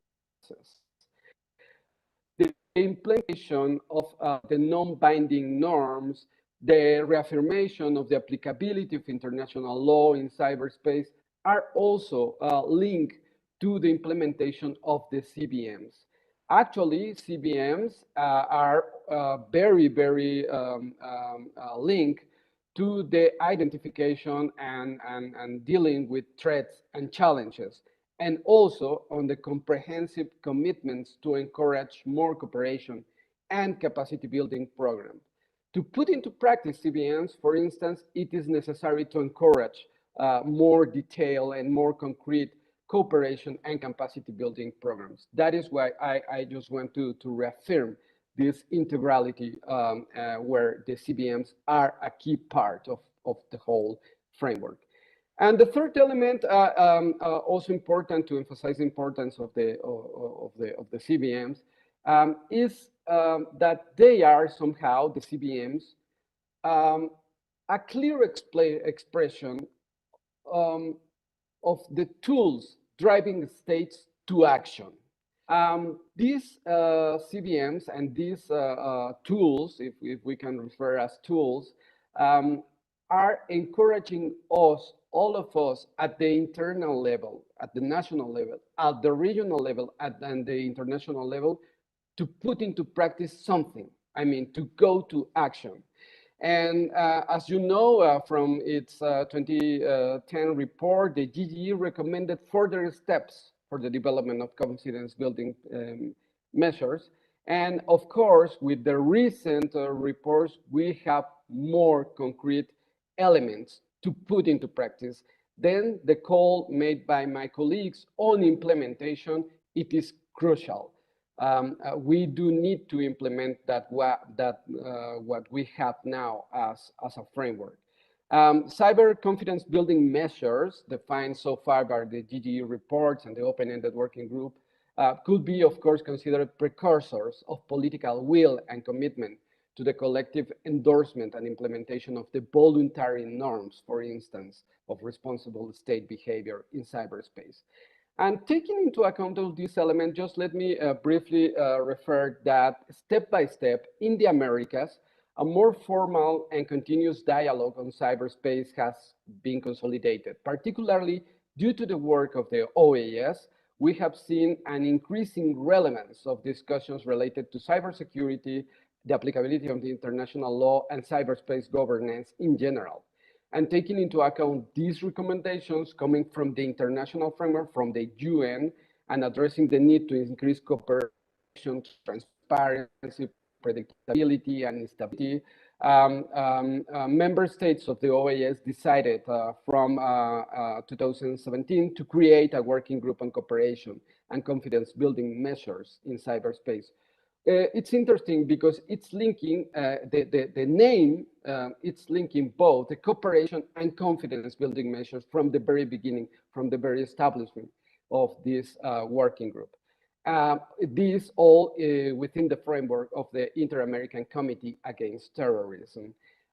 We have had regional work coming from this working group, and now I'm glad to share that Mexico is now chairing this working group, and we are decided to go further on these discussions, and of course linking the UN discussions with the regional discussions, and to call also from the regional level to this implementation. The role of other stakeholders, service providers, private sector, civil society, academia, it is key also not only to encourage member states to put into practice this, but also to help them to put into practice some of the most operative elements related to the CBMs. I will let here, and perhaps we can develop some elements further. Thank you very much. Thank you very much, Isaac. Yes, I mean, you opened the floor for many topics on which we can follow up later, but last but not least, you mentioned you pull in actually the private sector, so what a better introduction to Kaya. And so it would be very interesting for us to also understand the different perspective on confidence building measures. And so I would also like you to expand a bit or elaborate a little bit more on, for example, the Tech Accord, which published a series of CBMs a couple of years ago. The floor is yours, Kaya. Thank you. And also, it's great to see everybody. And thank you for inviting me. Also, I've not realized Isaac has a really fluffy cat. But so that was nice to see. I'm going to be fairly brief and kind of touch on some of the points that were said already and try to add a little bit of a private sector perspective on it. And the reason why I'm going to be fairly brief is because I've agreed with a lot of things that have been said, which I don't want to necessarily repeat myself. I think the importance of as Catherine was saying in particular, the importance of the human role in this space cannot be underestimated. You know, there's lots of things that we are trying to do from a technical perspective. There are lots of things we're trying to do from a policy perspective.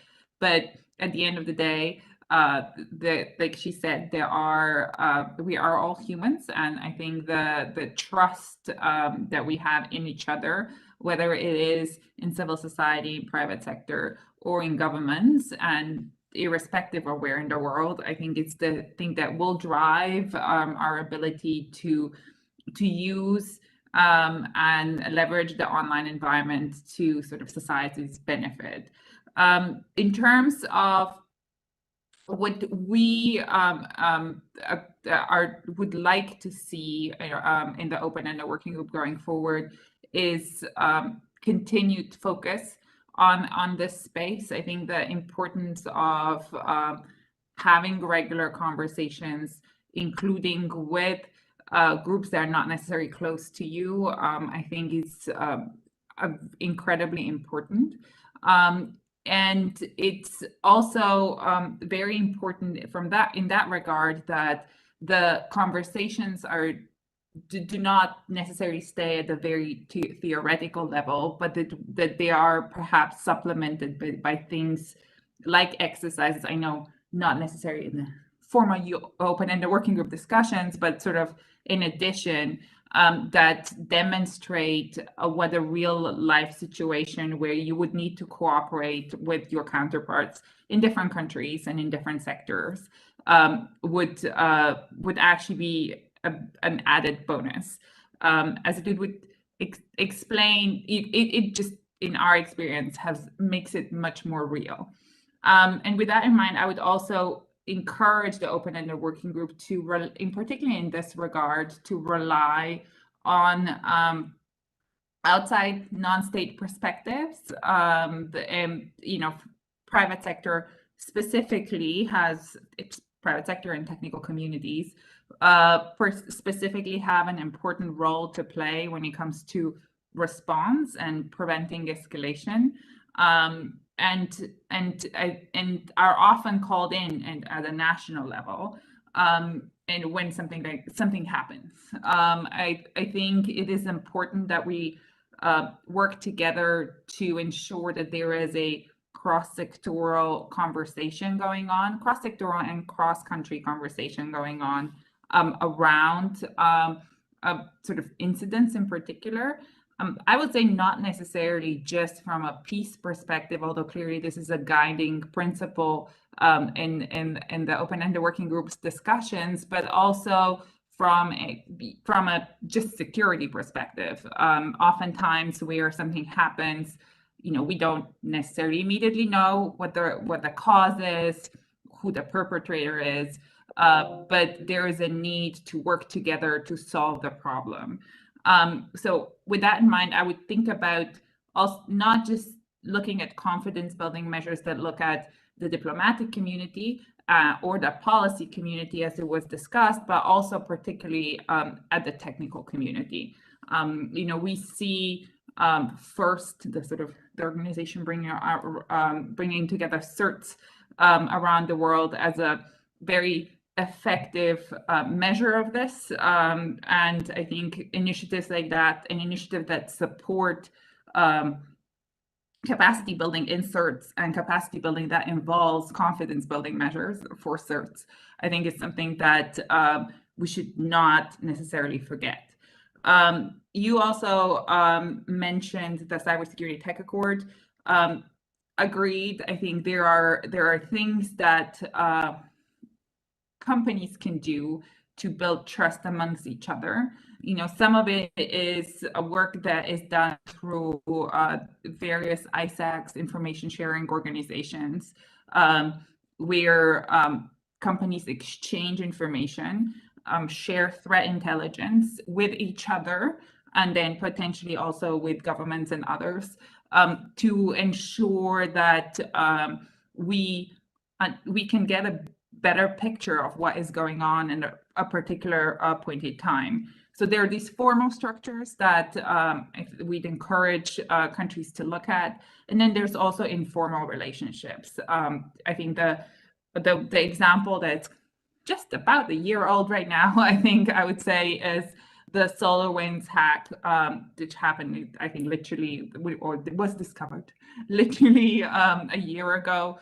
And that was clearly, it was a call from our colleagues at FireR, another security company, that alerted us to something happening on our own system. And then we worked together behind the scenes to issue protections, understand what was happening before it actually broke publicly. So collaborations like this are also really important, just private sector to private sector.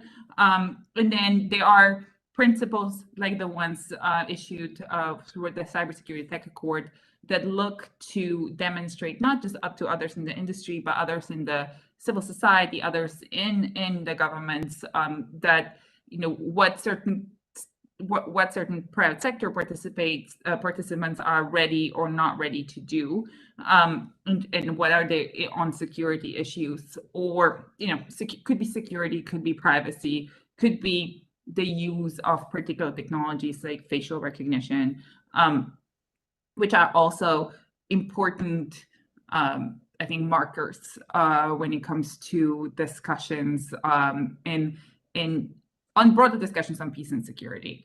So I would probably end with that. I would just underline the importance of not forgetting the technical communities when it comes to confidence building measures, and hoping that we can use the opportunity of the open-ended working group to both drive implementation and increase transparency across the board.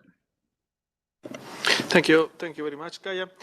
Building on this, and also building on some of the concepts that you use throughout your interventions, which are key also for our panel, which are transparency and communication, so the importance of keep on having a dialogue. Let's say that the underpinning element of transparency and communication, so the underpinning element of dialogue is to speak like the same language.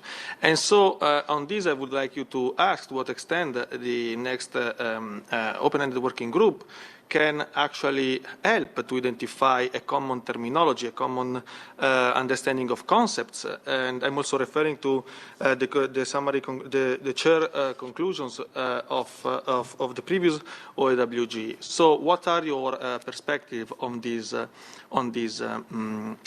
topic? So basically finding a common language to address transparency, which I address. That is at the base. It's at it's the common element that would allows better communication and then a better transparency. If you don't mind, I would start again with the round table, and so I don't know if Ambassador would like to intervene on this topic. Thank you very much, Samuel. I think conceptually, what we would like for the OAWG to achieve is for member states, more member states, or a substantial number of member states, hopefully all of the member states, to have a level of understanding of cyberspace that will make it easier for them to understand what other countries are doing, and that for all the member states to share their policies and ideas and activities in cyberspace. At the same time, realistically speaking, how to measure that in concrete terms, that is a very that's a very difficult. I mean, how do you measure success in confidence building? As Kat had stated, there is a lot of human factor, and then there are certain things you can information you can share, but whether a level of trust grows or not is another matter. And so I don't have a great answer for the very important question that you pose, but I do hope that at least, say for example, we will have a lot of policies posted on the website, and we hope that there may be maybe joint exercises as a result of these discussions, or cooperative measures, the regular discussions and then cooperative activities that the member states will take part in to enhance trust amongst each other in cyberspace. I will stop there, and I most definitely would like to hear the views of others. Thank you very much. Thank you very much, Ambassador. Catherine Jones, would you like to elaborate a bit on this? I was on mute. On the question of terminology, thank you, Samuel. I think terminology is a very challenging point. So I think, as I said in my first comments, we don't all have to do everything the same way, but we do need to understand each other and be able to kind of understand where each other is coming from. Now, culturally and linguistically, we all conceptualize things differently, and we see this very much in this area where cyber means one thing, information security means one thing. Some people think about data, some people think about infrastructure, and we all conceptualize it very differently. So I think for the most part, where I'd like to see progress with regards to terminology is that kind of understanding between different states as to what matters to each other and how we talk about it.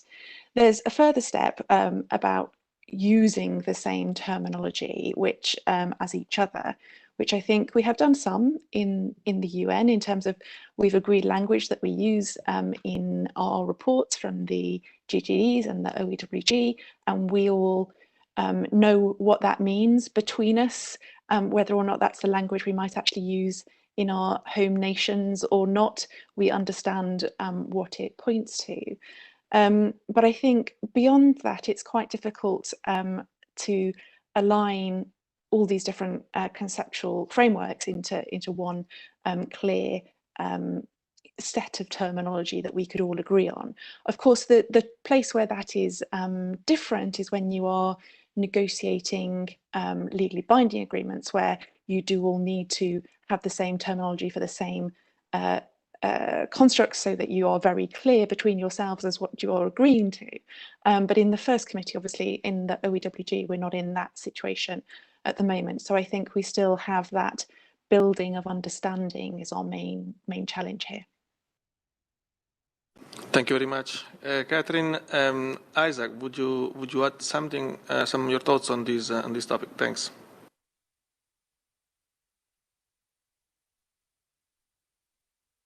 Thank you, Samuel. Yes, actually, I will say that a more formal and continuous dialogue on cyberspace, which is expected we will have in the open-ended working group, is indeed a great opportunity to further advance on the implementation of all that we now have. So in this regard, I won't expect to step back on the implementation because of a lack of universal understanding on a concrete term. For instance, confidence building. Perhaps confidence building, it is not universally understood in exactly the same way.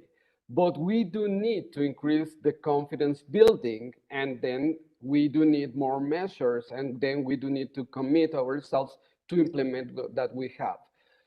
Then instead of stepping back because of a lack of universal understanding on a very concrete term, it is important to step forward on the goals and commitments that actually we do have from these recent reports adopted by consensus, and as I said, that establish somehow a framework for this.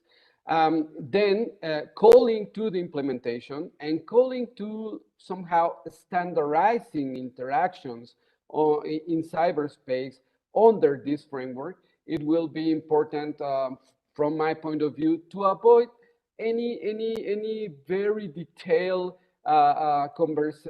discussion on very concrete terms that actually from the national level, the regional level, and international level, we could have minor differences on the understanding of them, but that have not been an obstacle to further advance at the three levels, the national, the regional, and the international. And concretely referring, for instance, for confidence building in this regard, we do need also to remember that we're in front of gradual processes. And it has been shown that significant progress needs to be achieved on a step-by-step basis to identify with the greatest possible degree of clarity all those factors which could adversely affect mutual trust in a given situation. And I don't see that a term or terminology or a very concrete concept will indeed fit in this category. And as example, I can refer briefly to the OAS working group, where perhaps not having the same understanding on the terms, we have been able to advance on the adoption of CBMs and on the adoption and promotion of a very oriented cooperation program within the OAS. Thanks. Thank you very much, Isaac. I will probably then follow up with you also by mentioning to one of the questions that we received from the audience. But before doing that, I will leave the floor to Kaya to comment on the previous one. Thanks. Thank you. Yeah, I think think the one thing that I would say, and I would, trying to be a little bit more concrete, but basically saying the same thing that was mentioned. I think this is an iterative process, and the open-ended working group over the next 4 years or so, has the opportunity to promote it and serve as a forcing function for countries and others to be demonstrating what kind of progress they're making.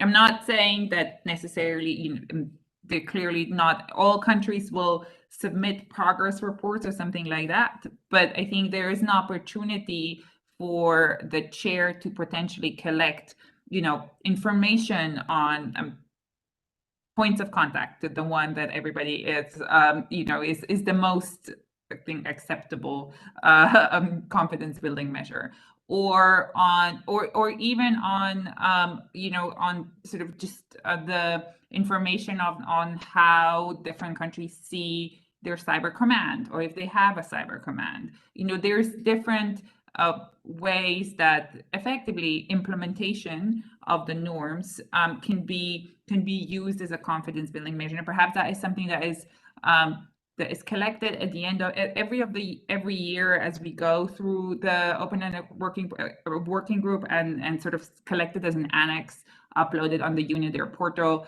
something like that. That it demonstrates incremental or collects information incrementally. Not all states will have to do it. Not all states will have the same approaches, but there will be more and more information, and hopefully over time, more and more understanding of where states stand, how do they feel about a particular issue, and effectively building confidence. So I would just maybe put this concrete example onto the table for discussion. Thank you very much. I would like to go back to what Isaac Morales said, in particular regarding the fact that we don't need like a specific terminology to build up cyber confidentiality measures, and you gave the example of the OIS. I'm wondering whether this would be applicable, and again, this is also a matter of how the OAWG could further push on this direction when it comes to different organizations in different regions of the world. If you can probably elaborate a little bit on this. If you would feel the same sort of confidentiality even among different regional organizations.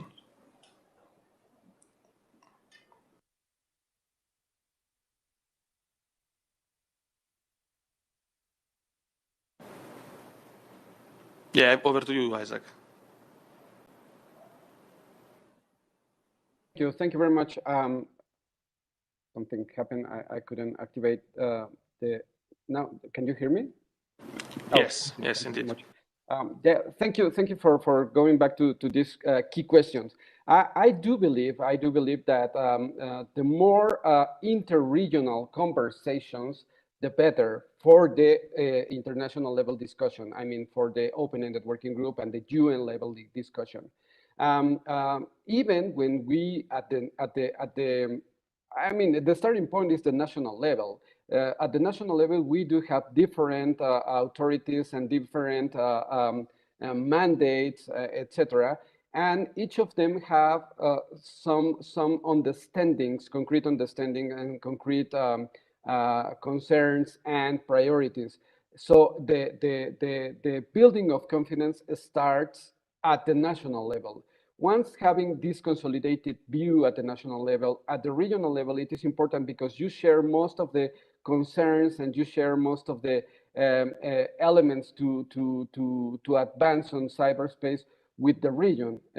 And at the same time, you are feeding the international discussions with the regional setting. And at the same time, or well, in a two-way structure, the regional organizations or the regional or sub-regional conversation could further implement what we have from the UN level. I can refer, for instance, recently at the North American Summit, Canada, US, and Mexico. They advance on further discussion on cyberspace, taking into account the framework of responsible state behavior coming from the UN. So this is a very concrete example of how we can refer to the international commitments and advancements at the national, international, and regional concretely level. And just finally, to insist, the more inter-regional interactions, dialogues, and sharing of experiences, the better for the UN level processes. Thanks. Thank you very much. Maybe, Ambassador, you can enlighten us with your experience or Japanese experience in dealing with an organization, ASEAN, in particular in the Asian Forum, and how they managed to develop CBMs even with countries that are not part of the same organization. Thank you. Samuel, thank you very much. I guess in terms of, I guess we're part of ARF, and then we are having discussions on confidence building measures within the framework of ARF. But in terms of engaging countries that are outside of ARF, I'm sorry to say that we don't. That's not the kind of experience that we've had. But ARF in of itself actually is ASEAN plus their partners, so it's an ASEAN outreach if you see it from the ASEAN perspective, and it is a framework that's been established for a very long time, and there is trust amongst the countries at least to have dialogue on issues, wide-ranging issues,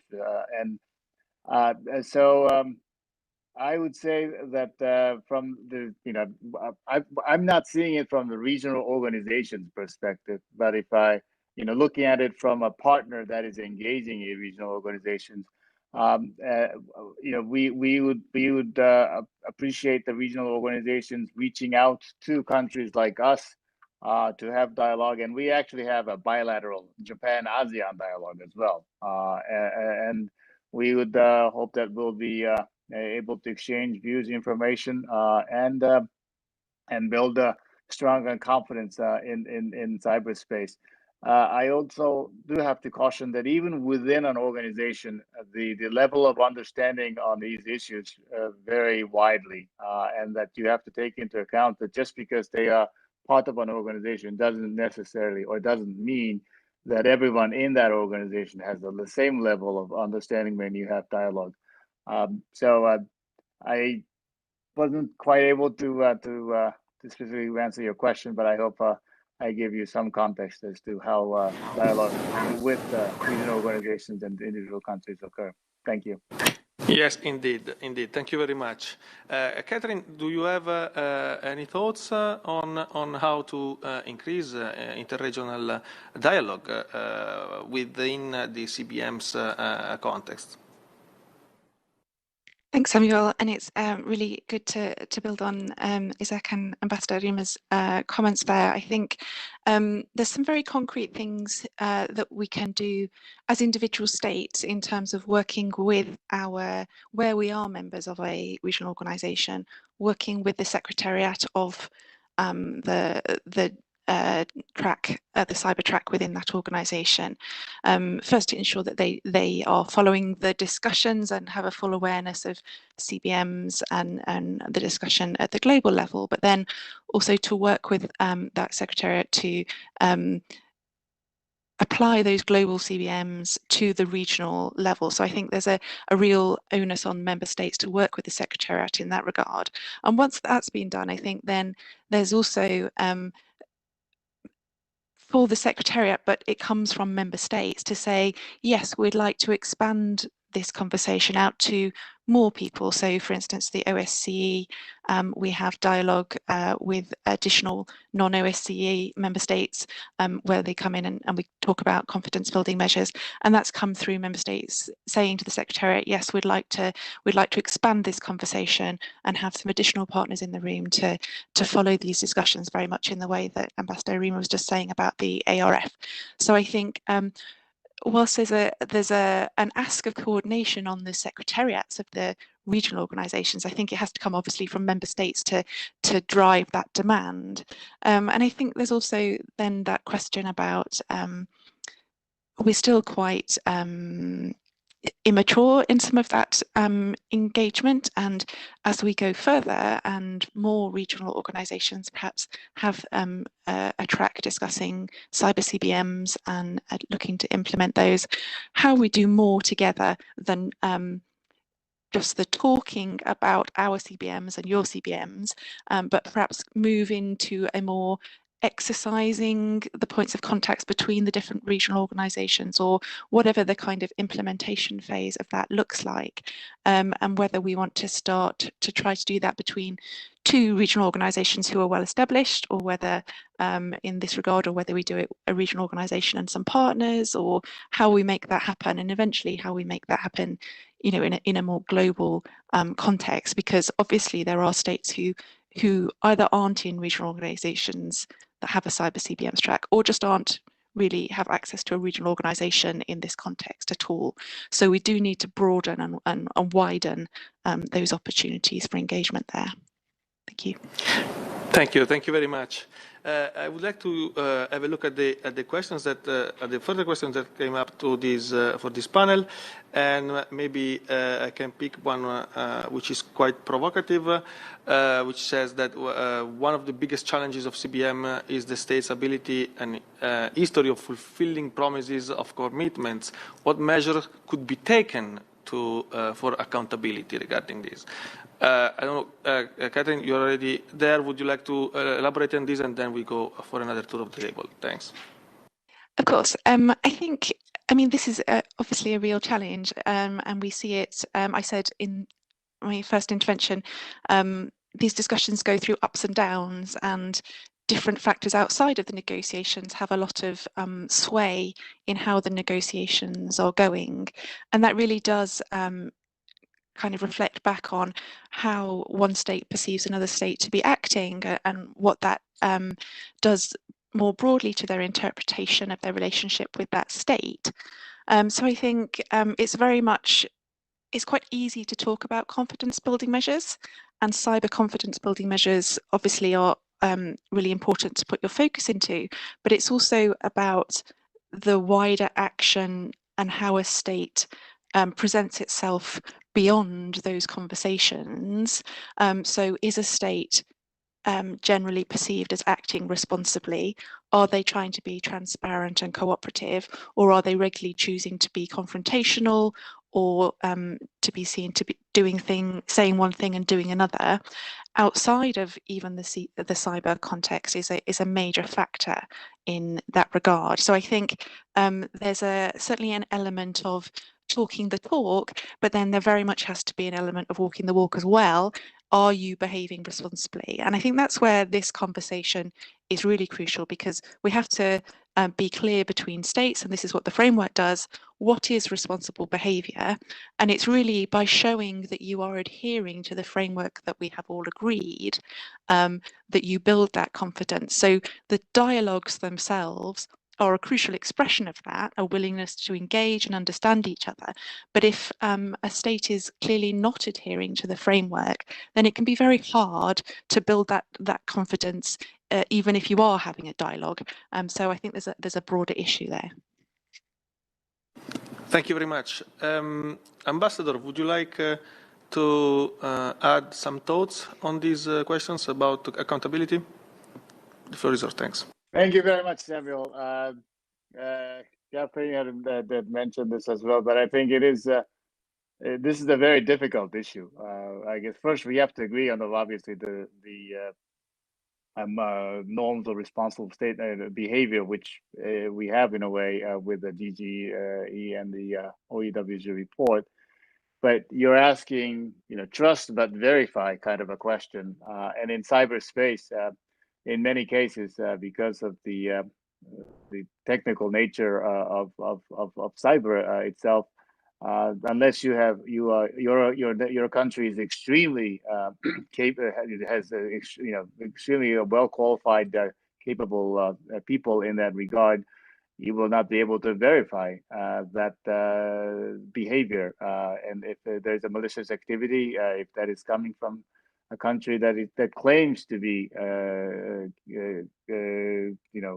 abiding by all the norms, or if it's coming from someone who's not saying that.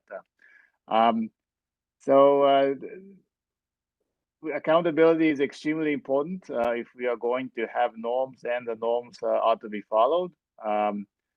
At the same time,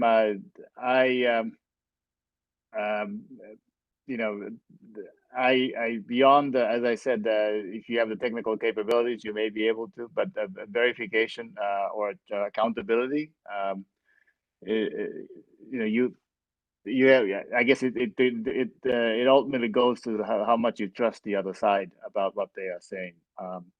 But accountability is extremely important, I think, if we are to ask countries to follow the norms. Thank you. Thank you. Thank you, Ambassador. Isaac, over to you if you have any thoughts on this. Thank you for the opportunity. Just briefly, and I would like to go back to the general idea put on the table by Kaya on the reporting, on the idea of sharing what we have been advancing or what we have been finding that it's impossible to advance. I mean, the obstacles, not only the good news, but also the bad news. These initial ideas on reporting is a way to approach to accountability at an initial step, I will say. Of course, it is challenging all regarding accountability. Of course, it is challenging for the operational side, but also at the discussions, at the UN discussions and regional discussions. But I do believe insisting on the step-by-step process, which actually we are involved, all of us, that perhaps reporting implementation of the framework that we already have, for instance, as Ambassador have said, on the norms, will be key to getting a better approach on accountability and possible standardized common accountability processes, which, by the way, not necessarily is the goal, the general goal, but it will be great to see how in a step-by-step process we can approach to that aim accountability and elements related to accountability. Thanks. Thank you very much, Isaac. We are running short of time. I would just like to give the floor to Kaya for her last thoughts, if she has, about the issue, and then we have to wrap up the panel. Thanks. Great. I'll be super quick. I'll say two things. I think first on the previous question, I think it's also important to think about, how do you bring new actors in, even just government-to-government actors creatively. And I'll actually use an example of what the UK did earlier this week as part of their Commonwealth Cybersecurity Capacity Building Initiative, where they brought together, and we participated as well, they brought together a number of countries across Africa, not necessarily in sort of within the African Union context, but within the Commonwealth context. And it was a capacity building effort, but large parts of the work or the sessions were countries sharing information with each other on what they're doing and how they're doing it. And I'm sure no one thought about it as a confidence building measure at the time, but it is exactly what it was. So I think initiatives like this and examples like this, I think, are also important to keep in mind. On accountability, I would just say, I think we definitely need it, agreed with it. I think what also is needed in this space is increasingly states, bad actors being called out when they are not accountable, and not just in terms of like, you're a bad person, but also just calling out what particular norm was breached as part of the process, or what particular international law or agreement was that they basically were not being accountable to. So I think that will also help over time, deter bad actors, but also build confidence in the ones that that act responsibly. Thank you very much, Kaya. I thank you again, all of you, for joining to this panel and for sharing your thoughts. And we talked a lot. I mean, the focus of the topic of the panel was CBMs, but as we mentioned in several occasions, CBMs are also connected and linked to capabilities. And indeed, the next panel is actually going to focus on capacity building.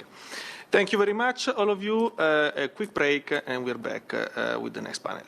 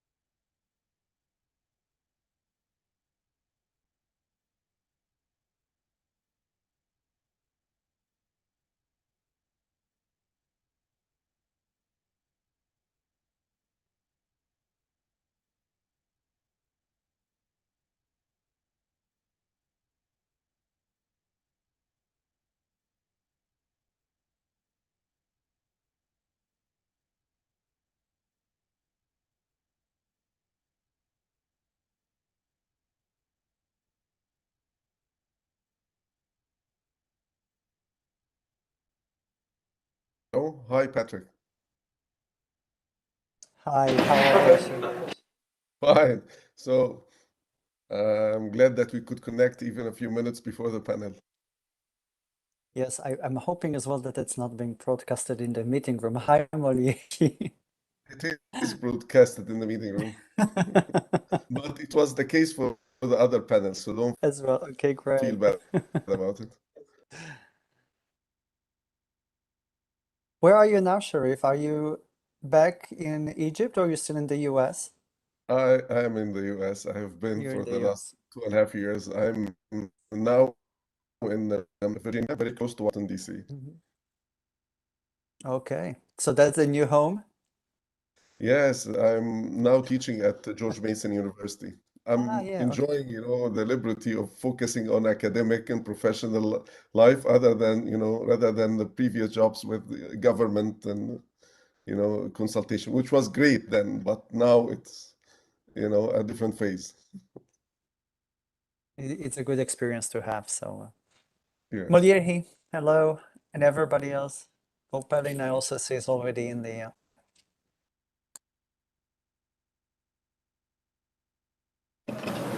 Good afternoon, Molieri. Can you check because I cannot see Caroline so far, so I don't know. She should connect.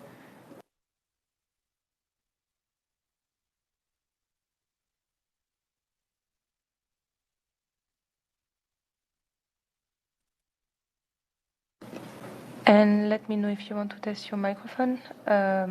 Please feel free to switch it on and Hi. to speak. Hey. Hi, sorry, you hear me now? Yes, it's perfect. All right, thank you.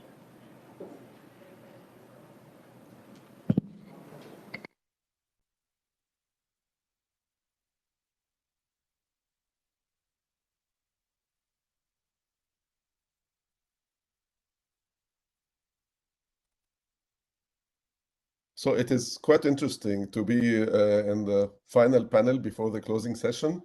And I've seen, every panel would mention capacity building. So I think they are counting on us to wrap this up.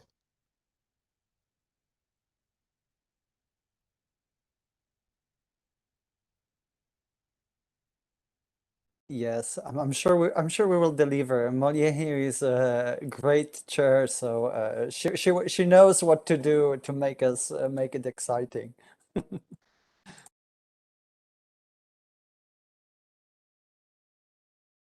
Yeah, I look forward to the discussions.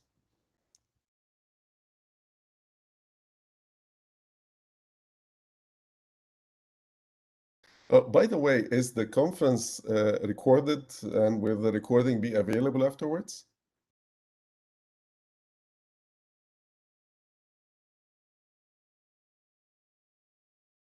Sorry, can you repeat that?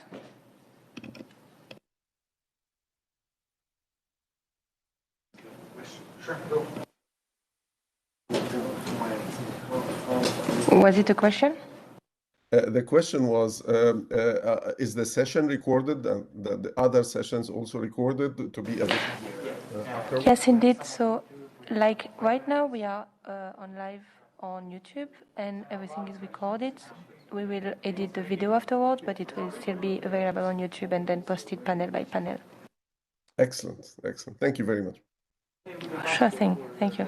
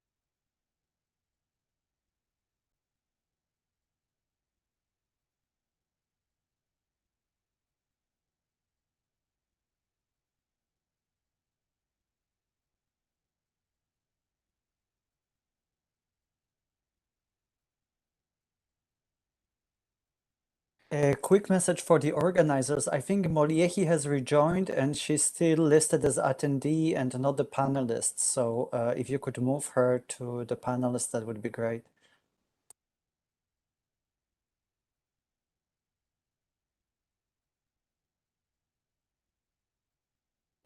Moliehi, it should be fine now. Can you check with Caroline if she's connecting? Thank you. Thanks, Patrick. Can you hear me? Yes, we can, and we can see you as well. Okay, great.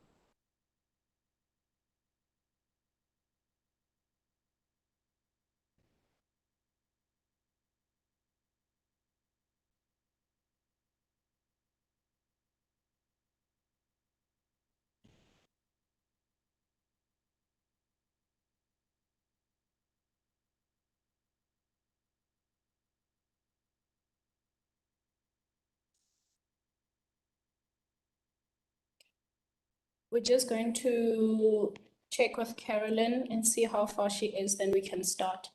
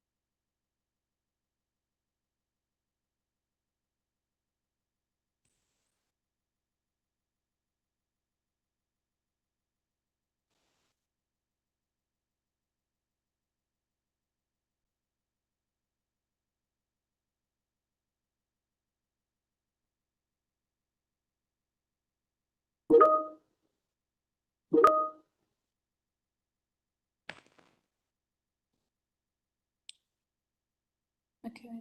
Guys, we're just going to wait for 2 more minutes and then we'll start.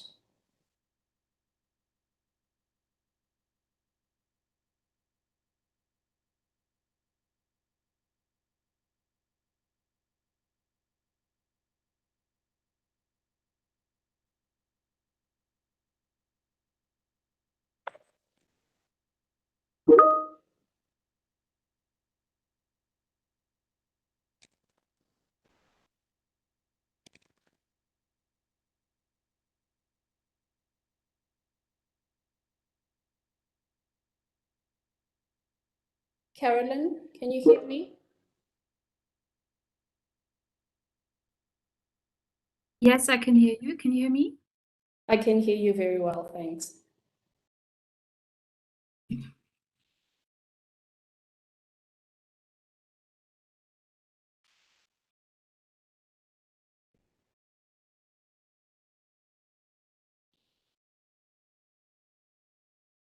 Okay, so we are all here. Okay, good afternoon, good evening, good morning. Thank you to everyone who has decided to stay with us during the Cyber Stability Conference 2021. My name is Mudehi Magumani and I am the moderator for this session. Just quickly, please remember, if you want to ask questions, please use the Slido platform. You can scan the QR code on the screen, or if you're in the room, you already have the details with you. So we are panel 6 of 7 for today on capacity building. And so in preparation for this, I actually went through the report of the open-ended working group and realized that capacity is actually mentioned 34 times, and actually 5 times before we even get to the chapter on capacity building. So on emerging and existing threats, the report indicates that states concluded that threats may be experienced differently by states according to their levels on, amongst others, capacity. On international law, states concluded that there was a need for additional neutral and objective efforts to build capacity in the areas of international law, national legislation, and policy. And further, international law actually has a recommendation. States in a position to do so should continue to support in a neutral and objective manner additional efforts to build capacity. And so this issue has been covered a lot in the open-ended working group consensus report, as well as the chair's summary. And you have also heard it being mentioned quite a bit in the previous panels. So throughout the deliberations of the open-ended working group, states underscored the linkages and synergies between each of the elements of the open-ended working group mandate. International law governs actions, non-binding norms provide additional guidance. And then on capacity building, states say it is an enabler for all states to contribute to increased stability and security globally. But member states have also identified a role for the UN with regards to capacity building, and have then encouraged the UN to continue to play the role in supporting states to raise the profile of capacity building by leveraging its convening power to support greater coordination of the variety of actors active in capacity building. But for today, we are looking at paragraph 57 of the open-ended working group consensus report, which, in addition to all the other areas that were covered, has made what I consider a quite substantive input in stating that capacity building is a reciprocal endeavor, a so-called two-way street in which participants learn from each other and where all sides benefit from the general improvement to global ICT security. And here's the fun bit. The value of South-South, South-North, triangular and regionally focused cooperation was also recalled. Now, these concepts and mechanisms have been embraced in various fields to a greater or larger extent. The question is, how do we operationalize this in the international ICT security space? And we're going to be looking and considering, are the current cyber capacity building trends reflective of the open-ended working group recommendations, including on these mechanisms, or are there gaps? How can the open-ended working group support capacity building? And what lessons are there for the cyber capacity building community as we look forward to a 5-year open-ended working group mandate? For those of you who are also new to these concepts, just a quick recap. Triangular cooperation, that is collaboration in which traditional donor countries and multilateral organizations facilitate South-South initiatives through provision of funding, training, technological systems, etc. South-South cooperation refers to the technical cooperation among developing countries in the global South. It is a tool used by states, international organizations, academics, civil society, and private sector to collaborate. North-South cooperation is a broad framework for development cooperation between the North, the developed countries, and the South, the developing countries, in the political, economic, social, cultural, and technical domains. Lastly, regional cooperation. This refers to the political and institutional mechanisms that countries in a general geographical region devise to find and strengthen common interests. Now, I'm not alone in discussing these things. I am joined by good friends and colleagues. I'm joined by Dr. Sharif Hashem, who is now a professor at George Mason University and a former GGE expert for Egypt. I'm also joined by Vopalin Shovishian, counselor from the Ministry of Foreign Affairs of Thailand. I'm also joined by Carolyn Weiser-Harris from the Global Cybersecurity Capacity Center, University of Oxford, and Patrick Pavlak, Executive Officer from the European Union Institute for Security Studies. Thank you all for joining me, and let's kick it off then. So, Vo, as a former open-ended working group delegate, do you think the current trends in cyber capacity building for countries like Thailand are reflective of what is in the open-ended working group report, or are there other models of cooperation that work better? What in Thailand's view has been your experience? Good afternoon, everyone. Good morning. Here is the night time. It's 10 o'clock at night, so I'll try to stay awake. The open-ended working group recognize different forms of capacity building. It recognizes the value of South-South, South-North, triangular, regionally focused cooperation. But the more important thing is that it also lays down the principles for states to be guided by in the implementation process of the capacity building programs. These principles include process and purpose, and say that capacity building has to be a sustainable process. It's got to have clear purpose. It has to be politically neutral, respect state sovereignty. And also talk about partnerships that partnership has to be demand driven, and it's a shared but differentiated responsibility, and it got to respect confidentiality of national policies. And the OEWG also talk about people, respect human rights and fundamental freedoms, and confidentiality of sensitive freedoms. Of sensitive information. And I believe that each form of cooperation has its distinctive characters. For example, bilateral cooperation, which is probably one of the most common forms of cooperation that we can see. It can be easily executed, and it's a little bit more flexible than others in terms of the area of cooperation, because it only involves two sides. Regional cooperation, on the other hand, involves more parties, like in Thailand, is a part of ASEAN.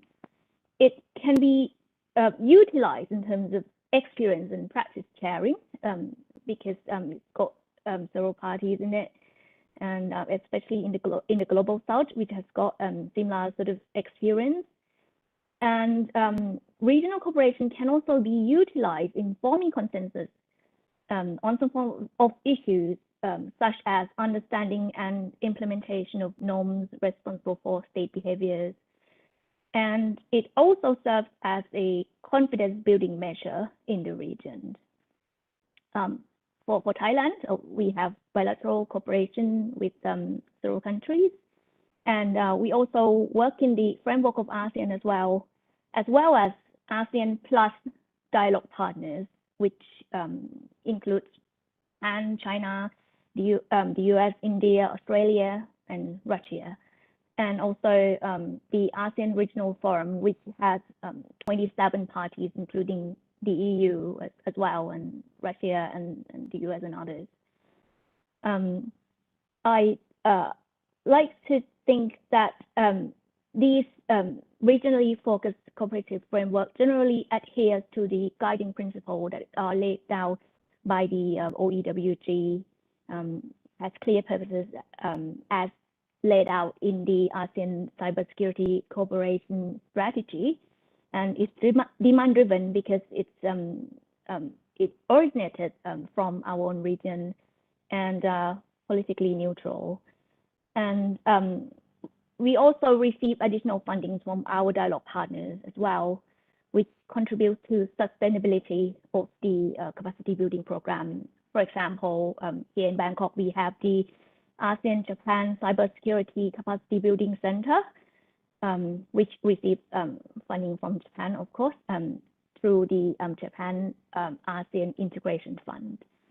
So as you can see, we have different forms of cooperation. I haven't mentioned other forums, for example, the OSCE yet. So there are many types of cooperation that you can see, and this is also growing as well. APEC also touched upon the issues of cyber as well recently. So yeah, the OEWG covers these forms of cooperation, but we should also focus on the principle as well rather than form. Thank you. Thank you so much, Vo. I heard a number of things from there. And so now I'm going to ask Patrick to come in here. So Patrick, you have covered cyber capacity building for years, and your organization has also recently published a report on cyber capacity building trends. Are there any new trends on the different cooperation mechanisms, including the ones highlighted? Vo spoke about the flexibility of bilateral cooperation and also the benefits of the regional. Are there any trends there, or are more trends in terms of principles and not necessarily form, as Vo just said? Great. Thank you very much, Moliehi, for the invitation, and good afternoon, good morning, good evening to everyone. I will address two questions. The one you have asked, but also maybe the initial one about disparity between the open-ended working group report and the findings concerning different trends that we see in cyber capacity. Thank you for mentioning the report. Yes, it's the EOISS has published a report on trends that was commissioned and funded by the European Commission, but I cannot credit any credit for that report. It has been authored by Robert Collette and Naya Barbaliu, who were our experts for that specific assignment.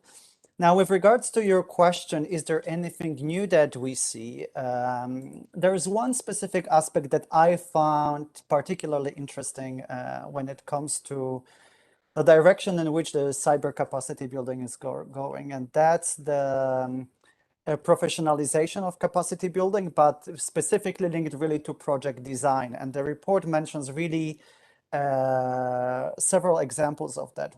The one that I think is particularly relevant when we think about where cyber capacity building is going, and the maybe approach that I find particularly useful when it comes to ensuring sustainability of the cyber capacity building project, especially exactly when you think about North-South, trilateral cooperation and so on, is really this alternative models that are emerging to the conventional approach, which relies on flying in and flying out experts for cyber capacity building.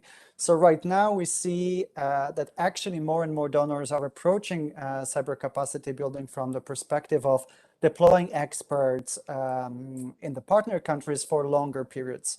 So it's not really this, a 3-day engagement over training, workshop, and so on, but really very often experts are really embedded in the national original structures, and then we have this trust building component really materializing, but also more sustainable transfer of knowledge and expertise.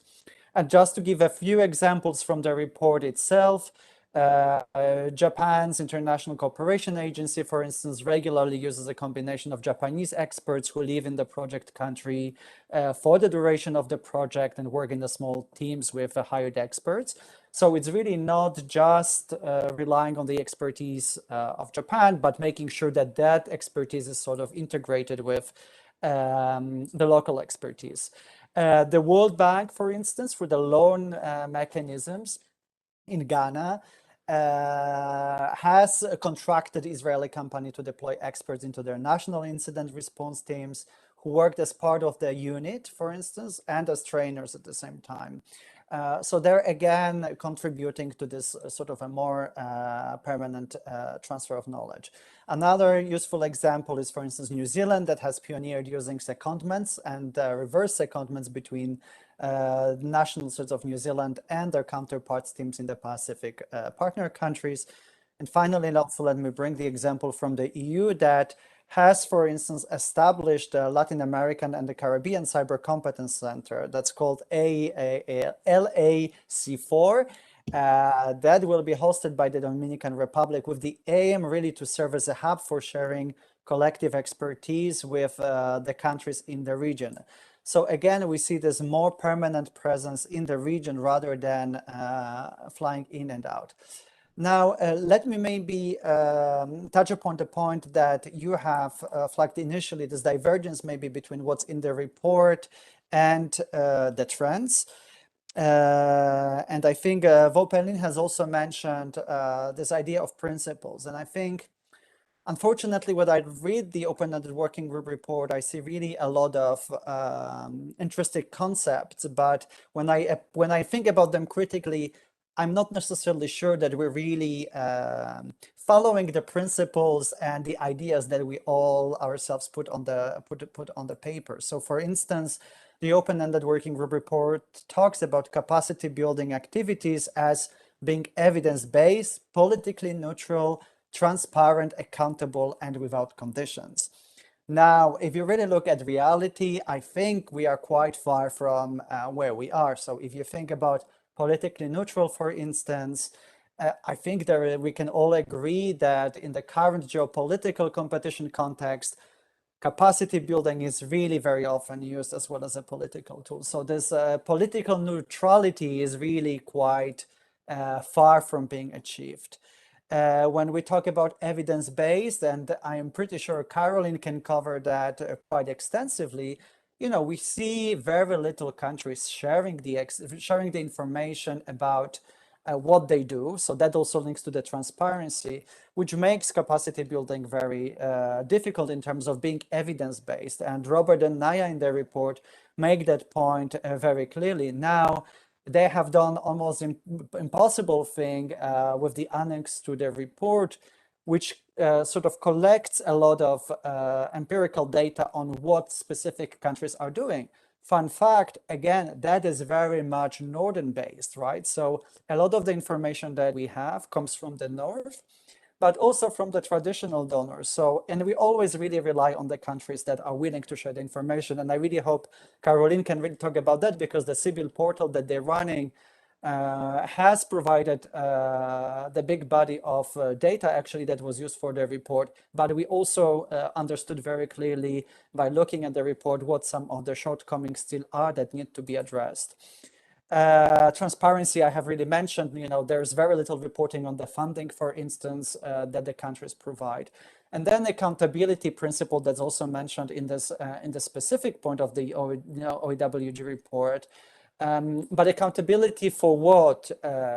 You know, if you really look at capacity building projects, for instance, are we going to start looking at accountability of donors, which might unwillingly be creating some vulnerabilities in the partner countries through the capacity building projects that they're undertaking? So I think that's again something that that we have to look at. And one more point from the report as well, the OEWG report says capacity building should be based on mutual trust, be demand-driven, correspond to nationally identified needs and priorities. Again, I really think that it's more of a wishful thinking rather than something that we observe in reality. If you think about the idea of mutual trust, I'm not really sure that this condition can be met when the recipients and the partner countries do not really have the capacity or the technical tools to verify whether, for instance, technology that's being offered to them can be really trusted, right? So we operate with this assumption of trust, but we also have to acknowledge that the partner countries really do not have the capacity to verify. So in the north, we talk about trust but verify, but in the south, we really hope that the partners will be only relying on trust. And I think that is quite an imbalanced relationship. And there are many more points, but I'm going to stop here and happy to go back to those during the discussion. Thank you so much, Patrick. You have raised quite a number of things, and now as I hand it over to Carolyn, Carolyn, by virtue of the role that you have and the cyber maturity assessment processes, you get into the nitty-gritties of countries that are willing to share with you what they do have. And I know you also have a policy with regards to what you can publish and what you don't openly publish.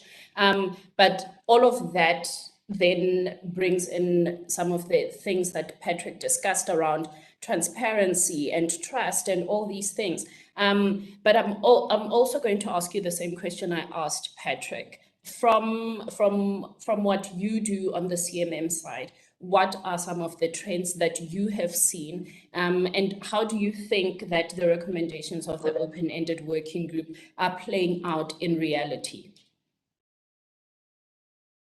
Thank you very much, and thank you also for inviting me to this excellent panel. It's a really interesting discussion.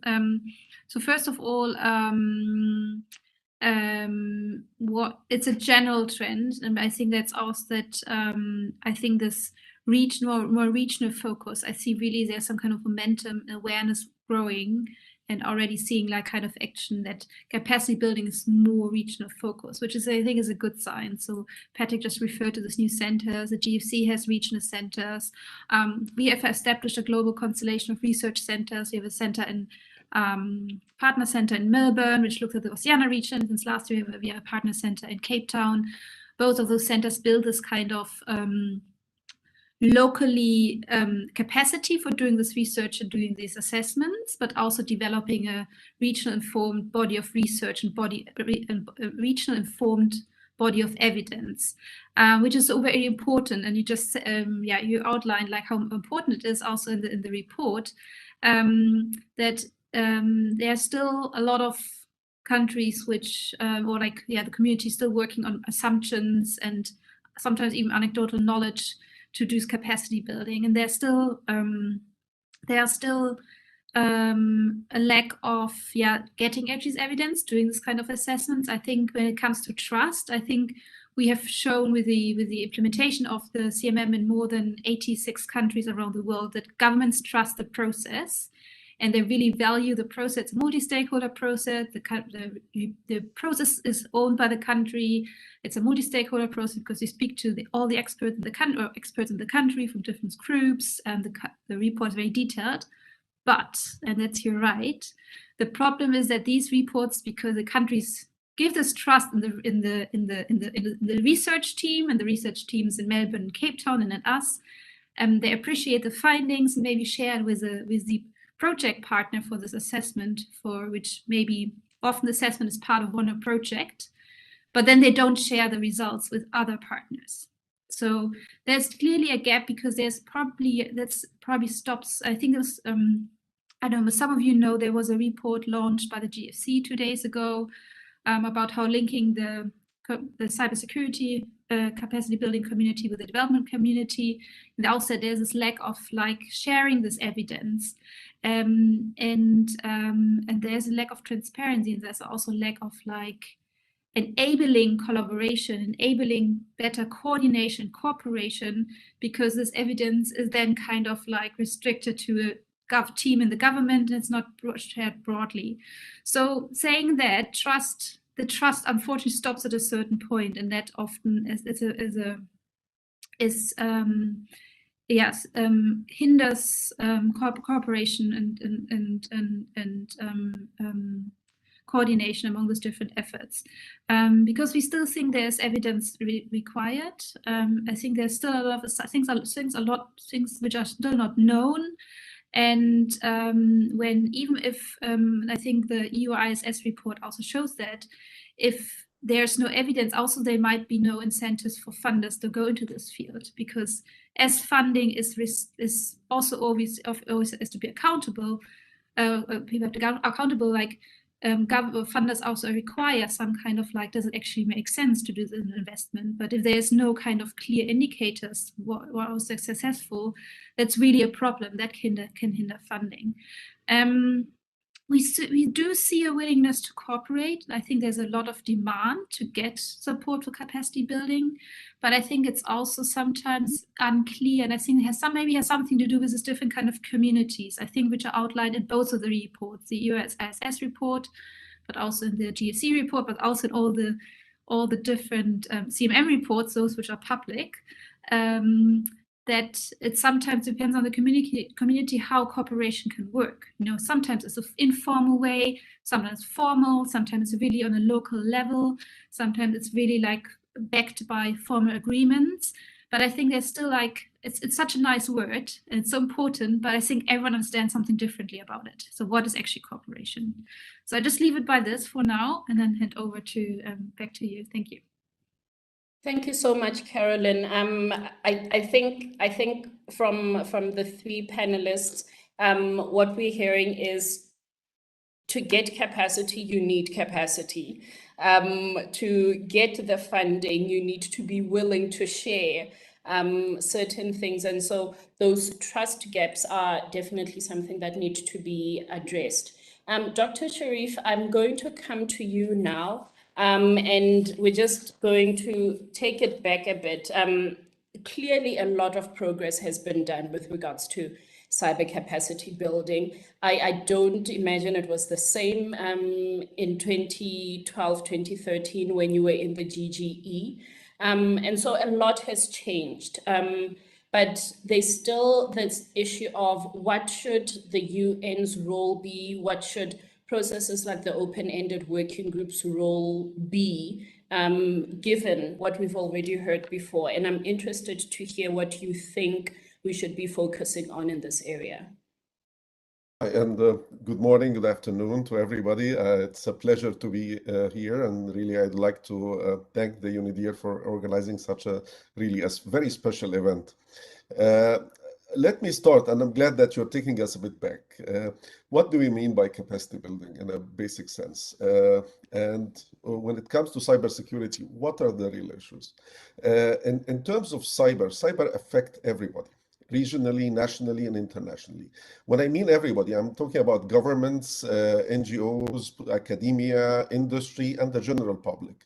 Also, I'm talking about, that it affects all critical sectors in our mind. It's not just about ICT. ICT is critical, but ICT in healthcare, ICT in financial, ICT in transport, you can add. Usually countries would have somewhere between 14 to 16 different sectors. So when it comes to capacity building, you have to realize that it's not just about training professionals, ICT professionals. It has been my experience in my home country and in my involvement with the African Union. I'm a member of the expert group on cybersecurity, and I've been in several groups within the UN over the past 20 years. And internationally, of course, the UNGGE. When people talk about cybersecurity capacity building, they're talking about technical capabilities in most cases. I'm glad since 2012, now we have seen cyber diplomacy and training diplomats, but definitely we need to do a bit more than that. If you want to train somebody in healthcare, you get sent by the technical people working in the healthcare sector. This is good, but I'm Egyptian, so I need to talk about the pyramids. We have pyramids of knowledge that we need to build. At the base, we have to have a solid base among professionals, a solid base among the general practitioners. But how about the top of the pyramid? The advanced, high-level decision makers in different circles. How to train managers to be able to assume the roles and responsibilities when it comes to implementing norms and CBMs.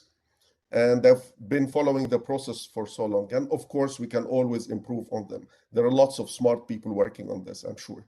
The challenge that we all we all face now at this point in time is, how to make them a reality. When you talk about the responsibilities of states, responsibilities of a private sector, they need to understand, I'm talking about, at all levels, Decision makers. I remember a few years ago, there was a ransomware spreading across the world, WannaCry. The losses due to this ransomware was between $4 to $8 billion. It affected over 100 countries. Among them was, leading countries in Europe, quite mature, very much literate, highly funded. However, in the hospital system within that country, they were still using Windows XP, which was vulnerable. It was attacked. Medical records of patients were encrypted, and the hospital was not able to provide services to citizens.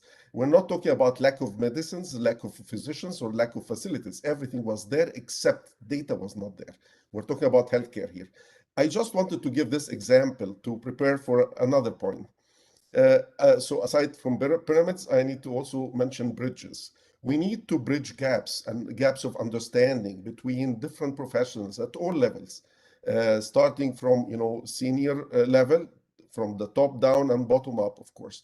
They need to know the roles and responsibilities. If someone is responsible for an operation in a critical sector, in energy production, in transportation, they need to know that down deep, there could be a cyber attack that would cripple that critical sector.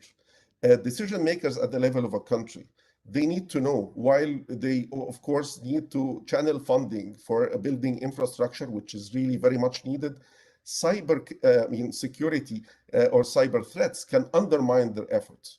So this type of training is missing.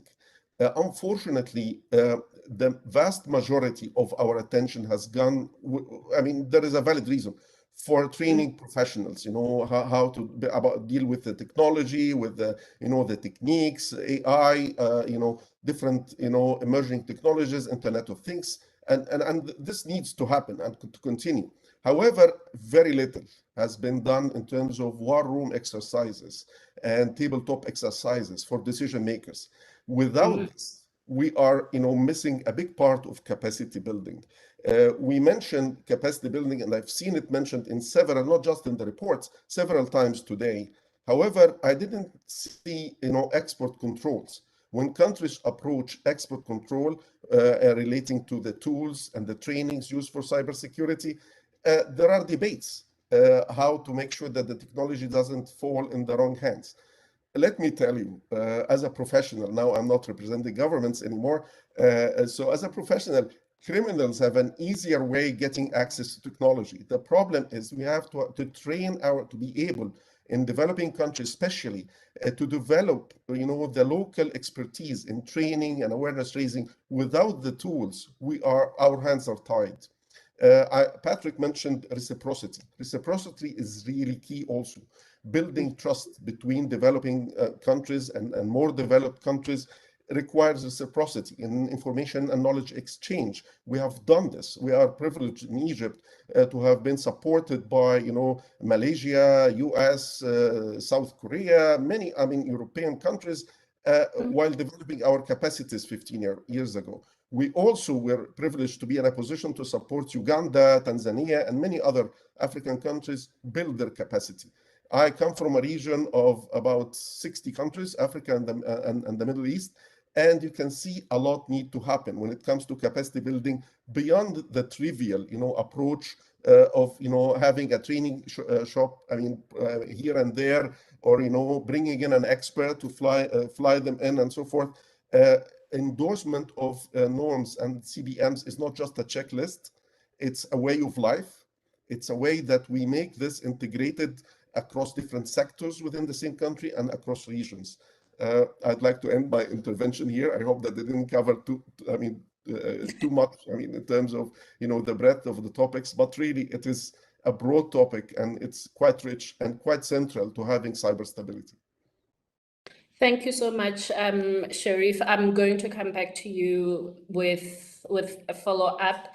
And also, we've got some very interesting questions that I can see now on the slider. But before I get to that question, Vo, I just want to come back to you. What do you think is the role of the UN? What do you think is the role of the open-ended working group to support cyber capacity building? Well, as mentioned earlier, the OEWG's laid down principles of how capacity building should be guided. But that's probably like not the only thing that the UN could contribute to this process. The OEWG/GGE's work, especially in the areas of norms, rules, and principles of responsible state behavior, as well as international law applicable in cyberspace, is really important because these work give guidance to states and regional corporations when it comes to capacity building. Well, ASEAN is one good example.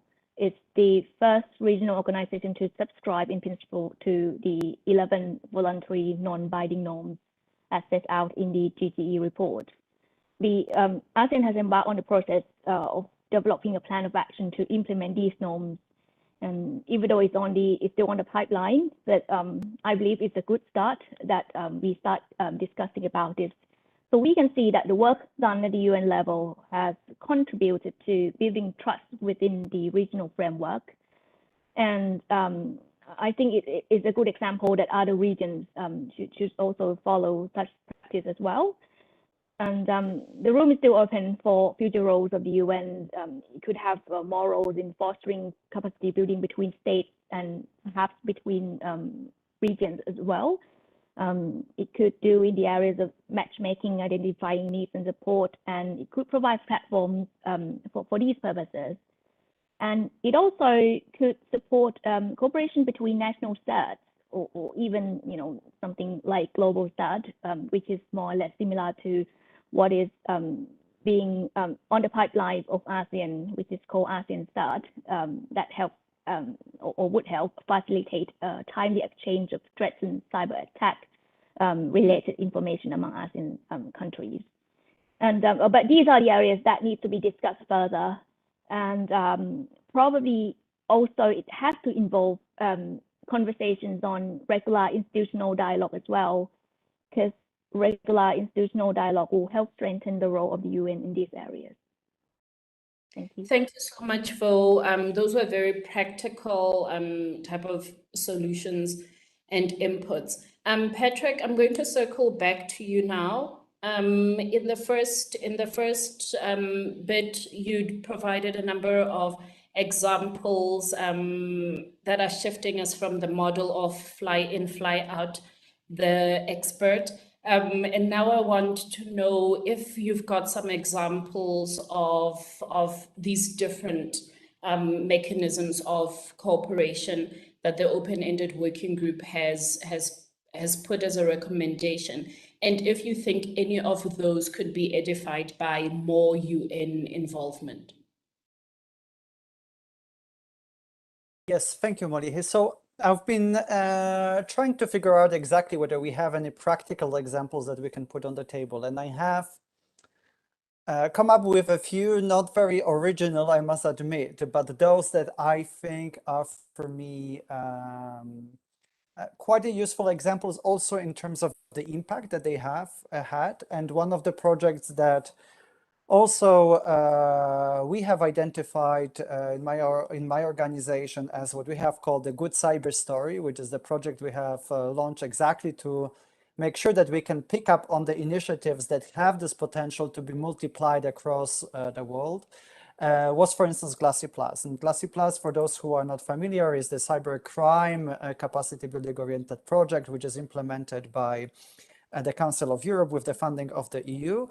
But the big advantage and difference that I see Glassy Plus has compared to other projects, and the reason probably why it's also so successful, is that actually it is very much implemented with the involvement of the partners on the ground, and actually gives them the ownership over some of the initiatives that are implemented as part of a Glassy Plus, really resulting in the South-South cooperation that you have been talking about. So, for instance, you would have representatives of Sri Lanka providing trainings on law enforcement or how to fight cybercrime more effectively to other countries in the region, rather than rely on experts from the global north, let's call it that way.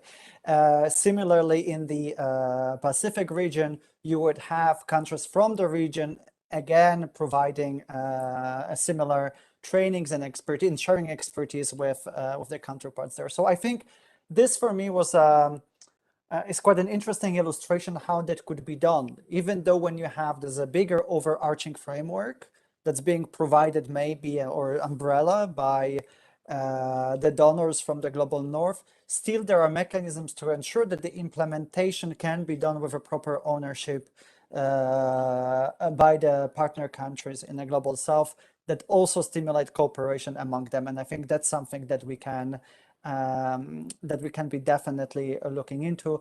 Again, you know, there are many more projects I think that have a potential to become these seeds of South-South cooperation that we should be identifying and promoting. I have mentioned we have started with this global, with the Good Cyber Stories initiative exactly because we believe that there is a potential for that. On the call, I think we have Hari Sufehmi, who is based in Indonesia, works for Mafindo, and they, for instance, have been doing very interesting projects that are linked to countering disinformation. Again, for us, that's one of the initiatives that could really serve as a sort of this core for sharing information about how countering disinformation could be addressed, especially in such difficult context of an island country that has, you know, such a huge territory to cover. But again, it can serve as a very good project to share lessons with others across the region and also globally. So these are a few musings that I would like to share to answer your not very easy question, because actually there are not so many of those projects that already exist. So I think there is a potential, but we really need to maybe accelerate. And why not use open-ended working group, but also the new idea of the program of action that has been floated that wants to have this very practical component of capacity building as a mechanism to leverage those projects that are on the ground. Thank you so much, Patrick. And you know, we've got 5 years in the open-ended working group, so a lot can be done to really put more meat on some of these concepts that we've already started discussing. I'm just going to pivot a bit now and take a question which is really provocative and very interesting to me, at least. Amir says, how can the open-ended working group deal with unilateral digital sanctions as barrier to capacity building? Recognizing non-discriminatory access to capacity building as a norm might help. So 2 things there, unilateral digital sanctions and possibly a new norm on non-discriminatory access to capacity building. Do I have any takers? Patrick? I don't want to monopolize, but I'm happy to take it heads on. So Amir, I mean, the issue is not new. We have seen these proposals already coming up during the previous open-ended working group. Several countries have made the suggestions, Iran, for instance, arguing that indeed states should have this non-discriminatory access to capacity building and that sanctions are the mechanisms that really prevents them from accessing those capacities. Frankly, would I like to live in the world when non-discriminatory access to capacity building on cyber tools is accepted as a norm? No. Also because I see how those tools could be potentially abused. And, you know, we do not have to look far. There are many authoritarian governments around the world who have actually used cyber tools to attack their own population, or have used those tools again to perform malicious activities against other countries. So I think we really have to acknowledge the fact that yes, capacity building at a non-discriminatory nature would be a great idea if everybody subscribed to really play by the rules. However, as we know, because the rules are voluntary and non-binding, many actors actually do not do that. So I would not like to give everybody, let's say, this huge power, but at the same time, not ensure that they will be held accountable whenever they abuse this power, and without having guarantee that they will use this power responsibly. And just to give one example, you know, from the European background, European Union has done digital and cyber capacity building in Burma, Myanmar. You know, we see several years later how those same tools can be potentially abused. So this idea of non-discriminatory and accountability and responsibility, I think, is something that really has to be balanced. But a great topic for discussion in the new open-ended working group, and I'm sure we're going to go back to that because I think it's one of the leftovers from the previous open-ended working group that maybe was not really discussed properly. So these are my reflections. Thank you so much, Patrick, for your reflections. Carolyn, if you have any inputs on this, that would be great. But I also want to ask you one last question regarding the CMM and what, based on what you've learned conducting these CMMs, do you think is the future of the CMM, and how countries can play around with that as a tool to advance and promote some of these principles that came out of the open-ended working group? Thank you. I think we reviewed reviewed the CMM earlier this year in 2021, and one important new addition to the first dimension, which looks at cybersecurity strategy and policy, is actually an international cooperation and the capacity of a country to engage in this international discussions. Something which became obviously much more important and is now an indicator for a country to be mature. And there is a lack of that, and I think that's also probably where and more effort has to go into that countries actually can participate meaningfully in these processes. And in terms of I think that's where the CMM can be really helpful now and also in the future, is for a country to better understand actually what are our capacities and what are our positions of our experts, like what we need to do to actually be more can collaborate more meaningful and also can contribute more meaningful in those processes. I think what we are doing right now and what we're doing more now, it's also because the CMM has been deployed over almost 7 years now, is that countries do reassessments. So then you can see basically what happened within 4 years. Where was capacity built? Maybe which investments made sense, maybe some investments didn't make sense, where maybe projects really were not sustainable, which partnerships which didn't work, and where the country still has a lack to do this. I think that will be it's really important to better understand, not only for the countries, but also for the global community and for the regions, to better understand, okay, what works and what doesn't work, right? I think that was also one of the guiding reasons why the center was actually established. The other thing is, and I think that's becomes more and more important, is to link the CMM closer to national priorities and national development plans. So I think one thing where countries maybe were struggling with, they got the results from the CMM and they got a whole set of recommendations, because CMM has about almost 800 indicators. There's always a large set of recommendations, but it's often difficult or challenge for countries to actually do which of those recommendations do we implement first. And our plan is, and that's why we hope to help countries in regards those who are planning to, for instance, to go into smart cities, those who have development plans in terms of digital access, financial inclusion, that those recommendations are rather linked to those priorities. And we are working on our approach right now to do that and be more precise. It's like, okay, this is like the big picture of your gaps. And to reach the objectives of your development plan, this is the areas where we should build cybersecurity capacity. I think the other thing is definitely what I said earlier.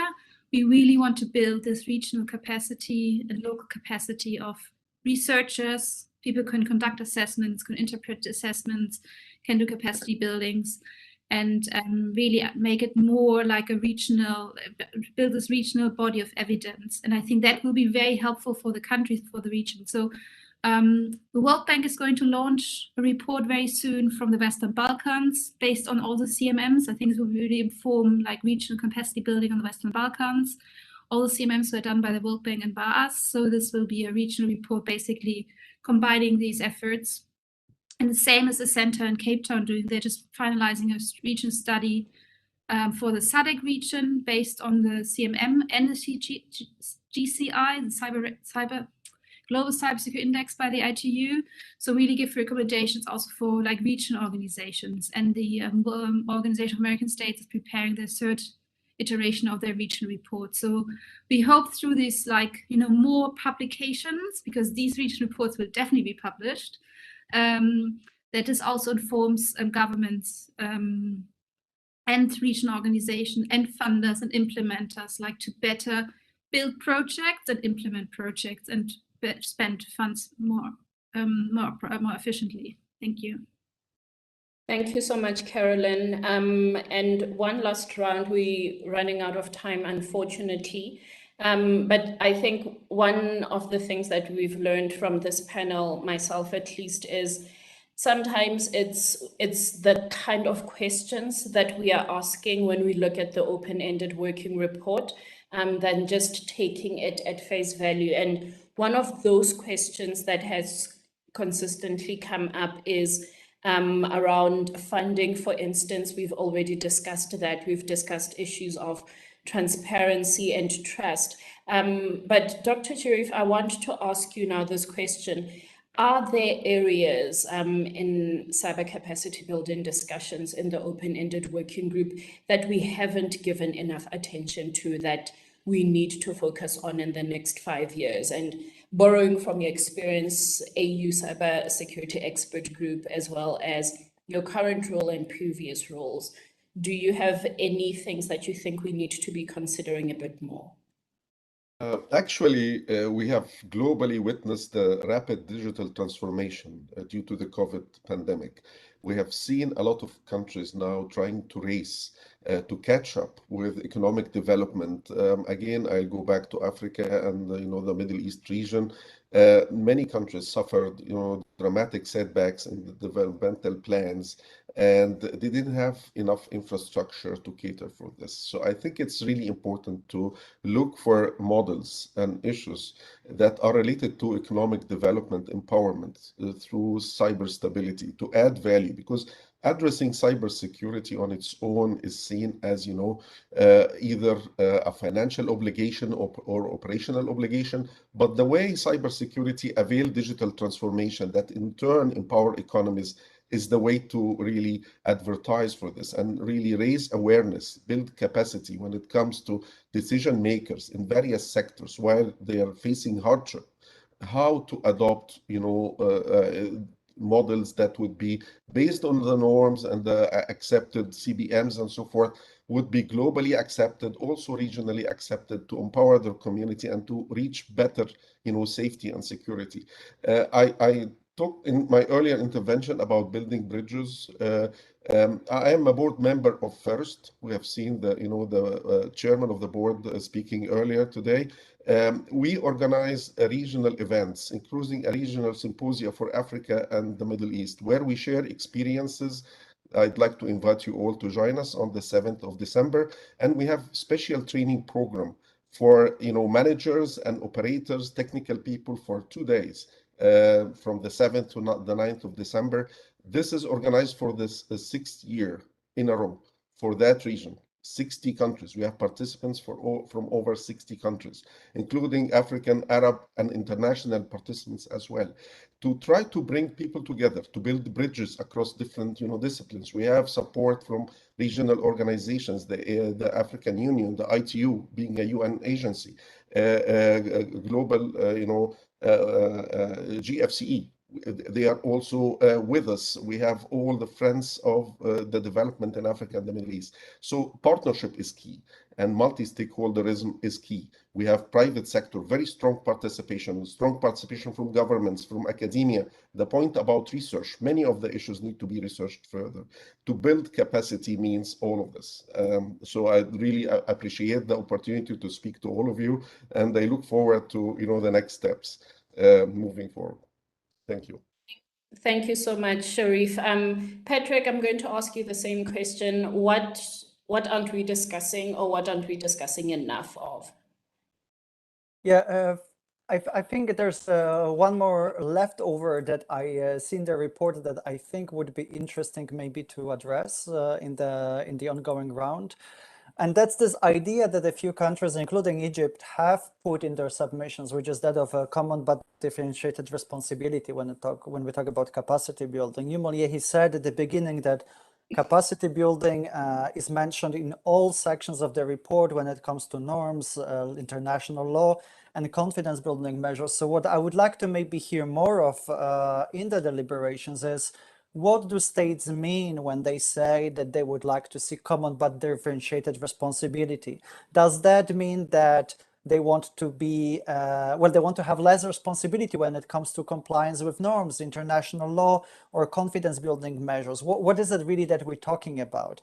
And I think there are different approaches to that question, but we have not, again, discussed that properly. It was mentioned in a few submissions to the OEWG, and I think that's, again, an issue that, at least from my perspective, would be interesting to address. Thank you. Thank you so much, Patrick. CBDR, right? I'm also going to be looking forward to that discussion, and maybe that's another opportunity to build a bridge with another community that has been dealing with CBDR for a while. Vo, before I let you go, what do you think we need to discuss more of in the next open-ended working group? Next open-ended working group framework will be 5 years. So I think we need to move on from what we have already discussed earlier into the way forward and discuss the next step. And as you can see, we clearly lack much cooperation on capacity building at the international level. And I think that's something that we should focus more on. And also, I think the OEWG didn't really pay much attention to the involvement of the private sector, not only as the recipients of the capacity building, but also what the private sector and how they can contribute to the process, especially in developing countries. Thank you. Thank you so much, Vo. In a minute, Carolyn, what do you think we need to discuss more of?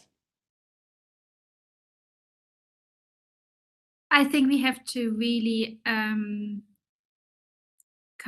discuss what cooperation really means. What does it mean for different kind of communities, and what can be really the practical implication of that. So this touches coordination, that touches building trust, that touches building relationships, and it really touches like on building, and I think that's what Patrick said earlier, professionalizing the different departments, agencies, etc. So people have the skills and the knowledge actually to do that. Thank you so much. And with that, I would just like to say thank you to all the panelists. And we are going to break now. Please stay tuned for the next and final panel. Thank you so much. Bye-bye. Thank you. Bye. Thank you. Bye.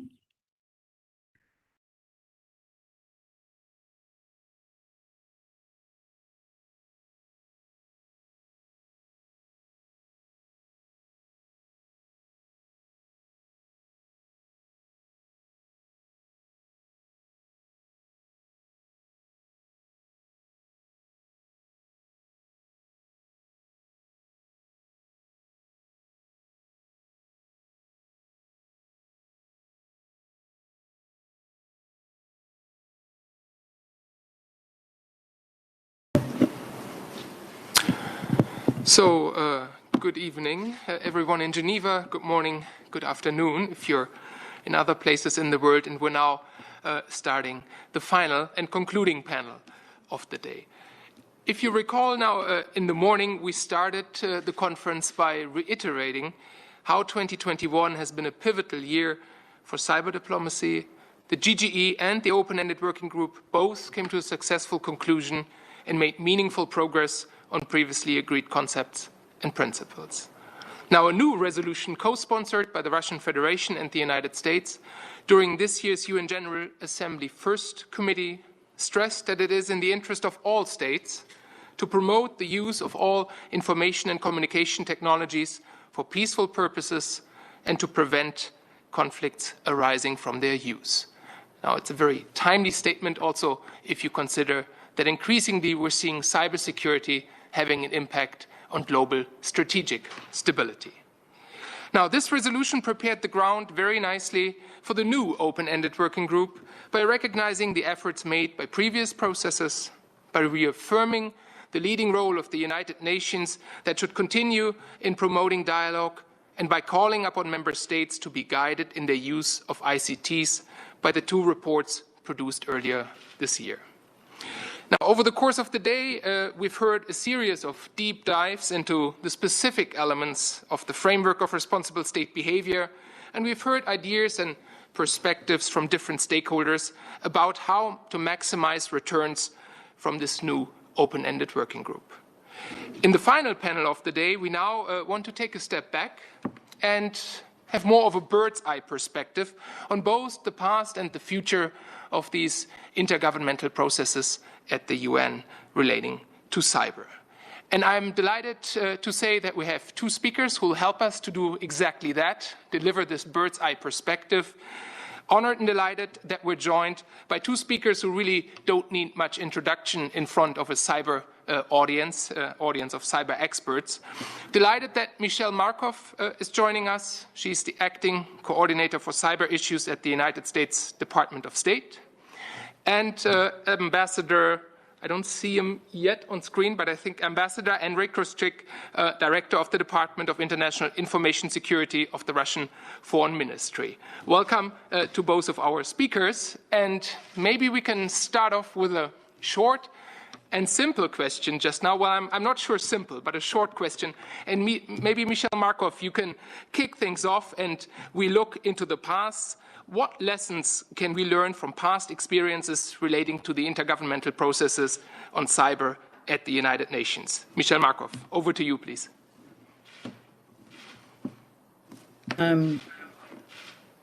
Well, what we can learn is that what we do on cyberspace in any multilateral context is often highly dependent on the larger security environment that we live in.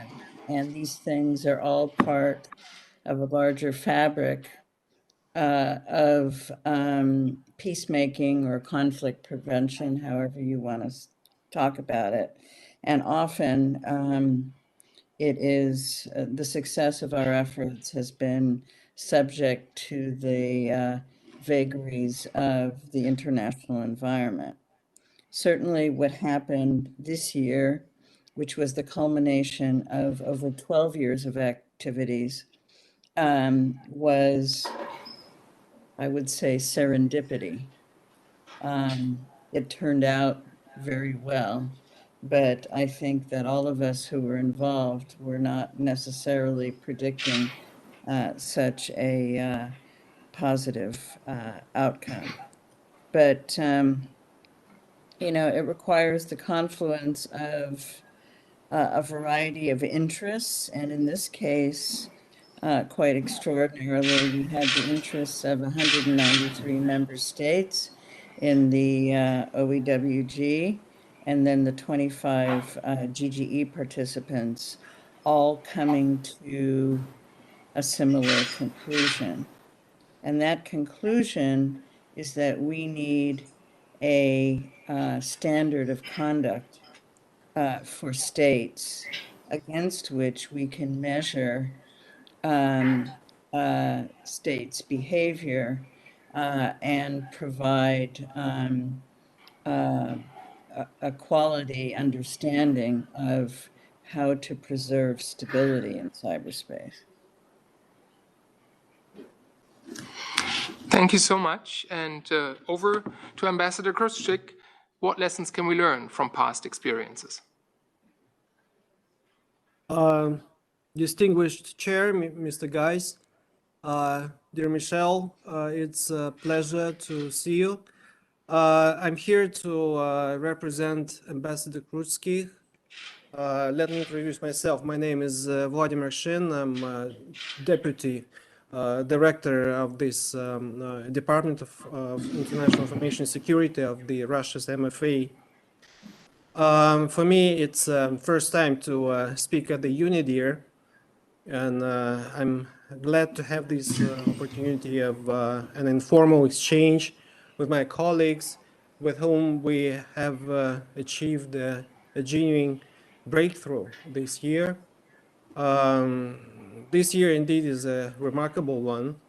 I would call it a record year in the global discussion on issues of ICT security.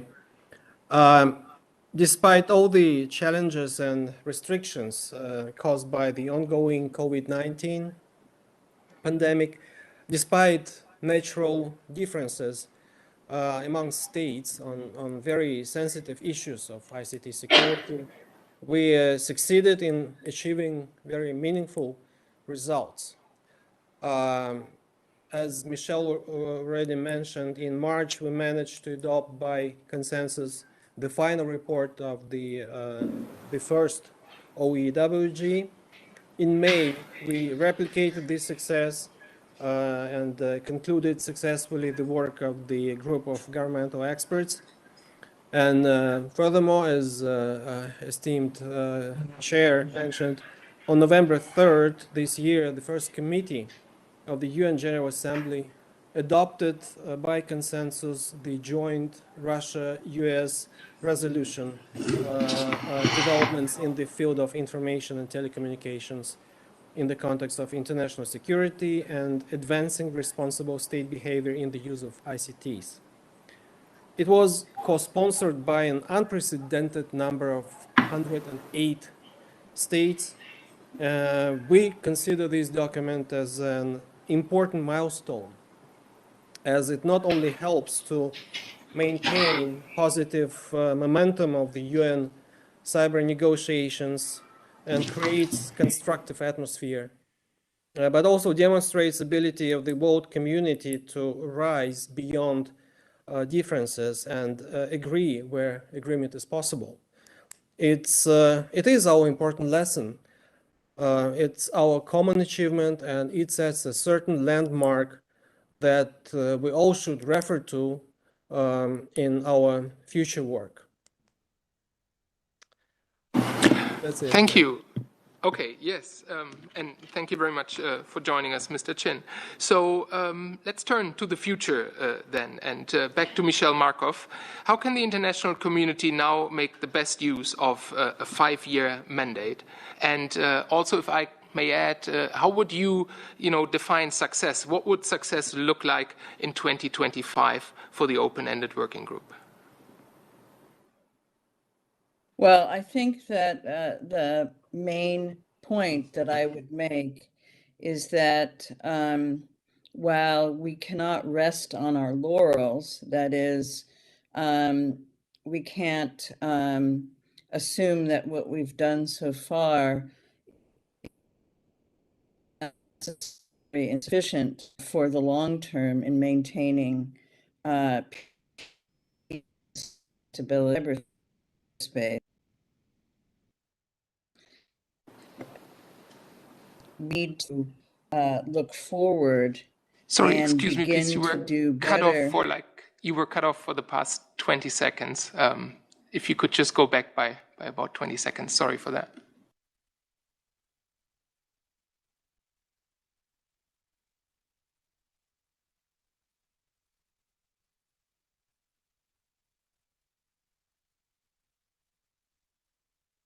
Can you hear me now? Yes, we can. Yeah. Okay, I'm sorry about that. I have very spotty computer signal out here in the Shenandoah Valley of Virginia, where I am right now. So what I was trying to say is that we need to look to the future. What we've achieved in the past is extremely important and provides a foundation for us in the ultimate task of maintaining peace and international stability. But we need to do better at anticipating the challenges as they are emerging. This technology that we're talking about, ICTs, has been revolutionary, not evolutionary. and we've done a good job at trying to describe the threats and the implications for all of our national security by the emergence of these technologies and their use by states and, in fact, non-state actors.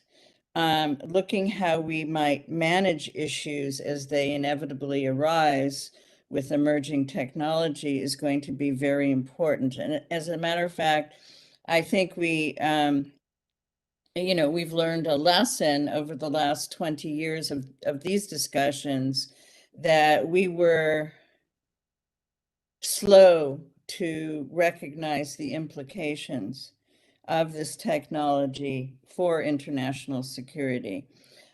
So I think if we work together to look to the future, focusing as we have, quite importantly, not on the technologies themselves, but on the effects that they may have on humankind and how we can mitigate any destructive or disruptive effects, I think that's what success looks like over the next few years.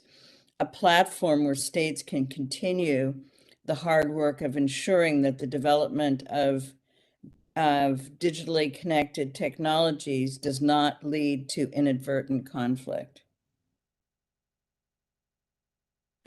Thank you very much. And now the connection was stable. This was all loud and clear. And I fully agree. We must not rest on our laurels. And then I also personally think that, developing this capacity to anticipate future challenges, convergence effects between the different digital technologies, that's something that will be important going forward, especially now that we're going to see an exponential application of these technologies. And over to you, Mr. Chin, the Russian perspective on the best use of a 5-year mandate and what might define success in 2025. The floor is yours. Thank you. Well, Mr. Geis, I don't think that we have to wait until 2025. In fact, it was a proposal made by the chair of this group, Ambassador Burhan Ghafour.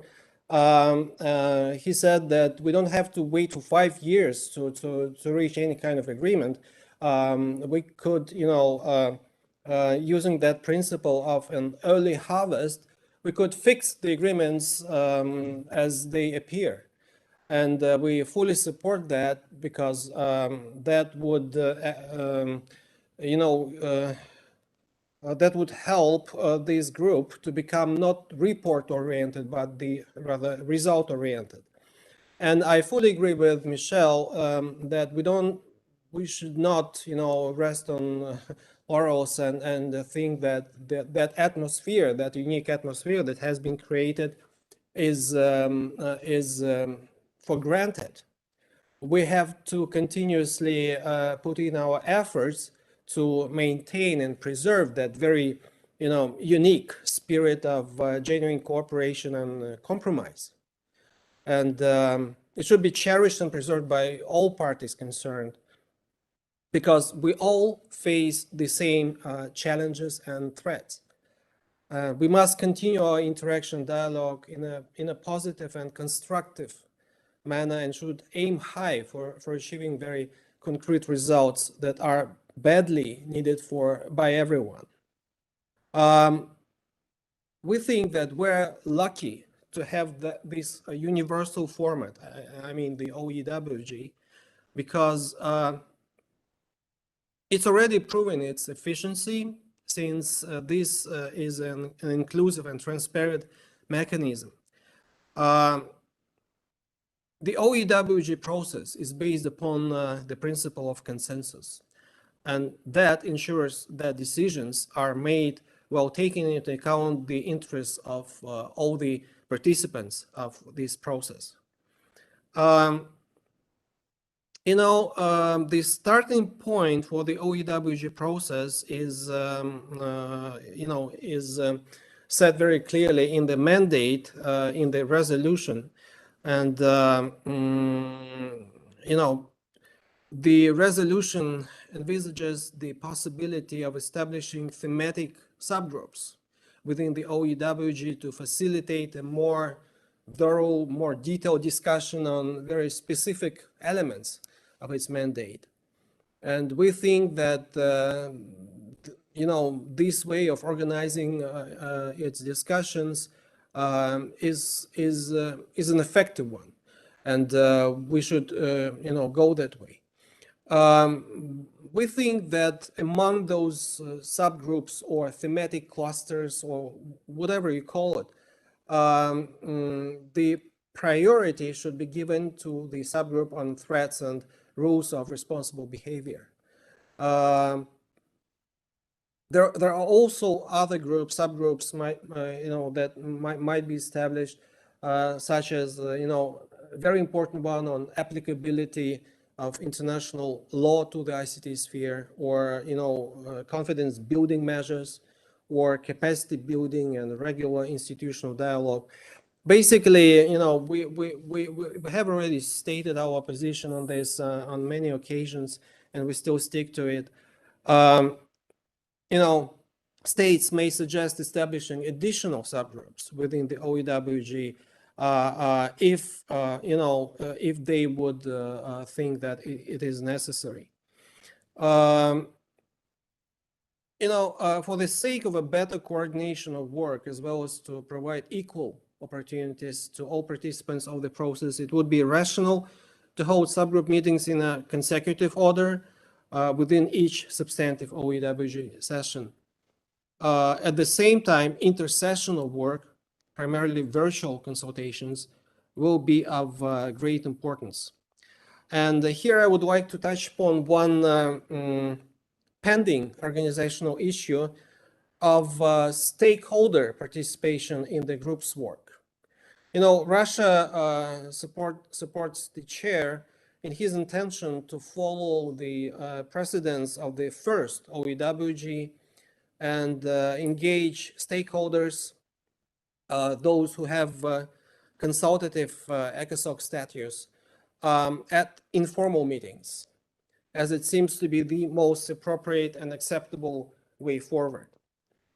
However, at the same time, we cannot ignore signals that are coming from other members of international community that they wish to see a broader stakeholder engagement. We feel that this issue has to be addressed somehow, and as one of the options, we would suggest considering the following. Why not UNIDIR takes up this role of an intermediary of this process? What I mean is dialogue between the states and the stakeholders, non-state actors. As you might remember, the resolution 75-40 reads that the open-ended working group may decide to interact as appropriate with other interested parties, including businesses, non-governmental organizations, and academia. So it means that the OEWG process is a state-driven process. States are main actors, and the stakeholders, they, what should I say? They supplement, they add up to the state discussions. But at the same time, if we think about it in greater details, what states are discussing and what they're agreeing upon finally would have the goal to accommodate the needs of those stakeholders as well. So preferably there should be some kind of interactive dialogue between those two components of this one process. And we think that any possibility for accommodating such dialogue should be considered. And we think that UNIDIR, it would be natural and logical to assume that UNIDIR could, assume a greater role in this process and act as a an interface, if we use the ICT language, between those two parts. Thank you. Thank you very much, and also for your suggestions and proposal to UNIDIR, which of course we'll be happy to consider. But I would like to, maybe on a substantive question, go a little deeper now. So we've looked at the past. We clearly have looked at the 5-year mandate and what might happen there. But let's turn to a substantive issue: vulnerability of critical infrastructure. And of course, the first committee resolution that your two governments co-sponsored emphasized concerns over the vulnerability of critical infrastructure to malicious cyber activities. Now, my question is, in addition to promoting adherence to the norm that calls for states not to conduct, not to support malicious acts against critical infrastructure, what else can be done to tackle these concerns and to reinforce the resilience of critical infrastructure? Michel Markov, over to you, please. Well, thank you. Obviously, critical infrastructure issues were a key part of our considerations in the recent GGE report. And as the report says, ICT activity that intentionally damages critical infrastructure or otherwise impairs the use and operation of critical infrastructure to provide services to the public can have cascading domestic, regional, and global effects. And the focus is such because such activity poses an elevated risk of harm to the population and indeed can be escalatory, possibly leading to conflict. So that risk is why several of the norms in the GGE and OEWG reports refer to the implications for the protection of critical infrastructure. The norm 13G says that states should take appropriate measures to protect their critical infrastructure from ICT threats. And here in the United States, we've taken this commitment quite seriously, including adding $2 billion in new funding for cybersecurity improvements for state and local governments and for critical infrastructure sectors, ranging from electric grids to transportation infrastructures to public sector services.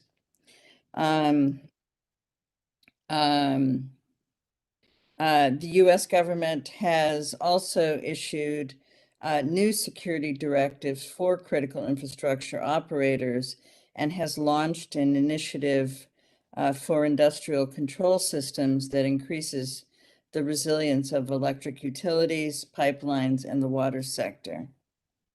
Norm 13H says that states should respond to appropriate requests for assistance by another state whose critical infrastructure is subject to malicious ICT acts, and states should also respond to appropriate requests to mitigate such malicious ICT activities aimed at the critical infrastructure of another state emanating from their territory.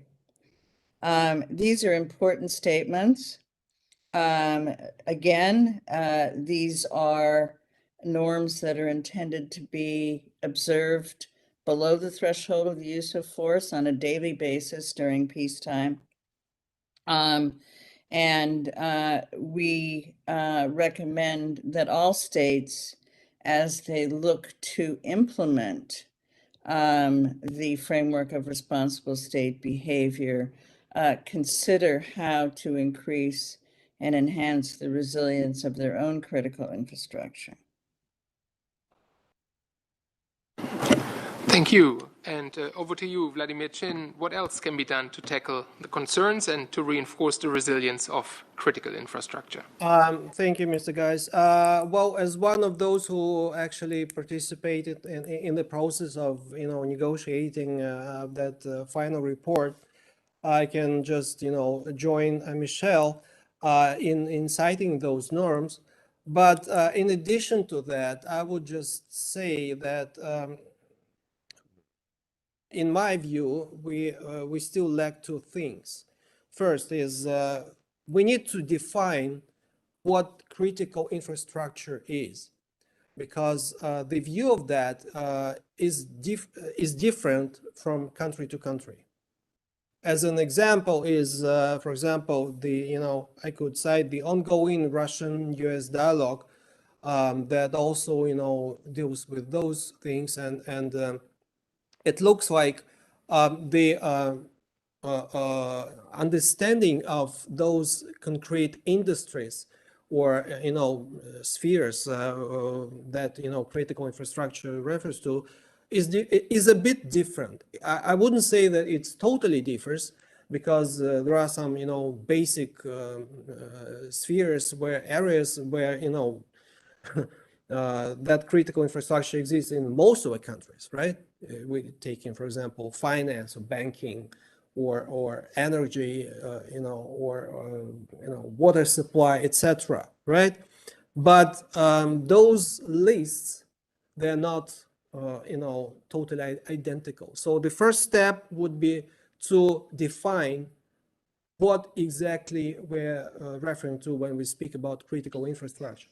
And secondly, of course, until those norms are recommended, there wouldn't be actually, what should I say, there wouldn't be an obligation to stick to those norms. And that is a very big problem in our view. We think that if we really want to find solutions for numerous threats and challenges that arise almost every day, we need to make it an obligation, make it a taboo to attack those branches of critical infrastructure.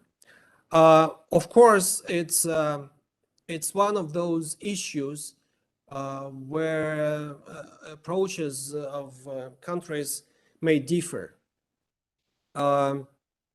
They might look at it from different angles, put different emphases. But in our view, it is one of those areas of the discussion where reaching some kind of understanding and compromise is possible. So we really hope that the discussion on this issue of securing critical infrastructure would be launched or continued within the new OEWG. Thank you. Thank you. And I'm please, sorry. Michelle, come in. Yes. Could I respond to a little bit of that? I mean, it's not my intention to litigate the OEWG in this forum today, but I would like to comment on a couple of statements that Vladimir made. One, I disagree that we need to come to absolute agreement on what is a critical infrastructure on some common list.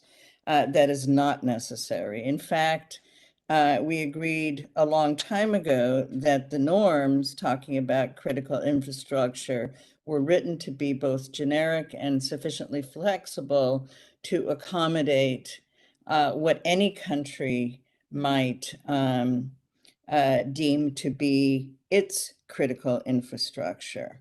The point is that making that list for that country transparent and understandable is a key to observing any of these norms. Secondly, the point that these norms, which are indeed voluntary and non-binding, have now been repeatedly affirmed by now all states at a political level. And I find it very concerning that political obligations that are undertaken and affirmed in the UN General Assembly and repeatedly multilaterally are not considered to have value unless they're codified in a treaty. And why would we trust observance under a codification if we can't trust the word of a nation to observe something that they have signed on to? So I think we are far away from codification of any of these norms if that's what it takes to get states to live up to what are political obligations. Certainly between the US and Russia, we have a history of undertaking political obligations that have been diligently observed. And I would suggest that we ought to start there and develop a history of practice of observance of these norms that we have all universally now undertaken. And if they merit it by the actions of all states, ultimately a codification may or may not be useful. At this point, I think we have to look at how the technology continues to change. And I would like to refer also to Vladimir's comments about how the OEWG should proceed. I, again, don't intend to litigate that here, but this notion that there should be a series of thematic groups, of which I presume there would be small subsets of nations participating, even if they were consecutive, leads to me back to the criticism that was made of the GGE. Why should any small group of states be the ones to discuss and determine what any changes or new rules, norms, or principles should be, or international law? There is no way, I think, to get from what is advertised as a totally inclusive process to small groups of states working in thematic groups. But, you know, that's a subject for another day. But it all goes to show that our ability to achieve consensus over time really does depend on goodwill, the environment, and the ability to step back, make compromises, and understand that we have common objectives in reducing the prospect that there will be conflict among states based on this technology. So thank you. Mr. Geis, may I make a remark on Michelle's remark? Please, yeah, we can have one more reaction, I would say, to this one. Then I'm just looking at the watch, but please do. Right. Okay. As for the thematic subgroups, thematic, in our understanding, means that those subgroups would be open for anyone, for all the members of this process. It's just that the discussion would be organized in thematic way, so that on one day states could discuss problems of law applicability. On the other day, the same amount of countries, 193 countries, would discuss something different. And as for the critical infrastructure, as like I mentioned, there are different opinions, different approaches to this very important issue. And the variety of views is so broad. You've just witnessed the approximate range of those differences. It only it only confirms the fact that there would be much food for thought and discussions within the OEWG. And we are ready for that, and we welcome those discussions. Thank you. Thank you both for your reactions and clarifications there. And before concluding, can we maybe touch on one more hot potato? Well, not sure it's a hot potato, but let's see. Cyberspace, there's a lot going on in cyberspace and around it. So the first committee of resolution highlights the necessity also of preventing the use of information resources or technologies for criminal and terrorist purposes. And of course, very rightly so. Now, COVID permitting, in January 2022, and that's going to be just a few weeks after the first substantive session of the open-ended working group, the ad hoc committee established to elaborate a convention on cybercrime will begin its work with a view to submitting a draft convention to the General Assembly in 2023. So my question is, what opportunities and challenges can we expect from the coexistence of these two processes? And maybe this time around, Vladimir Chin, we can start with you, please. Thank you very much. As you know, process, ad hoc committee, well, just like as an OEWG was initiated by Russia, and Russia last summer introduced its vision of the, or actually draft convention that could be used as a starting point for upcoming discussions of the ad hoc committee. Well, in our view, those processes, they efficiently are aimed at something very similar, at providing more security, at fighting with, with all the evil, in ICT sphere. But in my view, yet they are different, and even the fact that the OEWG is held under the auspices of the first committee, Peace and Security Committee, while the ad hoc committee, is held under the aegis of the third committee, which is, legal one. So those are different processes, and they should not be mixed.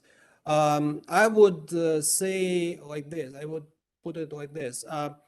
If we, think that those processes are two legs, we should use those two legs while walking toward one goal, That's my vision. Thank you. Thank you. Michelle Markov, please. Well, I agree with Vladimir that they are two separate activities, and we should not conflate them in any way, shape, or form. I think if I were to comment on U.S. Views of the third committee negotiations, we are looking ahead to the first negotiations in January of next year. And in doing so, we will continue to advocate for a focused and human rights respecting UN instrument that provides practical tools for global law enforcement cooperation, while at the same time absolutely protecting human rights and preserving the open, interoperable, secure, and reliable internet we have all used to build our economies. At the same time, the United States continues to strongly support the Budapest Convention on Cybercrime, and we are continuing to support expansion of its membership. As we have long maintained, we should leverage our existing diplomatic tools to the fullest extent.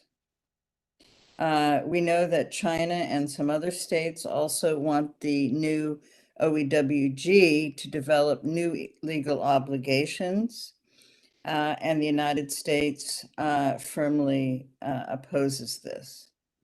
Given that we don't agree on many elements of how existing international applies, we don't understand how such an endeavor would be productive. Thank you.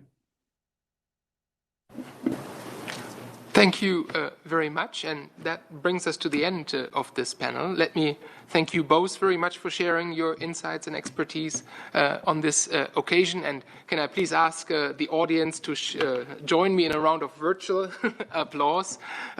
Thank you very much. It was a great pleasure, honor to have you both.